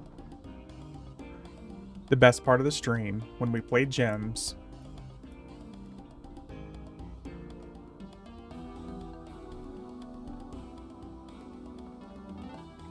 Wish I had the gift of gab for you, V. Most of my stream is just listening to music. Oh. I don't know, man.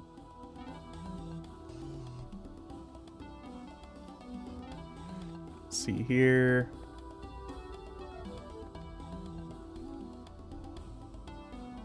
Gems, gems, gems.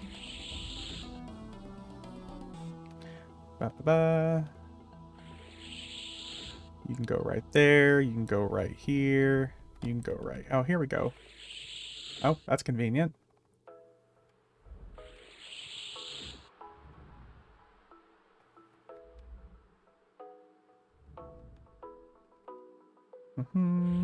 Oh, come on.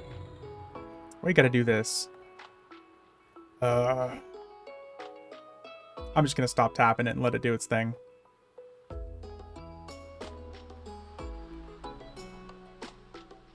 Okay, that's easy to recover. That one's easy to recover.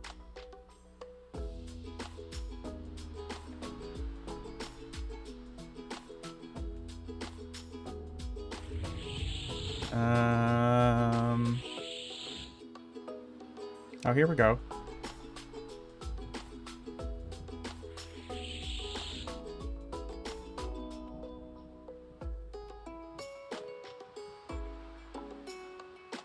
Oh, damn it.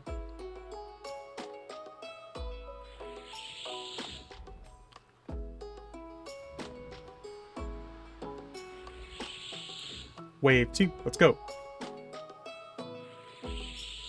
Oh, that's gonna suck.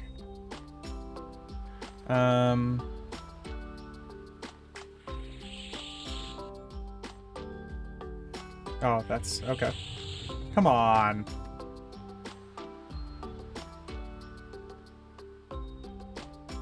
I hate this game sometimes.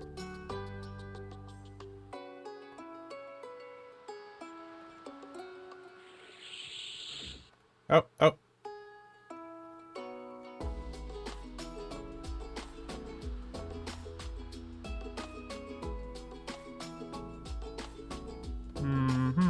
Well, what a convenient time to quit anyways.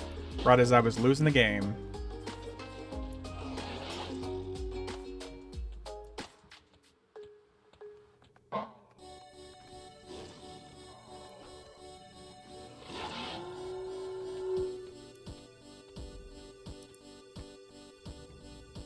Finally, we get to move on to the killing.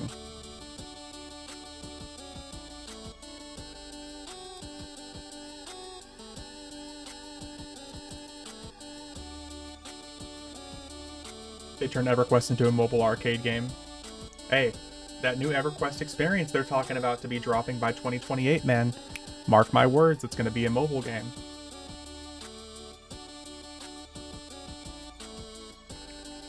They got to find a good way to keep the Gen Zers engaged, and then the Gen Alpha, the Gen Alphas that were born in like 2015. Leaked Pantheon gameplay.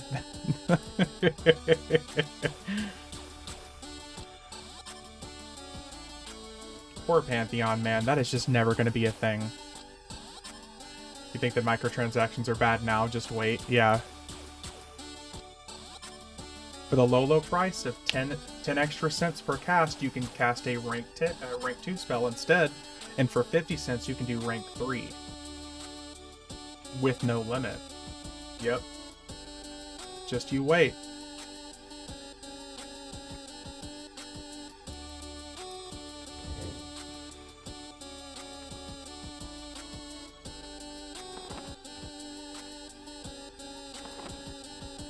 $0.50 for rank 3. Shut up and take my money. Exactly.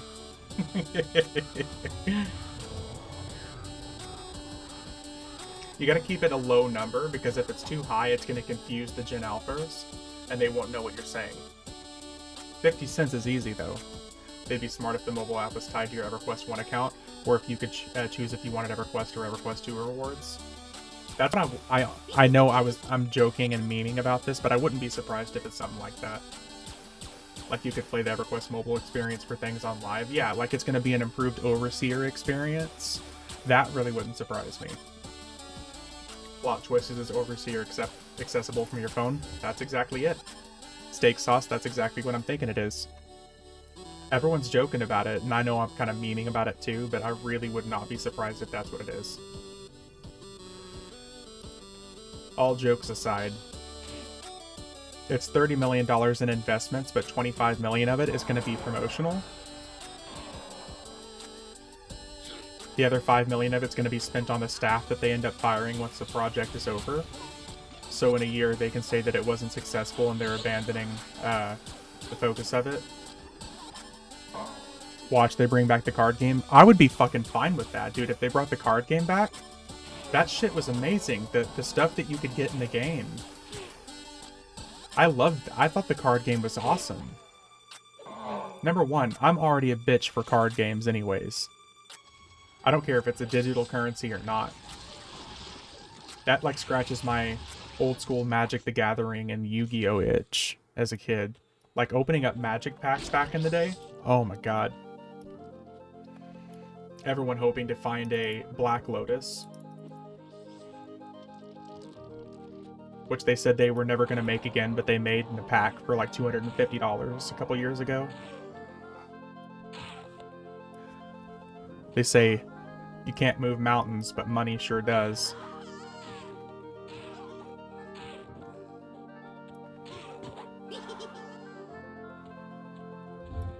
But I would be fine with that if it was the card game. Fuck.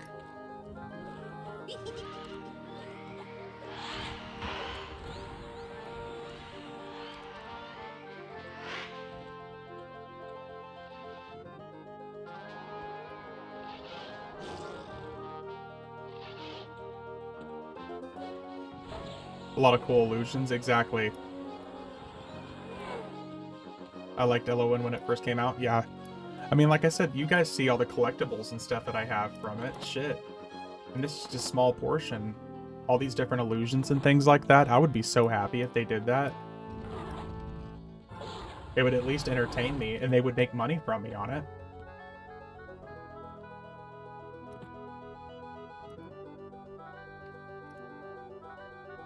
Bring out the thick butt cheeks here for Day.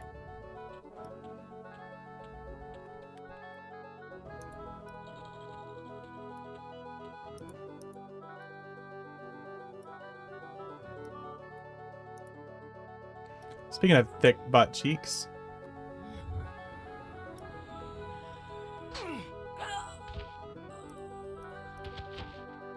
Oh, wow. She took a little bit of damage. Any spear? Aww. We already got one of those. That's a shame.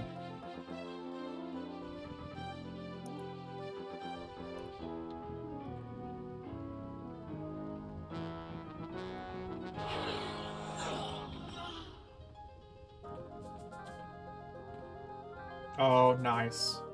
Hammer of Hours. I was just talking about that.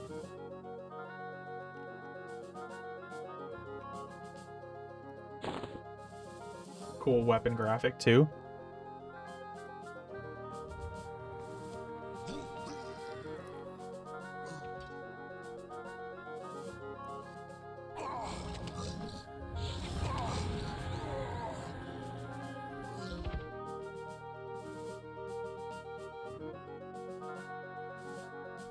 No Shania the Ancients. Rip.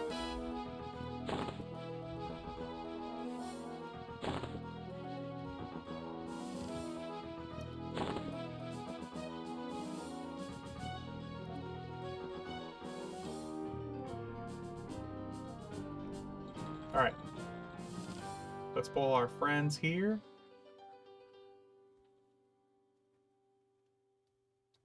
Serpent should sell, clicky slope. Yeah, the enchanter thing. I've gotten that one to drop almost every single time I've gone through this raid. Like the last, I want to say 2 or 3 months. It's been such a common drop. Hello? Look at those booty cheeks clap. Dude, look at him. This dude's not just thick. He's double caked up like double stuffed Oreo thick. Cecil's Castle remix. Yeah, buddy. Dude, are these guys just not gonna attack me?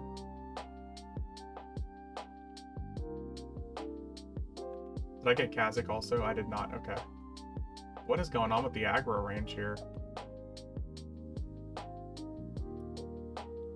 I've never had to try this hard to get these guys to attack me.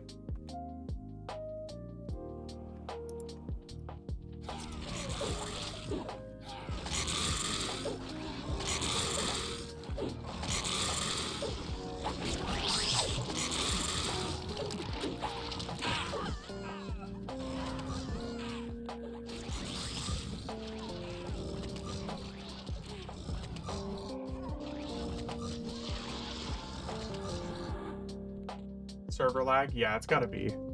That's insane. Okay, we got Kazakh. Oh, well. He's gonna summon me, so we'll kill him real quick. Was gonna fight him and Bertox at the same time, but that's a shame. Oh. There was somebody that was just trying to get one of these the other day in chat. I can't remember who.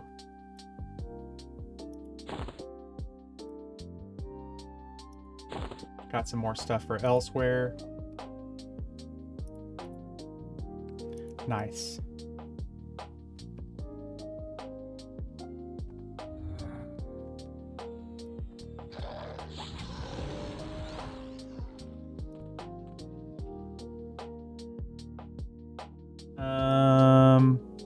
Okay, more caster stuff.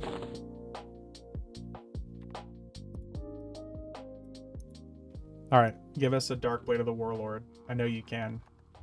I know you wanna. Very nice. Dude, he dropped both of his weapons. And the two-hander, the Great Staff of Power, one of the coolest looking two-handers in the game at the time.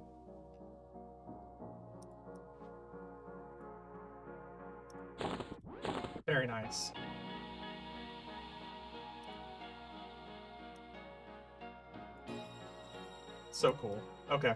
Let's see if we can get us a song, Blade of the Eternal.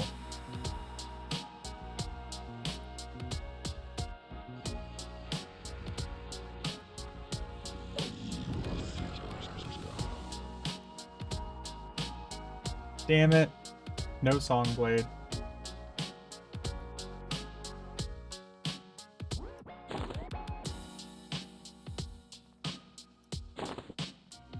Alright, well, we got some cool weapons at least. Maybe Quarm will finally drop his Hammer of the Time Weaver.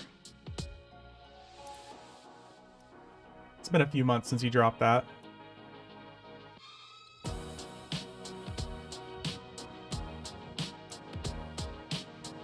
There's definitely some server lag, because normally by now he's up and walking around. And he's not moving at all. There's something going on with the server. Wonder if we're going to have some sort of a rollback. Nice. About 2 million damage right there. Damn it. Cool looking shield, but damn it, no weapon.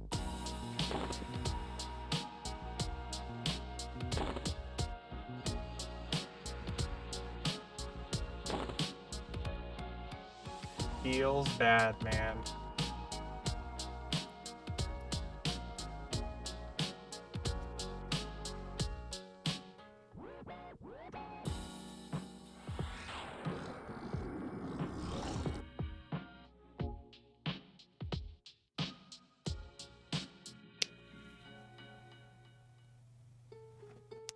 Trying to figure out what we should do now. Should we just keep on going and I guess sign some other characters in and go beat up TAC V and dragons and stuff like that? I think we're gonna do that.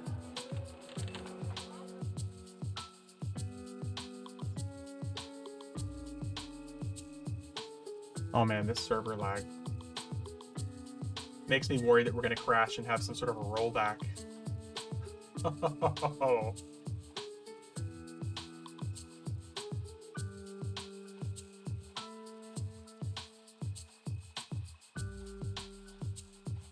Yeah, this is something. Ominous, are you getting this lag too, man?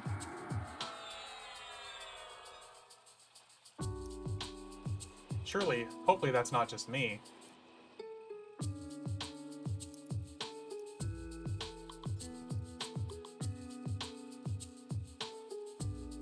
Good old FB shenanigans, I tell you. If I am, I'm not noticing it. Okay, so maybe it's just me. Rip. So we're gonna log some other characters in here, and we're gonna hit some TAC V, Omens of War, Anguish, stuff like that.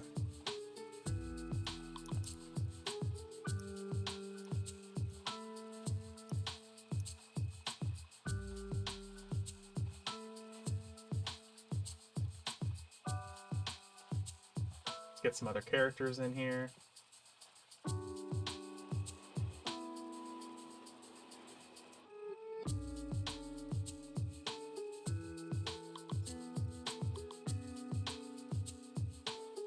We just gotta log 6 characters in, unfortunately.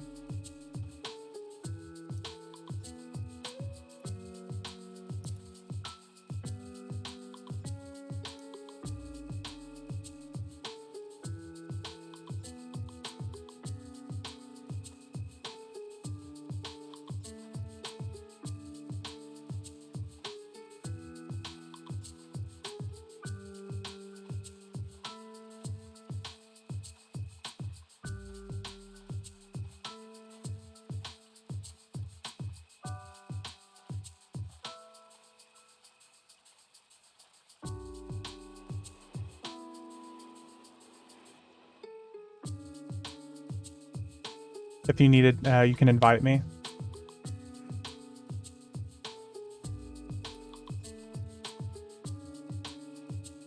Okay, I appreciate it, Date. Run Riwi while you're at it, and Ukwa and Diamond Tip. I don't know, man. Ukwa is such a painful experience.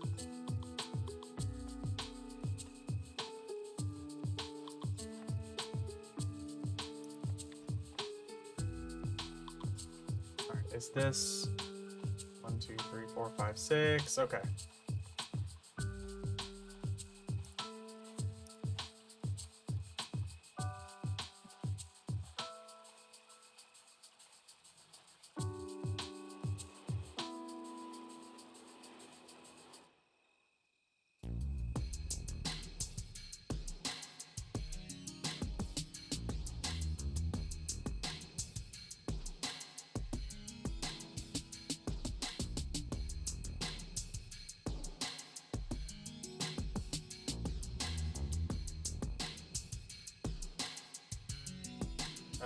There he is. I was like, where the fuck is my enchanter?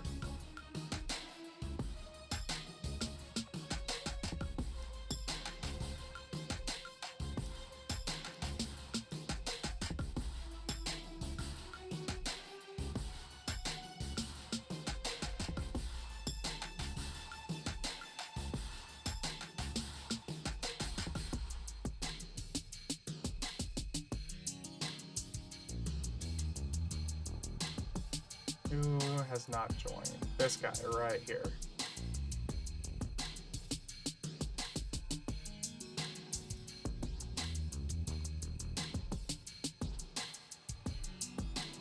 Alright, we're just about to get started. Ook was easy. You can jump into Discord and talk you through it if you need. Once you do it, you'll see how easy it is. Yeah, we'll give it a try sometime. Let's see here.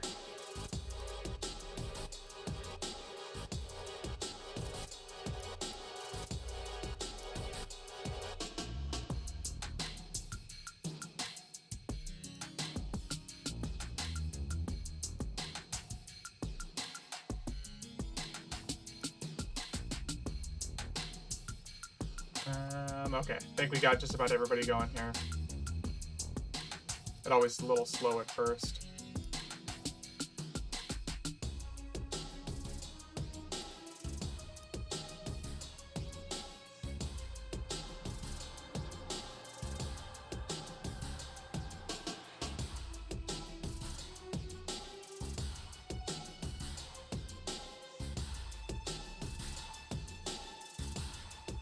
Okay.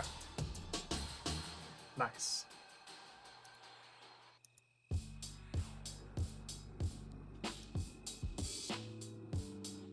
Oh, I almost completely forgot.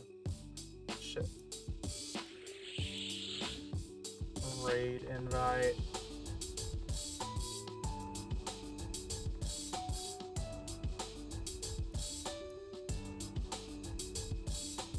There we go. Now we're in a raid.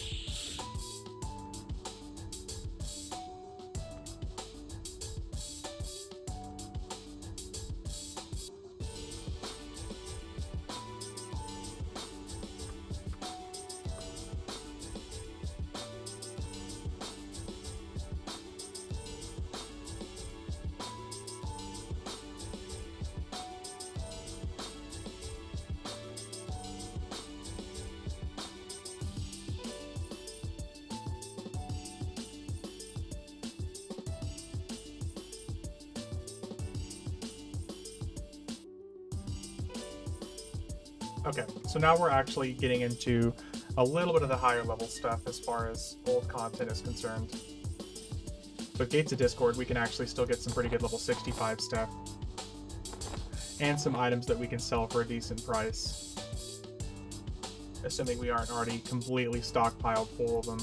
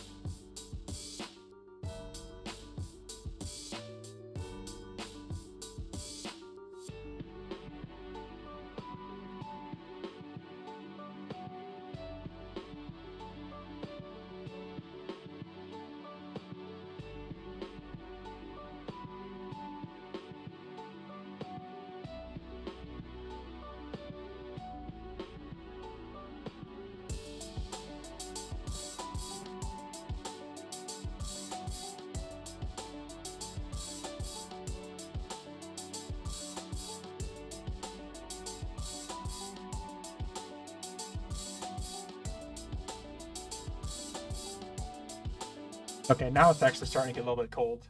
I have to close my windows soon. Oh shit. Look, there's people here.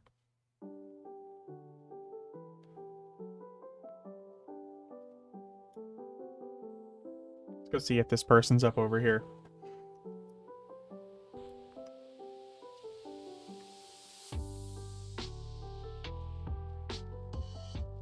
Nothing there.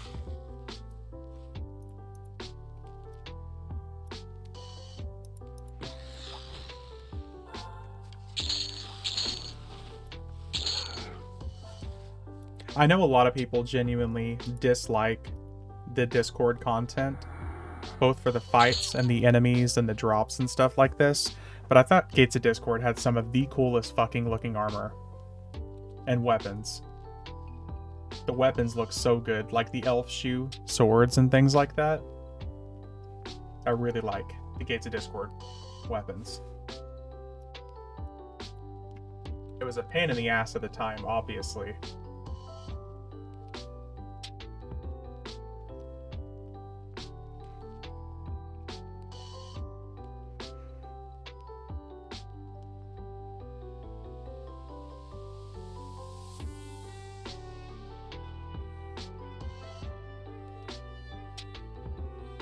These weapons, the ogres and tactics drop vendor for anything. That I'm not sure of. I really wish I really wish Elsewhere was here, because he would tell you, because I know that's like one of his favorite spots to farm. But I'm really not sure, because I can't tell you the last time I tried to vendor them. I enjoyed Gates of Discord with my guild back in the Combine. I was one of the small group that did the necessary progression so we could get the raid instances. See, I thought it was cool, but I just knew that it was really hard, especially as a tank.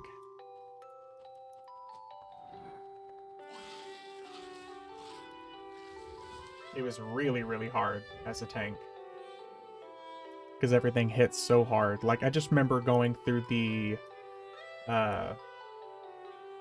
what was the raid instance group stuff called? I can't remember what the raid instances were called, or the group instances. Not Ukwa, not Inktuta. I can't remember what those zones are. Tipped and Vexed, yeah. The enemies hit for like 1,500. So if you were just like a casual group geared tank, you were not gonna cut it. Like, you had to be a Plane of Time geared tank, or at least an elemental geared tank with all the necessary AAs to be able to survive. And you had to have a backup healer. It's a big jump in power for most people. Many guilds were still used to throwing large masses of people. Yep. Ikens, there's another one. I'm healing a Best Slot Warrior at the minute, but he likes to pull big when I'm active healing. You can no longer use 100 plus in a raid. Yep. Everything became much more honed, proper numbers. It wasn't just throw large numbers, it was fuck, you have a... I think most of the raids were actually 54, right? All the raid instances were 54 people, because I remember my guild complaining about it. We were basically big enough to break into 2 proper raids. It was insane. Time was the first zone that limited the number of players for a raid. Yeah, it was like 72, I think, at the time.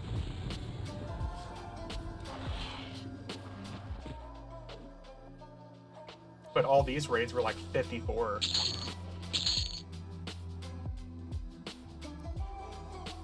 Oh shit.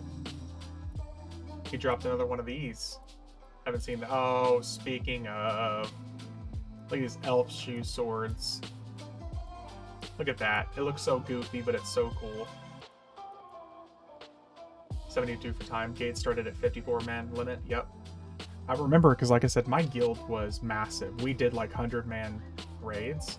So we actually had to break up like the talented people, as opposed to doing one talented group of raids and then like one untalented. You had to split the people up and hope that both survived. It was insane. Free time and pop, you could still use mass raids. My guild did. I was on the Saren server. I was in a guild called Guardians of Light, And we literally had typically 120 or so people raiding with us in Plane of Fire, and we just zerged bosses down. I mean, we all died repeatedly, but we would lag horribly. Horribly. We would lag the zones, too. God forbid you were in there trying to EXP.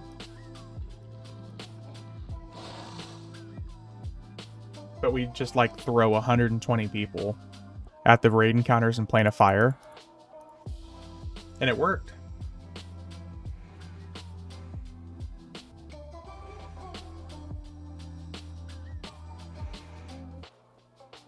I think the hard cap of 54 was the single hardest change for many guilds. Zerging was no longer possible, and it was a big change. Yep. It was 100%. It was insane. Aw, he's dead in the open world. No skill needed. Just use the time-tested method of throwing nameless bodies at the boss till killed. Yeah. And I was one of those bodies. I loved it. It was awesome. It was so cool to see so many people on top of those raid bosses. I remember constantly trying to be a part of the group that did the vast majority of the damage. So you would get the raid boss EXP split among just your group, as opposed to it being split among 72 people in a raid.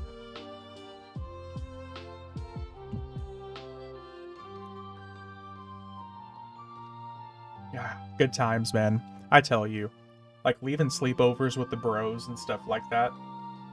I say with the bros, but I was literally like 12 to 16 at the time. I remember I was part of the time in high school, and we'd all be sitting there chilling out and hanging out, and we would literally just be like, oh, I'm sorry, I have to leave because it's raid night.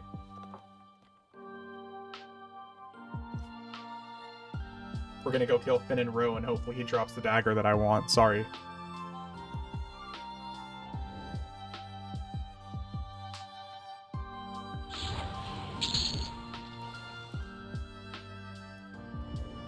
And then you got to this bitch right here. This level 80 raid boss, who literally just took tanks and made them and just pegged them.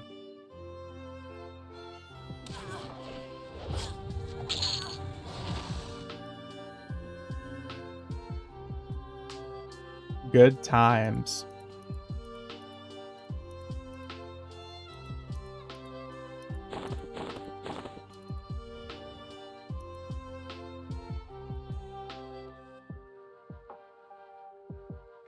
The trash mobs that were worse than named mobs in other zones, yeah.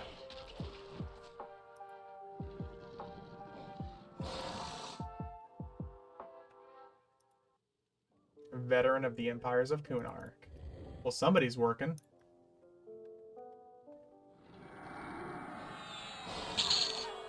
Oh, nice. We killed her before she even dropped her little ads. That feels good. One of my guild's biggest complaints from all of this loot was that all these fights was they didn't drop enough loot. They all thought that these bosses should drop at minimum 4 pieces of loot. That was a really common complaint, if I remember correctly. Even though there were several raid bosses, everything should have dropped more loot because it was so hard to progress through.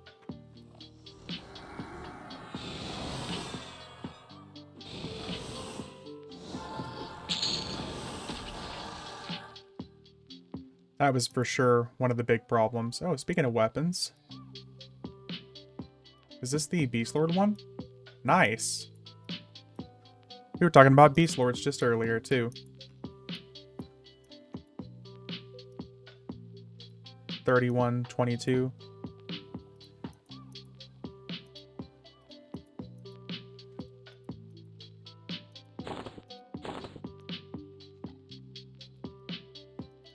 We are not killing that guy because I don't have a fucking death wish. Or a boredom wish, I should say. I love taking 35 minutes for a fight. I love gates in later raids, but I enjoyed the challenge. Some people gave up because they wanted loot and didn't like a challenge, yeah. I think it's fair to say that a lot of guilds weren't prepared for the challenge that they got. But if you also think of what was available at the time, Sebekis, this dropped at pretty much the same time that EverQuest 2 and WoW did. So a lot of guilds and people like my brother quit. They quit because they wanted a new experience by the time we had gotten to this. And a lot of people saw like the, what's the word I'm looking for? Kind of the evolution of EverQuest. They saw the evolution of EverQuest and it had become so hard by that time because people were like, playing a time? That shit's easy, dude. That was way too easy. And the devs were like, oh, you thought that was easy? Okay, well, here's Gates of Discord. Instead of giving you a level cap increase, we're going to give you new content. Good luck.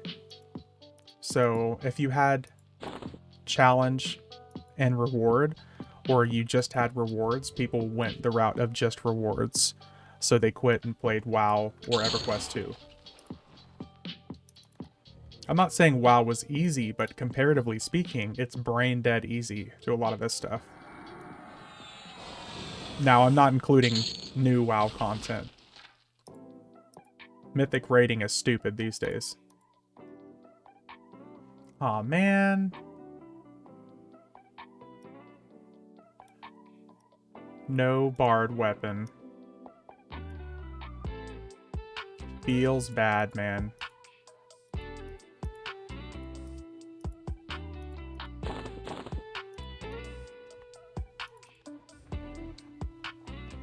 Feels real bad, man.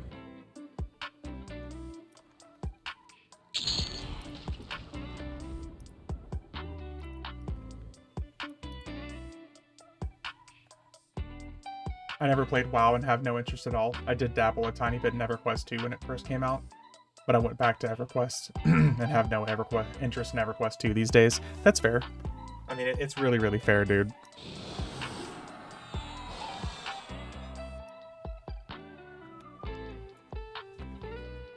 I have interest in EverQuest 2 for the next TLP that comes out. I was talking to, I don't know if you guys know Ion Blaze from YouTube. He comes into chat every once in a while, and he's kind of piqued my interest for EverQuest 2. And I'm going to see about maybe joining up with him for some EverQuest 2 content in the summertime, depending on the TLP. I mean, obviously, it depends on what's happening with EverQuest 1. If there is a new TLP for EverQuest 1 and or content that prevents me from doing so, that'll be a different story. It really depends. If I'm wowed by the EverQuest anniversary stuff, then I'll probably still be preoccupied here.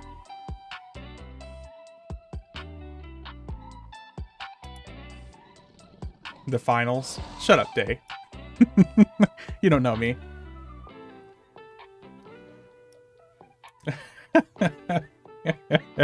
Shut up.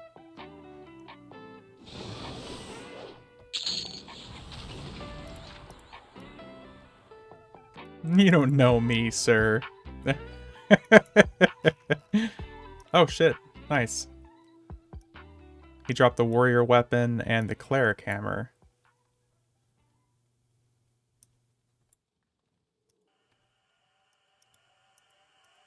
Nice.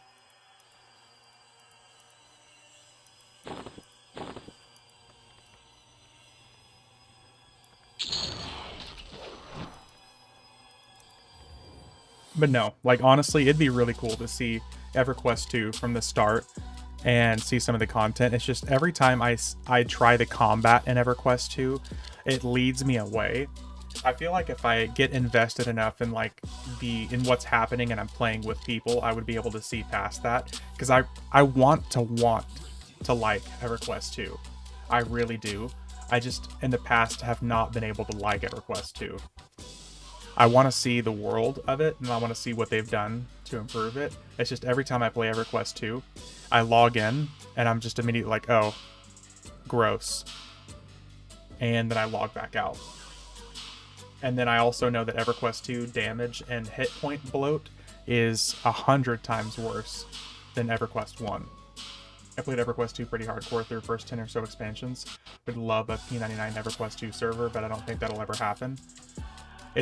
Yeah, that's a good point, actually. I've never thought about that. Also, how you doing, Judo? That's interesting. I've never thought about that perspective. But the problem, like for me, for EverQuest 2 is the end game right now. Everything hits for billions of damage. I don't like that. I just can't do a TLP anymore. I'd love to find a good raid guild and do the game from original through every expansion. Yeah, Sepika is same. Probably because P99 could be reverse engineered from the game discs.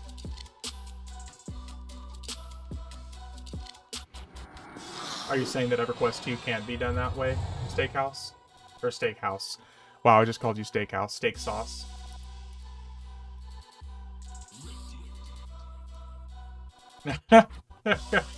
The words left my mouth and I was like, that doesn't sound right.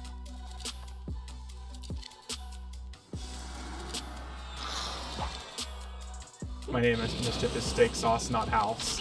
It happens a lot, yeah. The TLPs were all new mechanics with old content. Not a fan of that style. They redid a lot of the game mechanics for the era of the release. Oh, that's gross. I'm not a fan of that either.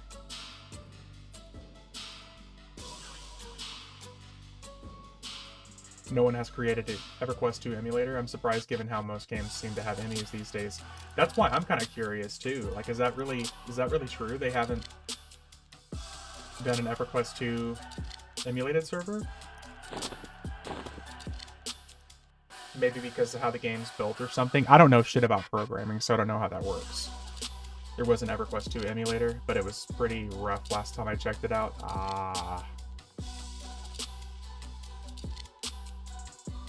Huh. I'd say I'd always thought about that, but I had literally never thought about that before. About that being a thing.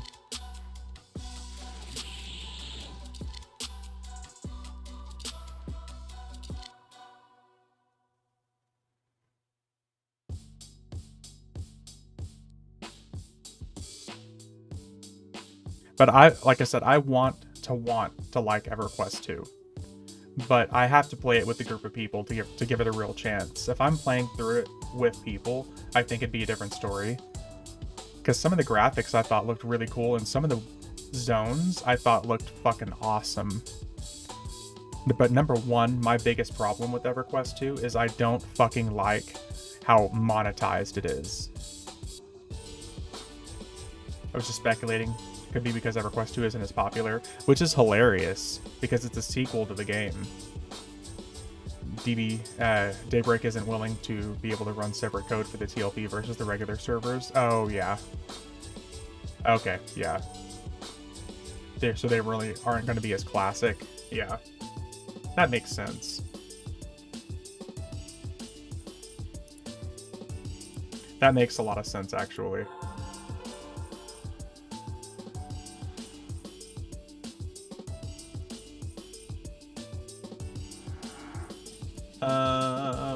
I guess Omens would be the next logical spot, I guess.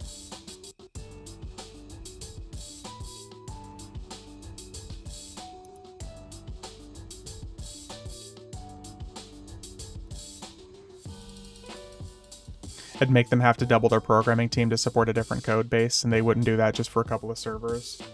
Yeah, it would have to be something that is truly a massive appeal. Go do more raids in Godful. Nah. I'm feeling too lazy for that. I don't want to have to do something I have to think about.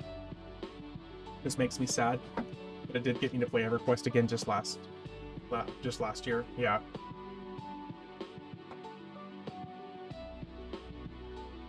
All we have to do is go back in repo and pluck the old code out.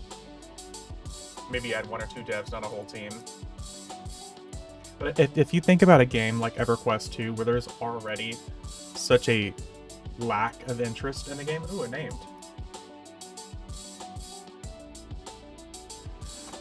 There's already such a lack in interest in EverQuest 2 anyways. I'm honestly surprised they're even still producing content for EverQuest 2. Because last I heard, the interest in EverQuest 2 is literally a fraction of EverQuest 1.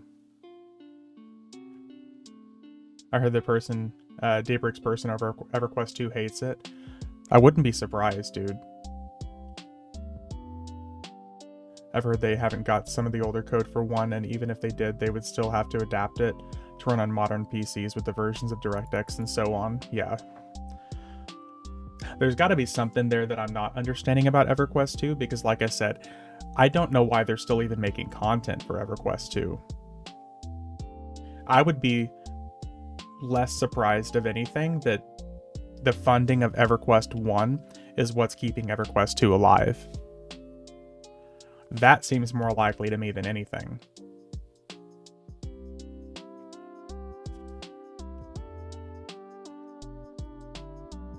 Because I guess even if they have, like, what? Just throwing a number out there, if they even have, I guess, 5,000 people buy their expansion each year at $40 a pop. Because are people botting in EverQuest 2 like they are in EverQuest 1? That's my next biggest question. Because if that's the case, that's probably what's keeping the base alive. But I think even Ominous threw out the number that there's like 82,000 active EverQuest accounts. And I'm guessing they're using that money to keep EverQuest 2 alive. Must have enough people playing to somehow justify it. I guess so. Which just blows my mind. Last reported number, yeah.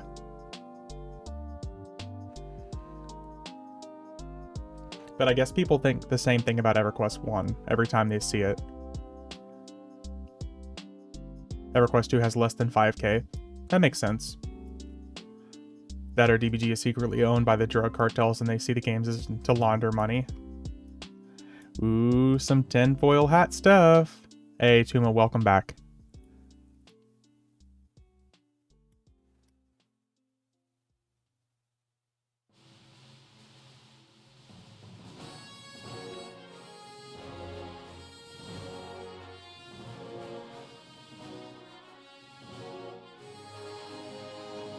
How was a Taco Bell? Dude, it was really good.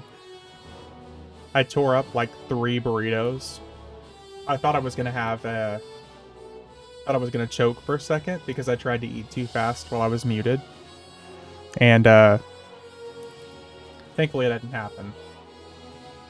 Note to self, chew before you swallow.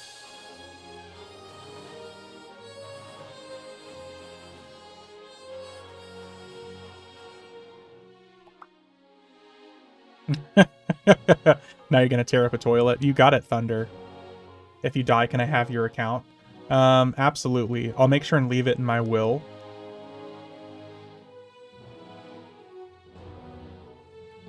But you have to change my character's name to Barbie Girl. But you have to stay as a guy. You have to be a guy named Barbie Girl. Thanks for not choking to death. Yeah, thank you. Give me your Twitch login too. I can keep you streaming. Oh my god.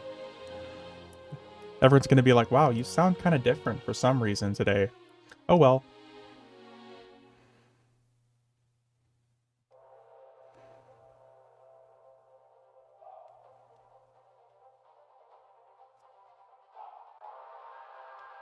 Oh, no Chilax, so this is looking like no king and queen either.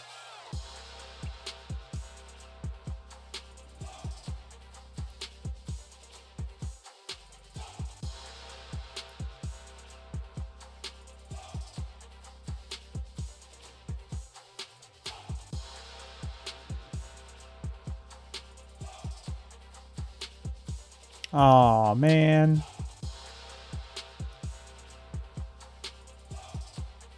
That's the problem with no Rift Seekers, Agent of Change. That's my biggest complaint. I guess because it's not technically a progression raid.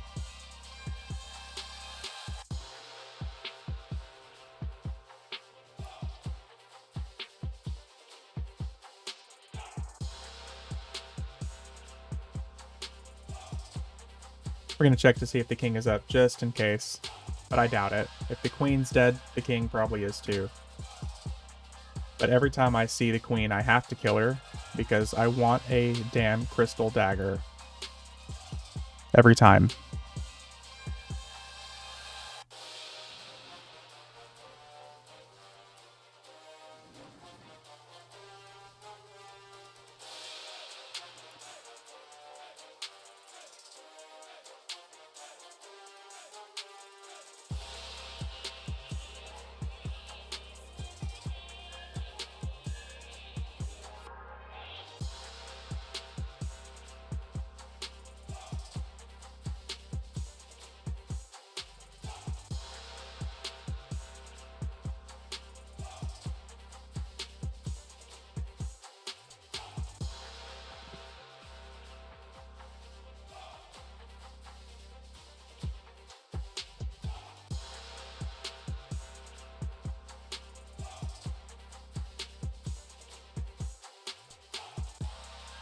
And this is looking like no king as well. Oh shit, never mind. I lied.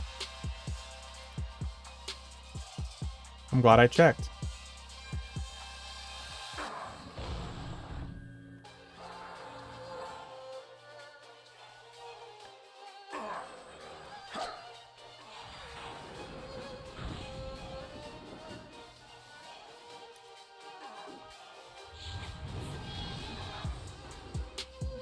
Nice.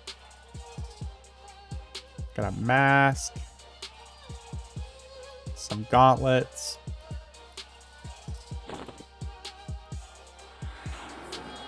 We can use the Arnold soundboard for his voice on the stream, ominous. Oh my god. Just gonna string get to the choppa for every single voiceover. Any question asked, just get to the choppa. Ashengate Solteris. I mean, we could try Solteris again. But man, Solteris would just be a bitch and a half now, dude. Because the last time we did that, I was level 125 or 120. And now I have all these new weapons. So it would be even more annoying to do.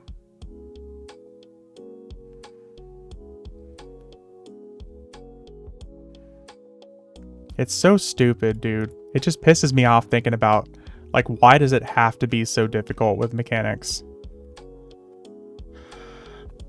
Why?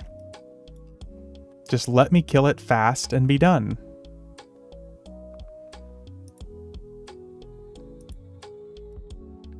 Leave it to a group of game developers to be like, no, you did too much damage, start over. This raid is a test in patience. Fuck you, nerd. Get out of here. We want everyone to be, everything to be within 5% health of each other. Otherwise, you fail.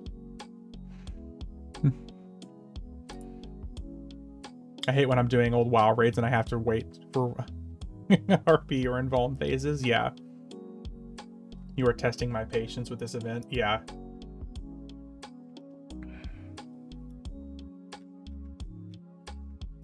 It's so stupid, though. I fucking hate it. I get that they wanted to add mechanics to fights later on, but why make every event in the raid based like that? The exception being like the sisters at the start. But everything literally becomes like, okay, now maintain within 5% of each other or no.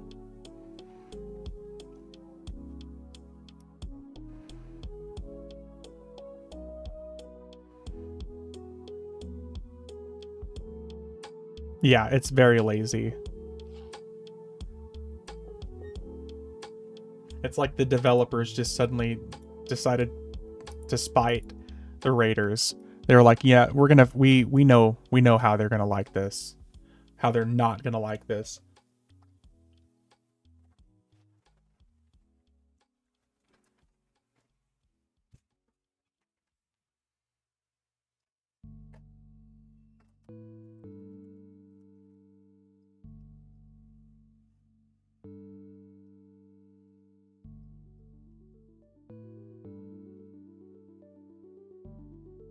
Oh, it's officially too cold in my office.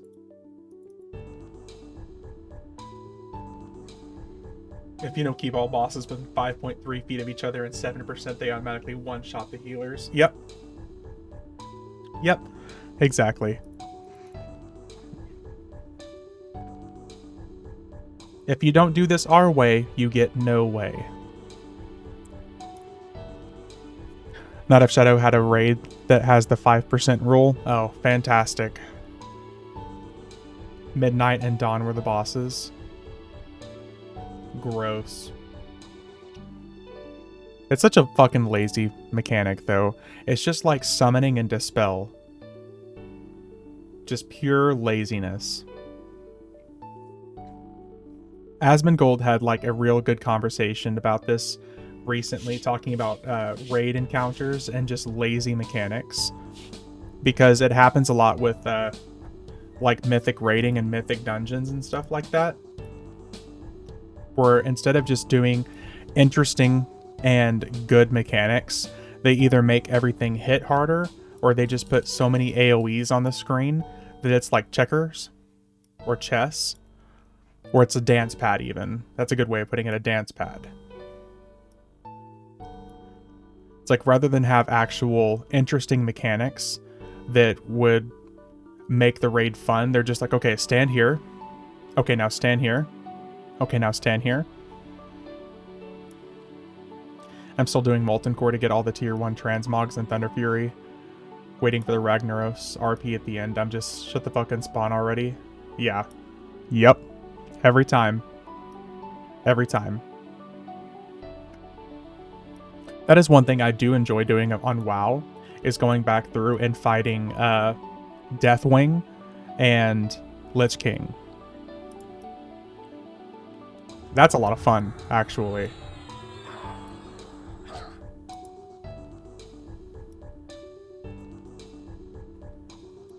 Spine fights suck. It does. It does. Hey, what's up, Saint? That's what I think FF14 has going best. They could use some imagination in designing a boss room, but they always have great mechanics. They do. There are some Final Fantasy XIV fights I will go back just to play again, just to hear the music and do that fight again. One of which is Diamond Weapon. Saint, have you ever gone through and done the Diamond Weapon trial? That's a lot of fun. Like, if I think of good fun fights, I think of Diamond Weapon. I think of the level 70 trial. It is the tiger. It's the guy and the tiger. And, like, they merge together. I can't remember, but it's level 70. All the weapon fights were good, yeah. Spine of Deathwing has the worst raid mechanic I've ever had to go through.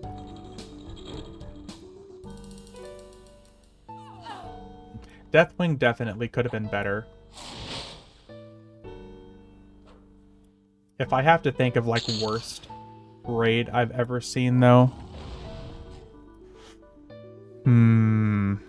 Worst raid. I'm almost tempted to say the worst raid I've ever been through is Vishamtar the Fallen with EverQuest.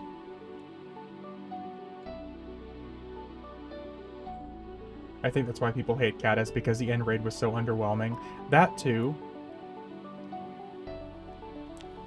I'm assuming you're meaning Finnegal Day.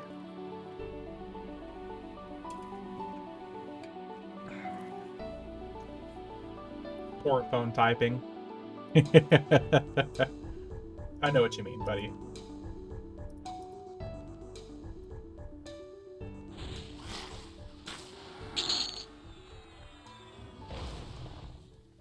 But honestly, I still have to say Vishamtar the Fallen.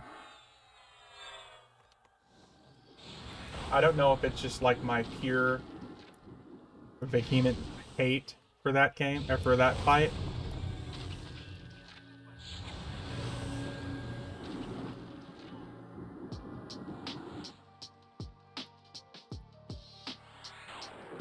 Shoulder my damn burden, exactly.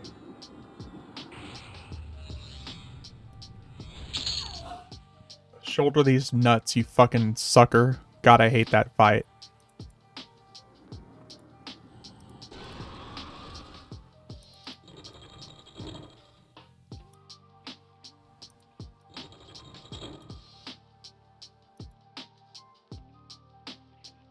But don't get me wrong, there's probably worse fights out there.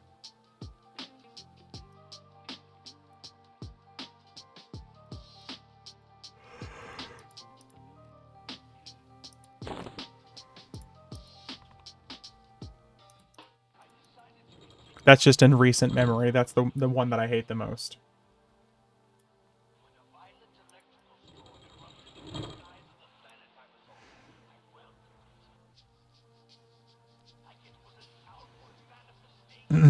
I'm starting to think that you guys had a point about Taco Bell. Because, man, my stomach is feeling it.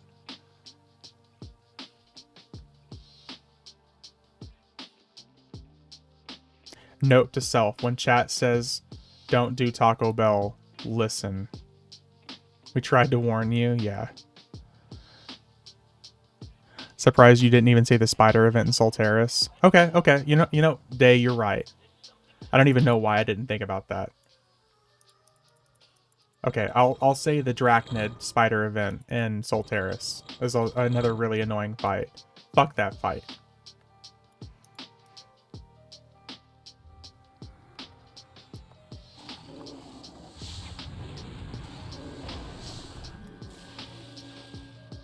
Taco Hell, yep.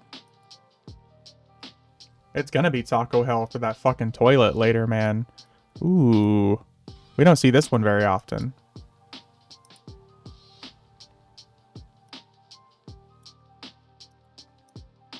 It's a cool looking one-hander. Taco Bell is the best laxative on the market. Man.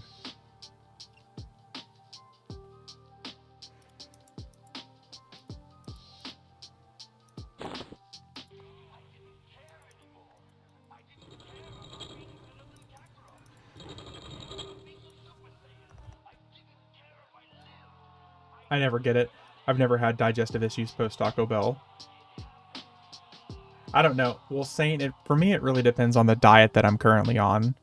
Like now, because I've been on a pretty healthy diet the past couple of months, and typically whenever I eat bad food, when I'm on a really healthy diet, it hits so much worse. It's typically like the grease for me that does it.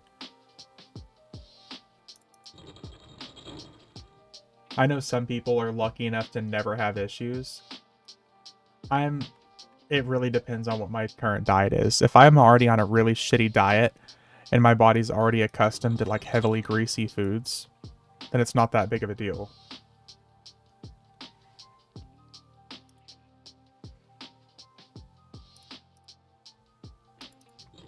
That's definitely not the case right now.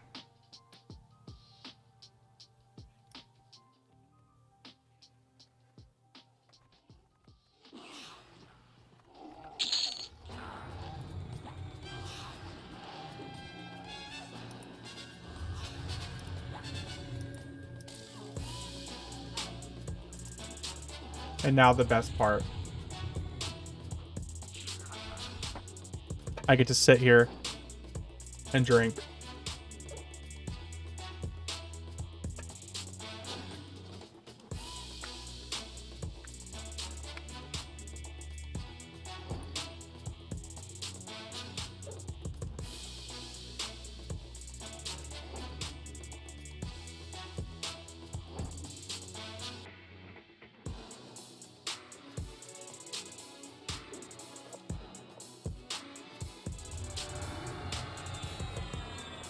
Yep, good old Hanvar. The AKA I can't do anything until your guards spawn fight.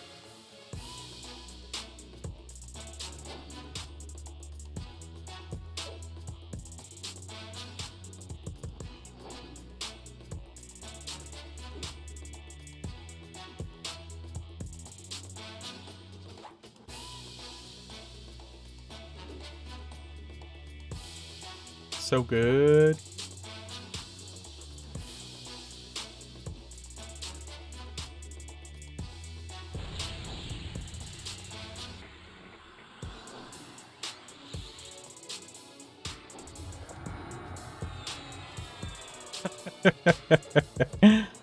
Oh, this fight is so engaging.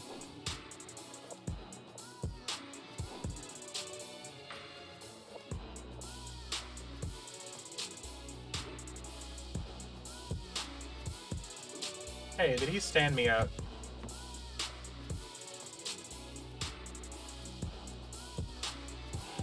That's not very nice.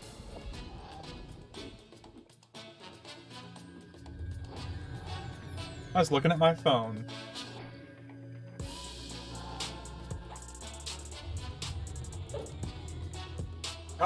Oh, there we go.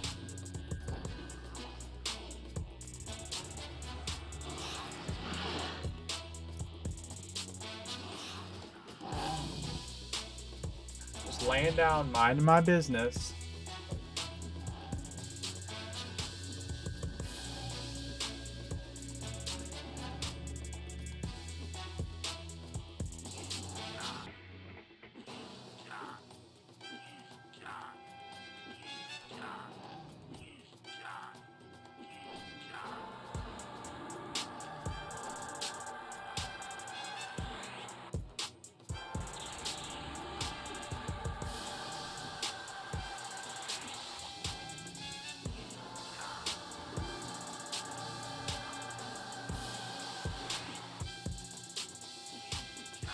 Wake me up in a while. That's what it feels like. That's what this whole fight is like, dude.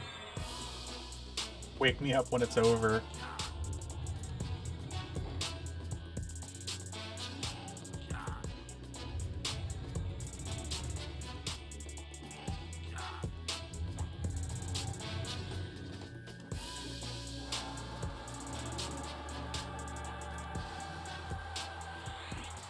Almost makes me want to say something bad about the Karanas. I tell you what. Oh, here we go. We can do this one. I haven't done this one in a while.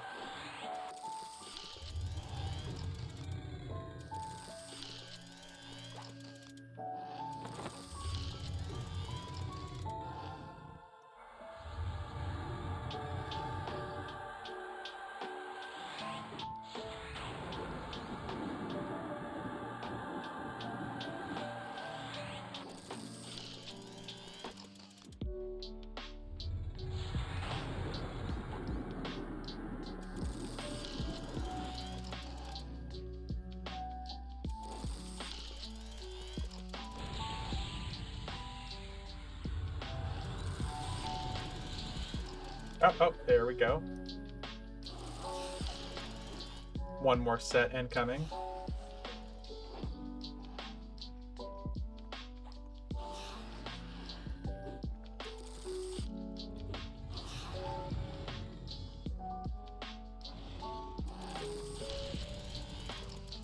And now we get to wait again.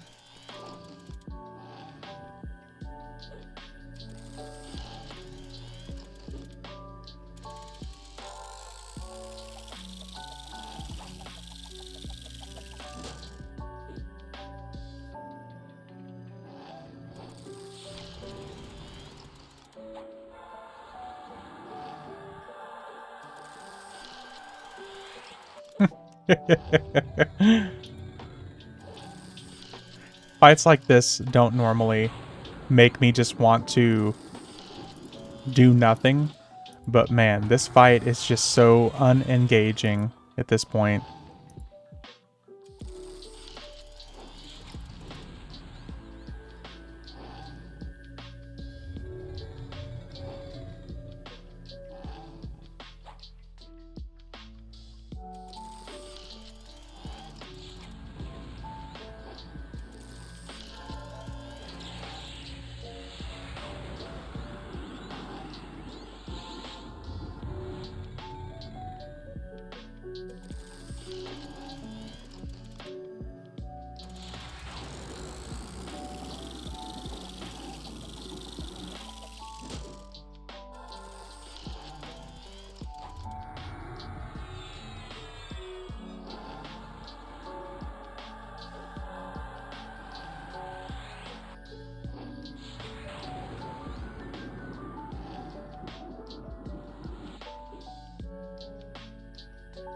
Just another minute or so, I think, before we get another group of enemies.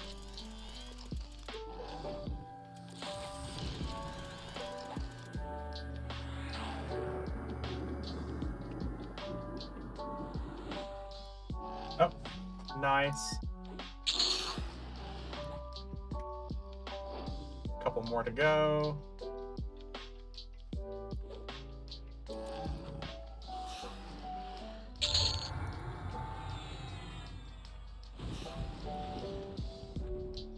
Oh, did he actually hit us with the slow too?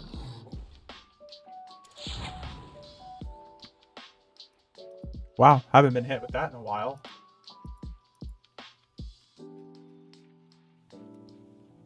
Oh, dude, so we got the Paladin and the Shadow Knight one-handers to drop for us. I haven't gotten both those to drop in the single instance ever. Nice.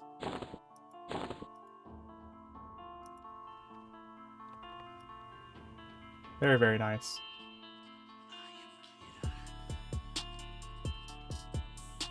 Alright, Day, you can wake up. We're good, man. It's over finally.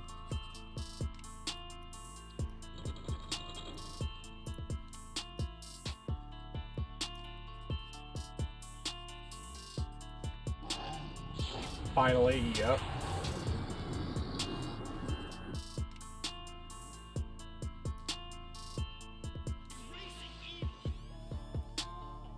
Well, Elsewhere wanted some caster rings, some caster stuff, so we got some stuff to send his way. Now time for the big boy.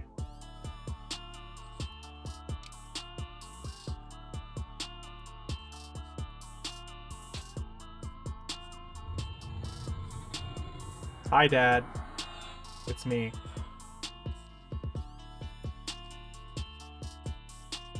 Smaller version.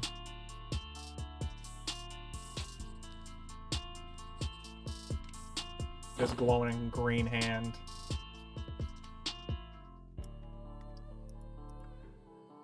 Alright, here we go.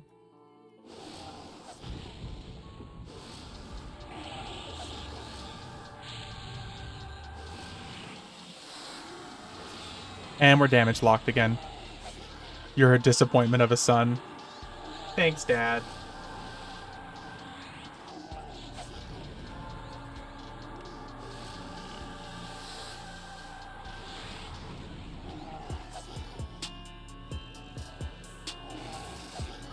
Overlord Metamurum hit you for 32,000 points of unresistible damage by casting touch.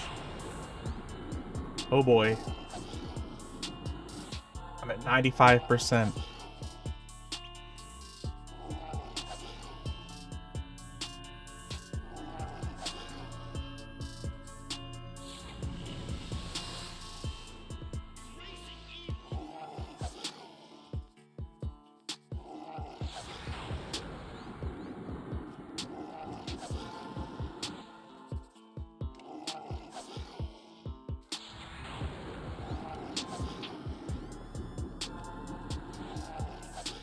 Should be teleported here in just a couple seconds. And then we'll have to run back and stab him in the ankles again. There we go. Finally.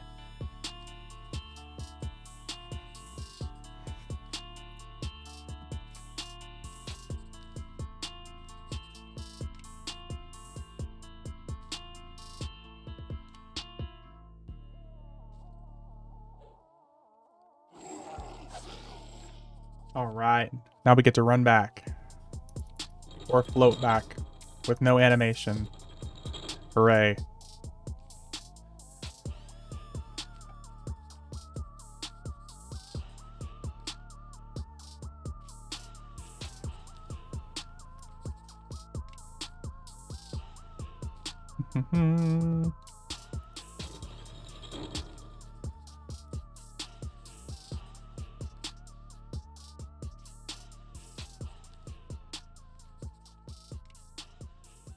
Oh.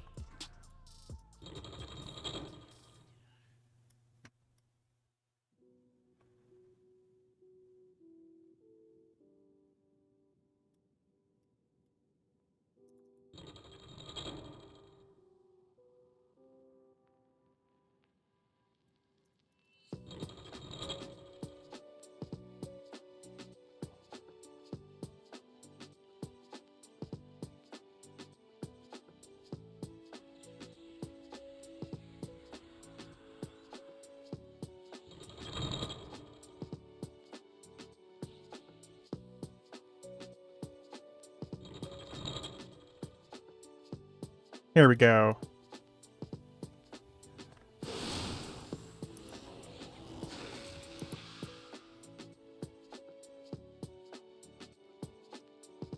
Oh, dude, nice. Look, we got the overhaste clicky.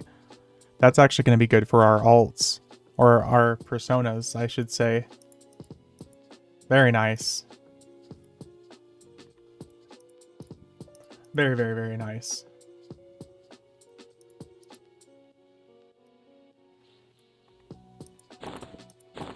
I want to say my faction should be pretty damn good. Dranic Loyalist could not get any better, could not get any better. So I'm pretty sure it's Dranic Loyalist that we need to be ally with for the armor pieces anyways. Nice. Can see about making some level 70 chest pieces for our alts. Because they have pretty good clickies on them too.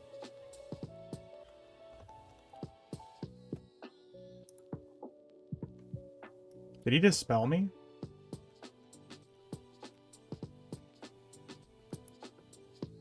Oh. Maybe he dispelled some of my buffs. That dick. Still use the Necro one, and we're about to enter House of Thule. Yeah, some of those chess pieces are really good. I know the chess piece for Rogue is really good, because I think it increases or decreases the time reuse on like Frenzied Stabbing as well. So it's really good. Yeah. Stacks with like everything. Yeah.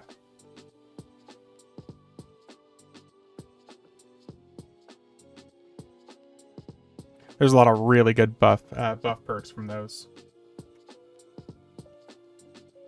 Worst case scenario, if we don't end up needing it, we can always just give it to somebody else.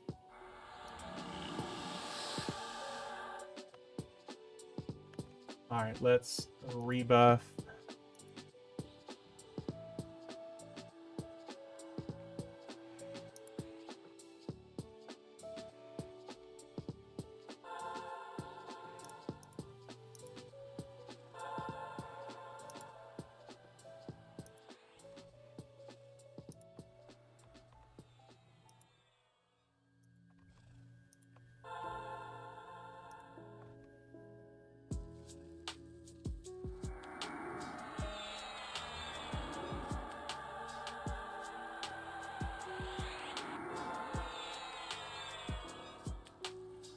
Where do we want to go from here? That is the question.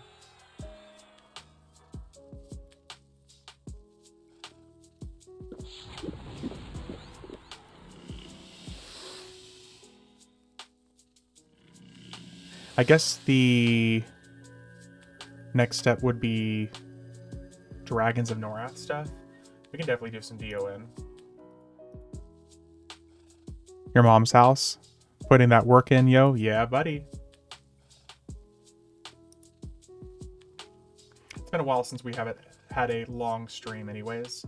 So I figured we could keep the fun going. Your mom's house? Why not my dad's house, Day? You gonna... Are you sexist, Day? Are you gonna leave my dad out of this? Stable as well, yeah. Knock on wood so far. That's just sexist, Day. Leave my dad out of this.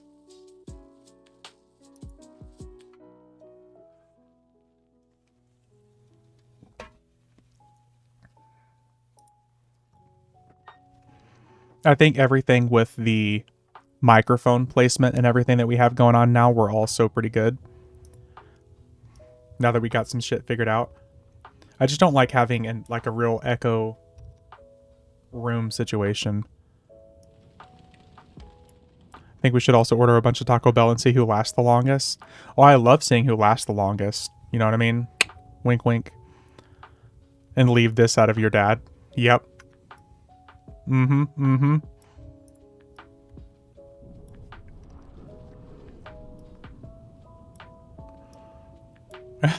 Mister.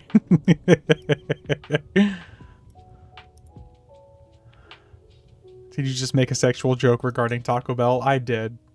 I did. That wink wink and Taco Bell doesn't go together. Listen, stuff ends up exploding one way or another. It might just be unexpected ways.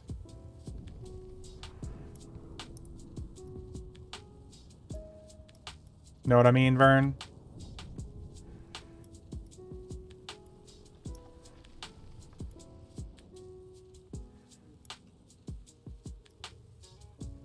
Okay, let's...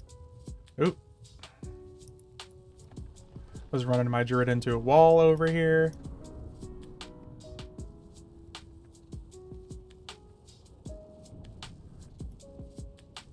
Is it a W if you have double explosion? Yeah. Just like, what was it, Hangover, where the guy's like, oh, I'm not going to say that on stream. Never mind. That was almost really bad. I am not going to say that on stream. Woo! That was almost really awkward. Let's do Cast on his Perch. There we go.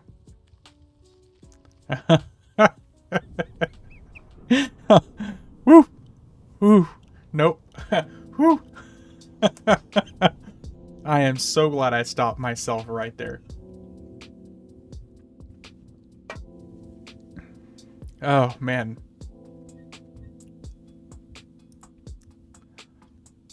Someone almost got Twitch banned, yeah. Woo. Gotta have 115 rogue, so many disc. What mash disc do you use if you want to share? Okay, here, let's do this. We'll look at our little handy dandy leveling amount here. So I would really say for 115, you're going to have obviously a couple different levels of abilities that you're going to use. I like to sort by timers. If that gives you an idea, Chris. And I'll take the highest level of each of the different timer disciplines, because you're going to have some that you're going to use more than others that have a much quicker cool off. It's kind of difficult to explain, but that's the best way I can think of describing it, is I sort each of my disciplines by timers, and then that's what I use to determine what I need to use the most. Because you're also going to have your AAs, your class AAs, like ligament slice, all that stuff. But I'll take the highest level of each of the different timers, and that's how I kind of determine which perks to use. Does that make sense?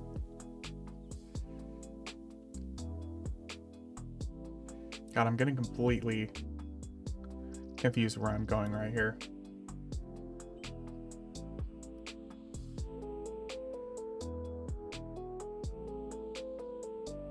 Yeah, if you're in Discord, I think Ominous probably has a good way that he could show you.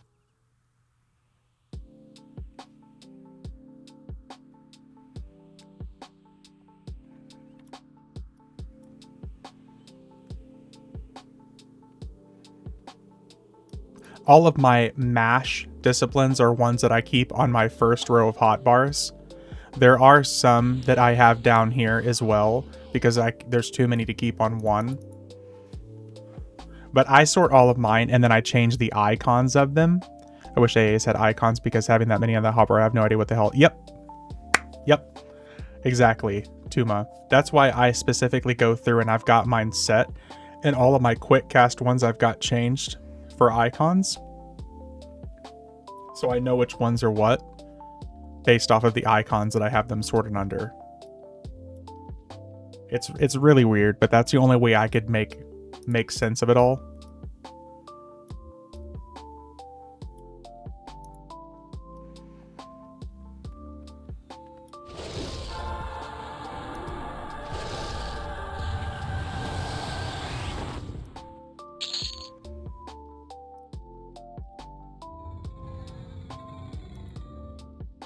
Ooh, Banga Castana. Nice.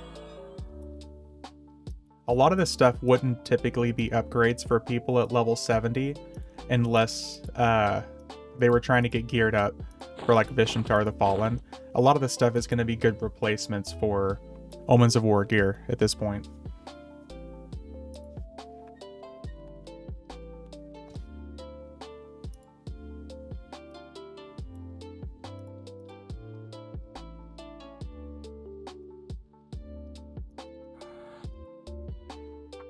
Okay, let's grab our next one here.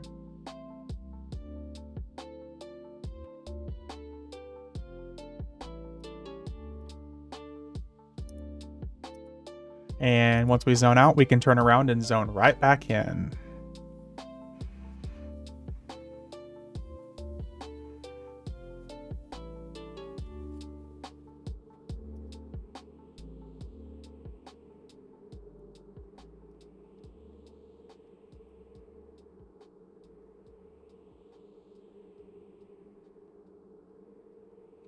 Find any fun cleric stuff for me to be a noob excited about?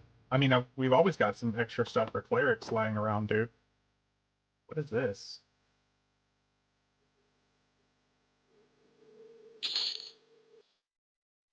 Oh, 8,000 overseer. Oh, nice. Okay, cool. Yeah, I've got something called a Hammer of Hours. You can use at 65, mister. Posted a snip of my mash keys in Discord. Yeah, dude, I've always got some stuff for clerics lying around if you want, Mister.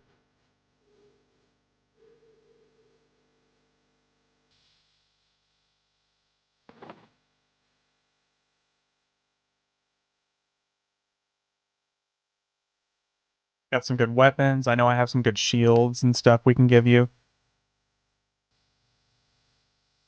Everyone else's twink might as well be exactly. Dude, we have an abundance of cleric stuff. I know if I don't, I'm sure Ominous does as well, Mister. We got some good twink stuff, man. These dragons look so fucking good, man. I know people hate on this expansion so much, but I thought this expansion was so fucking good. The environments, the dungeons, the areas. Cliff's hair, I just want to look purty. Well, we want you to be purty too. Clerics deserve some love too. I love DON, right? DON was so fucking good, man. So many raiders hated it though, but I loved the Return to Dragons.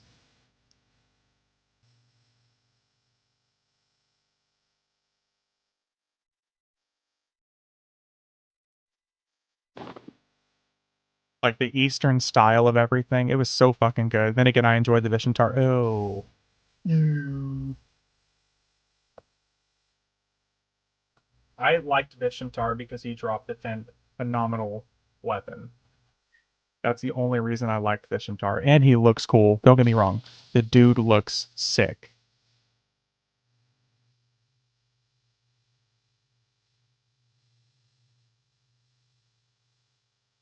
I think Prophecy of Roe is when I started getting sick of the level 70 stretch. Prophecy of Roe was fucking stupid. They could have literally just made... I think Prophecy of Roe should have been the entrance to level 75. And then it would have been okay. But the reason they kept it that way is because it was kind of a wrap-up. Not necessarily a wrap-up. It was a continuation of the Mae Young Miss Moore stuff anyways. So I think that's why they kept it at 70. But the fact that we had Omens of War, Dragons of Norath, Depths of Dark Hollow, and Prophecy of Roe all at level 70, no. No, that's too much. Way too much. Way, way too much. It really should have been like, it should have been 2, and then 2, and then 2. But that would have pushed us ahead a lot further. Which is funny because even Gates of Discord was tuned to be a level 70 expansion. So it would have been 5 expansions at level 70 had they kept with that original thought. But fuck that. Or they could have just dropped it all as like Dragons of Norath and Omens of War could have dropped at the same time. And Prophecy of Roe and Depths of Dark Hollow could have also dropped at the same time. Like as the same expansion. And it could have just been 2 massive expansions.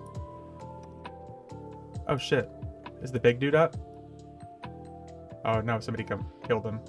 Nice robes, dude. Cool looking robes though. It got to the point where I would only get 10 or 20 point boost, replacing Omen's armor with row pieces, and the focus effects were only slightly more powerful. Yeah. And because of that is why the level 75 boost was so massive. Like, everything goes from like 380 hit points to 575 hit points. Thought the Elduin expansion had a good idea with the instant dungeons, but it was implemented too poorly. With the dungeon finder and scaling dungeons, it could make leveling so much easier for us. Yeah. If it had been a randomized dungeon finder, it would have made it so much better. Where like it groups you up with people and you get like a random instance from any of them. That would have been cool. Oh, speaking of badass looking dragons though, man. Every single time I see Yarlir. Such a good looking dragon though.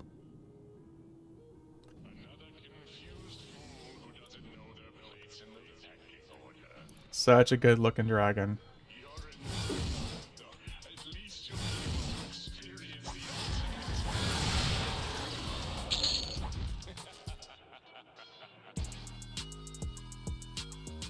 Man, he dropped the same thing last time, I think. No hammer, though.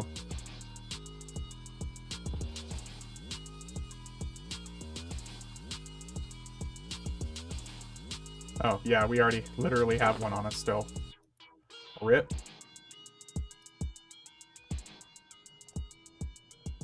No, we will not be doing Vishamtar.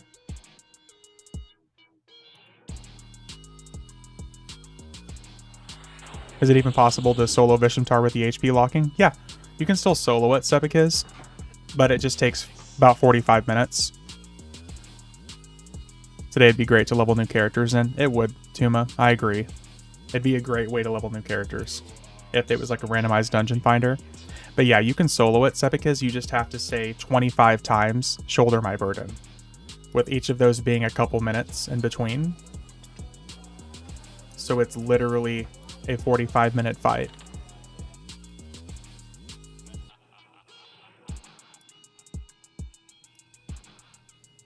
It's very annoying. Annoying just barely scratches the surface of how it makes me feel.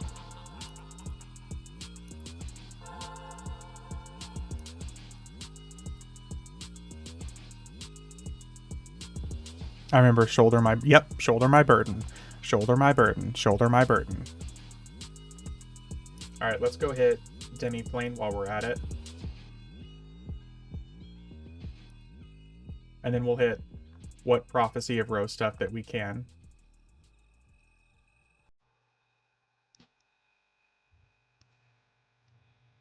Everybody loves a good shoulder my burden. Shoulder my burden.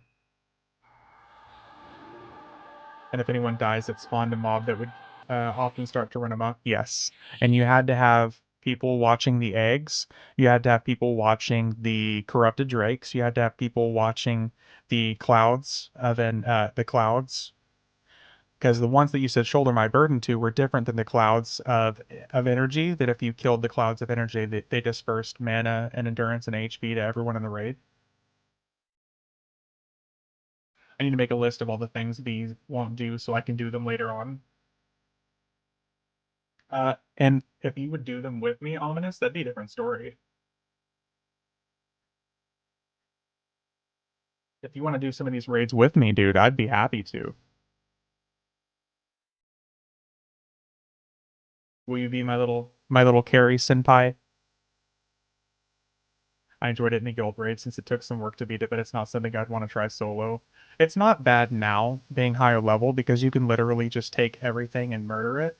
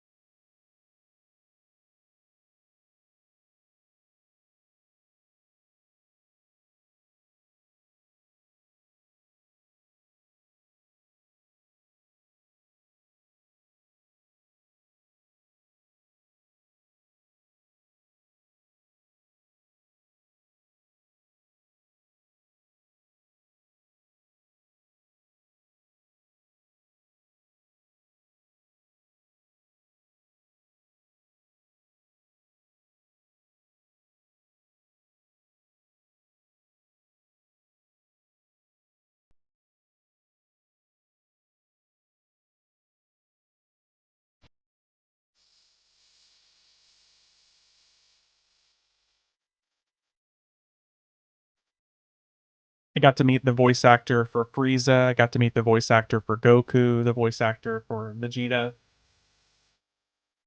That was really fun. But I really wasn't going to feel a concert tonight, especially like I like Disturbed. Like they're one of my favorite old school bands, but it's not a concert for me if I can't like mosh or move around. And like it's a giant stadium and everyone's seated, so it doesn't feel like a concert to me then. It's like going to a movie. Like if I want to listen to a live version of them, I'll do that at home. Last crowd I was in was at the Shinedown concert, so it was worth it. See that stuff like that's worth it. But it's literally if I'm just chilling out, sitting down at a concert, it's not a concert to me then. Like I want to be able to get up and move around and like move around. Was it Beartooth's show this week? Not their biggest fan. Their energy, the whole crowd has the whole crowd moving the whole time. Beartooth, I think, has a pretty devoted following. Beartooth and right now, Sleep Token and uh, God, what's the other one I'm thinking right now? I can't remember their name. Disturbed is an old school band. It's an old school band for me, Shifty, because Disturbed blew up in popularity when I was like 11 years old. Like if you think with like Down with the Sickness and Stricken and all those songs, they came out in like 1999 and 2000. So they're all their songs that are like really really popular are about as old as EverQuest is. You feel so old all of a sudden. Yeah.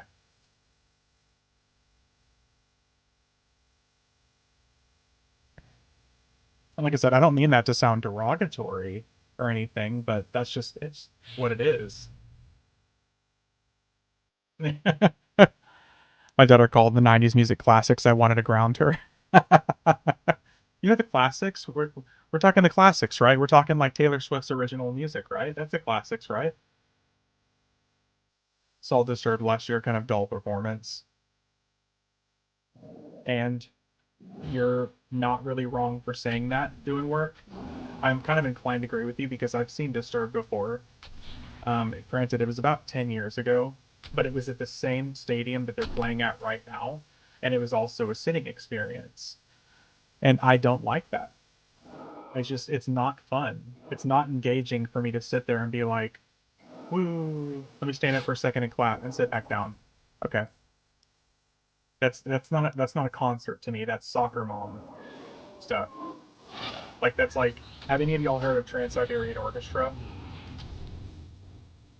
Because that's kind of what their music is like too. It's cool, it's very engaging because it's like rock Christmas music. It's an event, but it's still sitting down. That's like orchestral, like mom and pop stuff. It's just not an actual event. If I think concert, I'm paying $25 to stand in the middle of a pit.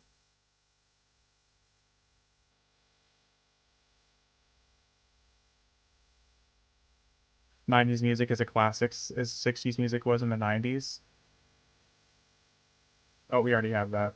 Heard of TSO before you were born, youngin'? Now get off my lawn. Yeah. Amenity concert. Amenity concert lined up for May. Haven't seen them in years, though. Hopefully, show good. Smaller venue. See, I love smaller venue concerts because, like I said, you're not there. You're not really just a number in the crowd. You're actually like a face in a small crowd of people supporting a band. I like that. Classic rock will always be 60s and 70s bands.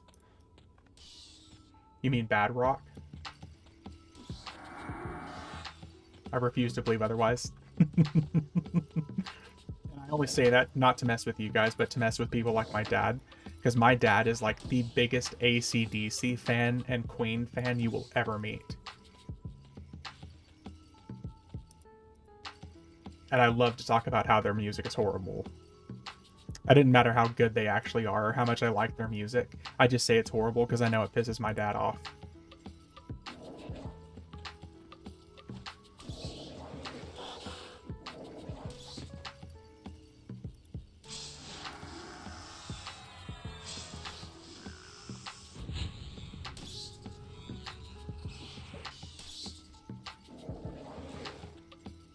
But it's funny to have someone say that the classics is stuff from the 90s. That's actually pretty funny.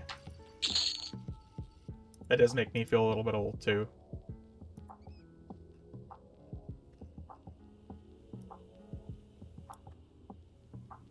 Oh, nice. Increases anger caused by your attacks by 20%. Okay, that's interesting. Ferocity 6 helmet. Nice. Very nice. This paladin belt, that's going to be good for elsewhere. He's going to like that.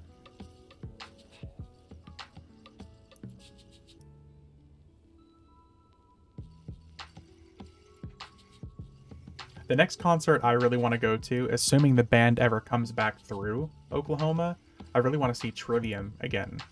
I've seen Trivium, I want to say 6 times now, since 2007. No, 2008. When is this expansion? This is Depths of Dark Hollow.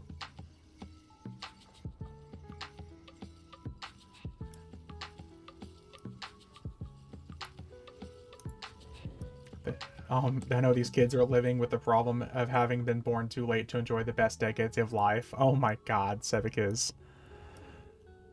Are you my dad? Are you my dad in chat right now, Sevikiz? I think I said this earlier, but you're literally talking exactly like my dad. Like most things in life, it's all relative. Yeah, this is Depths of Dark Hollow stuff. If I had the people here, we could go through and fight Mae Young Mistmore, but unfortunately, there's a few events here that kind of prevent that from happening. So I can kill up until Hatchet the Torturer here.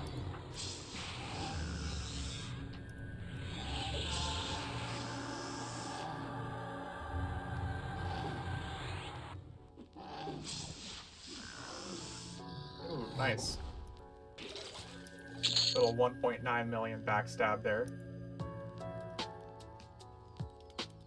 Nice. Speaking of good things we can get elsewhere, one of the coolest looking swords, but also crazy good. That sword is so good, yep. Good old Eulogy, the Bloodthirsty Blade. That thing is so fucking good, man.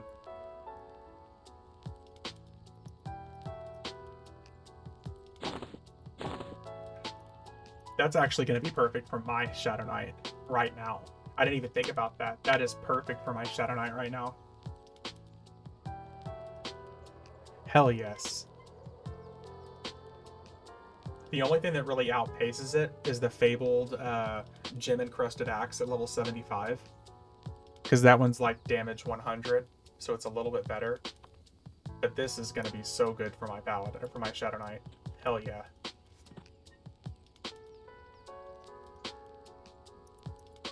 I am really happy with that. Let's see if that even sells. There's not any for sale right now. The one from Solteris is better, isn't it? I'm sure there is one from Solteris, but I think it's still worse than the Fable Gem Encrusted Axe. I'm pretty sure it's still worse, because most of the Fabled weapons I've seen at 75 are still better than Solteris gear. I could be wrong though, but I'm pretty sure.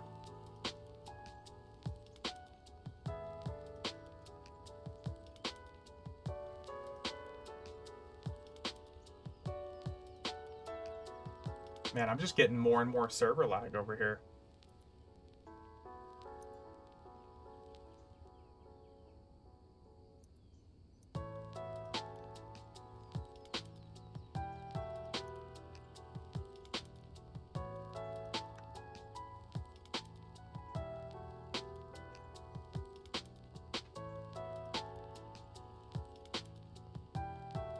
And it's still loading.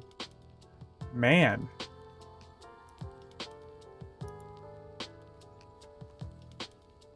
Well, I think we're getting to the point where it's about time for me to call it quits anyways.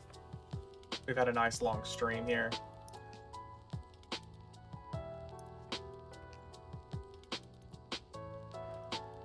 And loading is getting worse and worse on this server right now.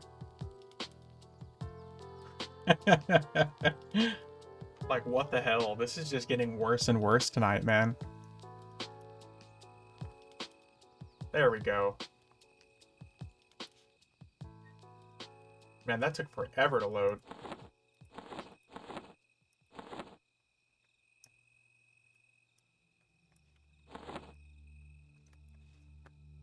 But yeah, that's actually going to do it for me tonight, folks. It's been a good time. I appreciate y'all. Thanks everybody for watching, as always. We're going to find somebody to raid here. That means I have to load up and stream. If you're gonna, man.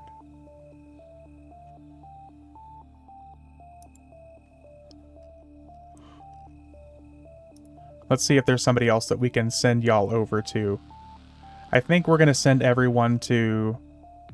Is Enwa live right now? I think he's not live because he raided me earlier. We're not going to raid Enwa, but we're going to raid... looks like Sanguine.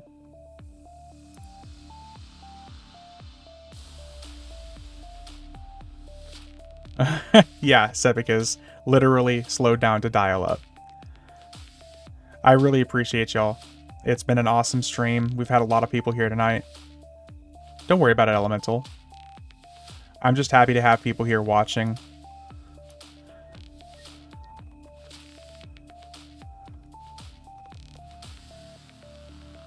Yeah, as always, I appreciate y'all.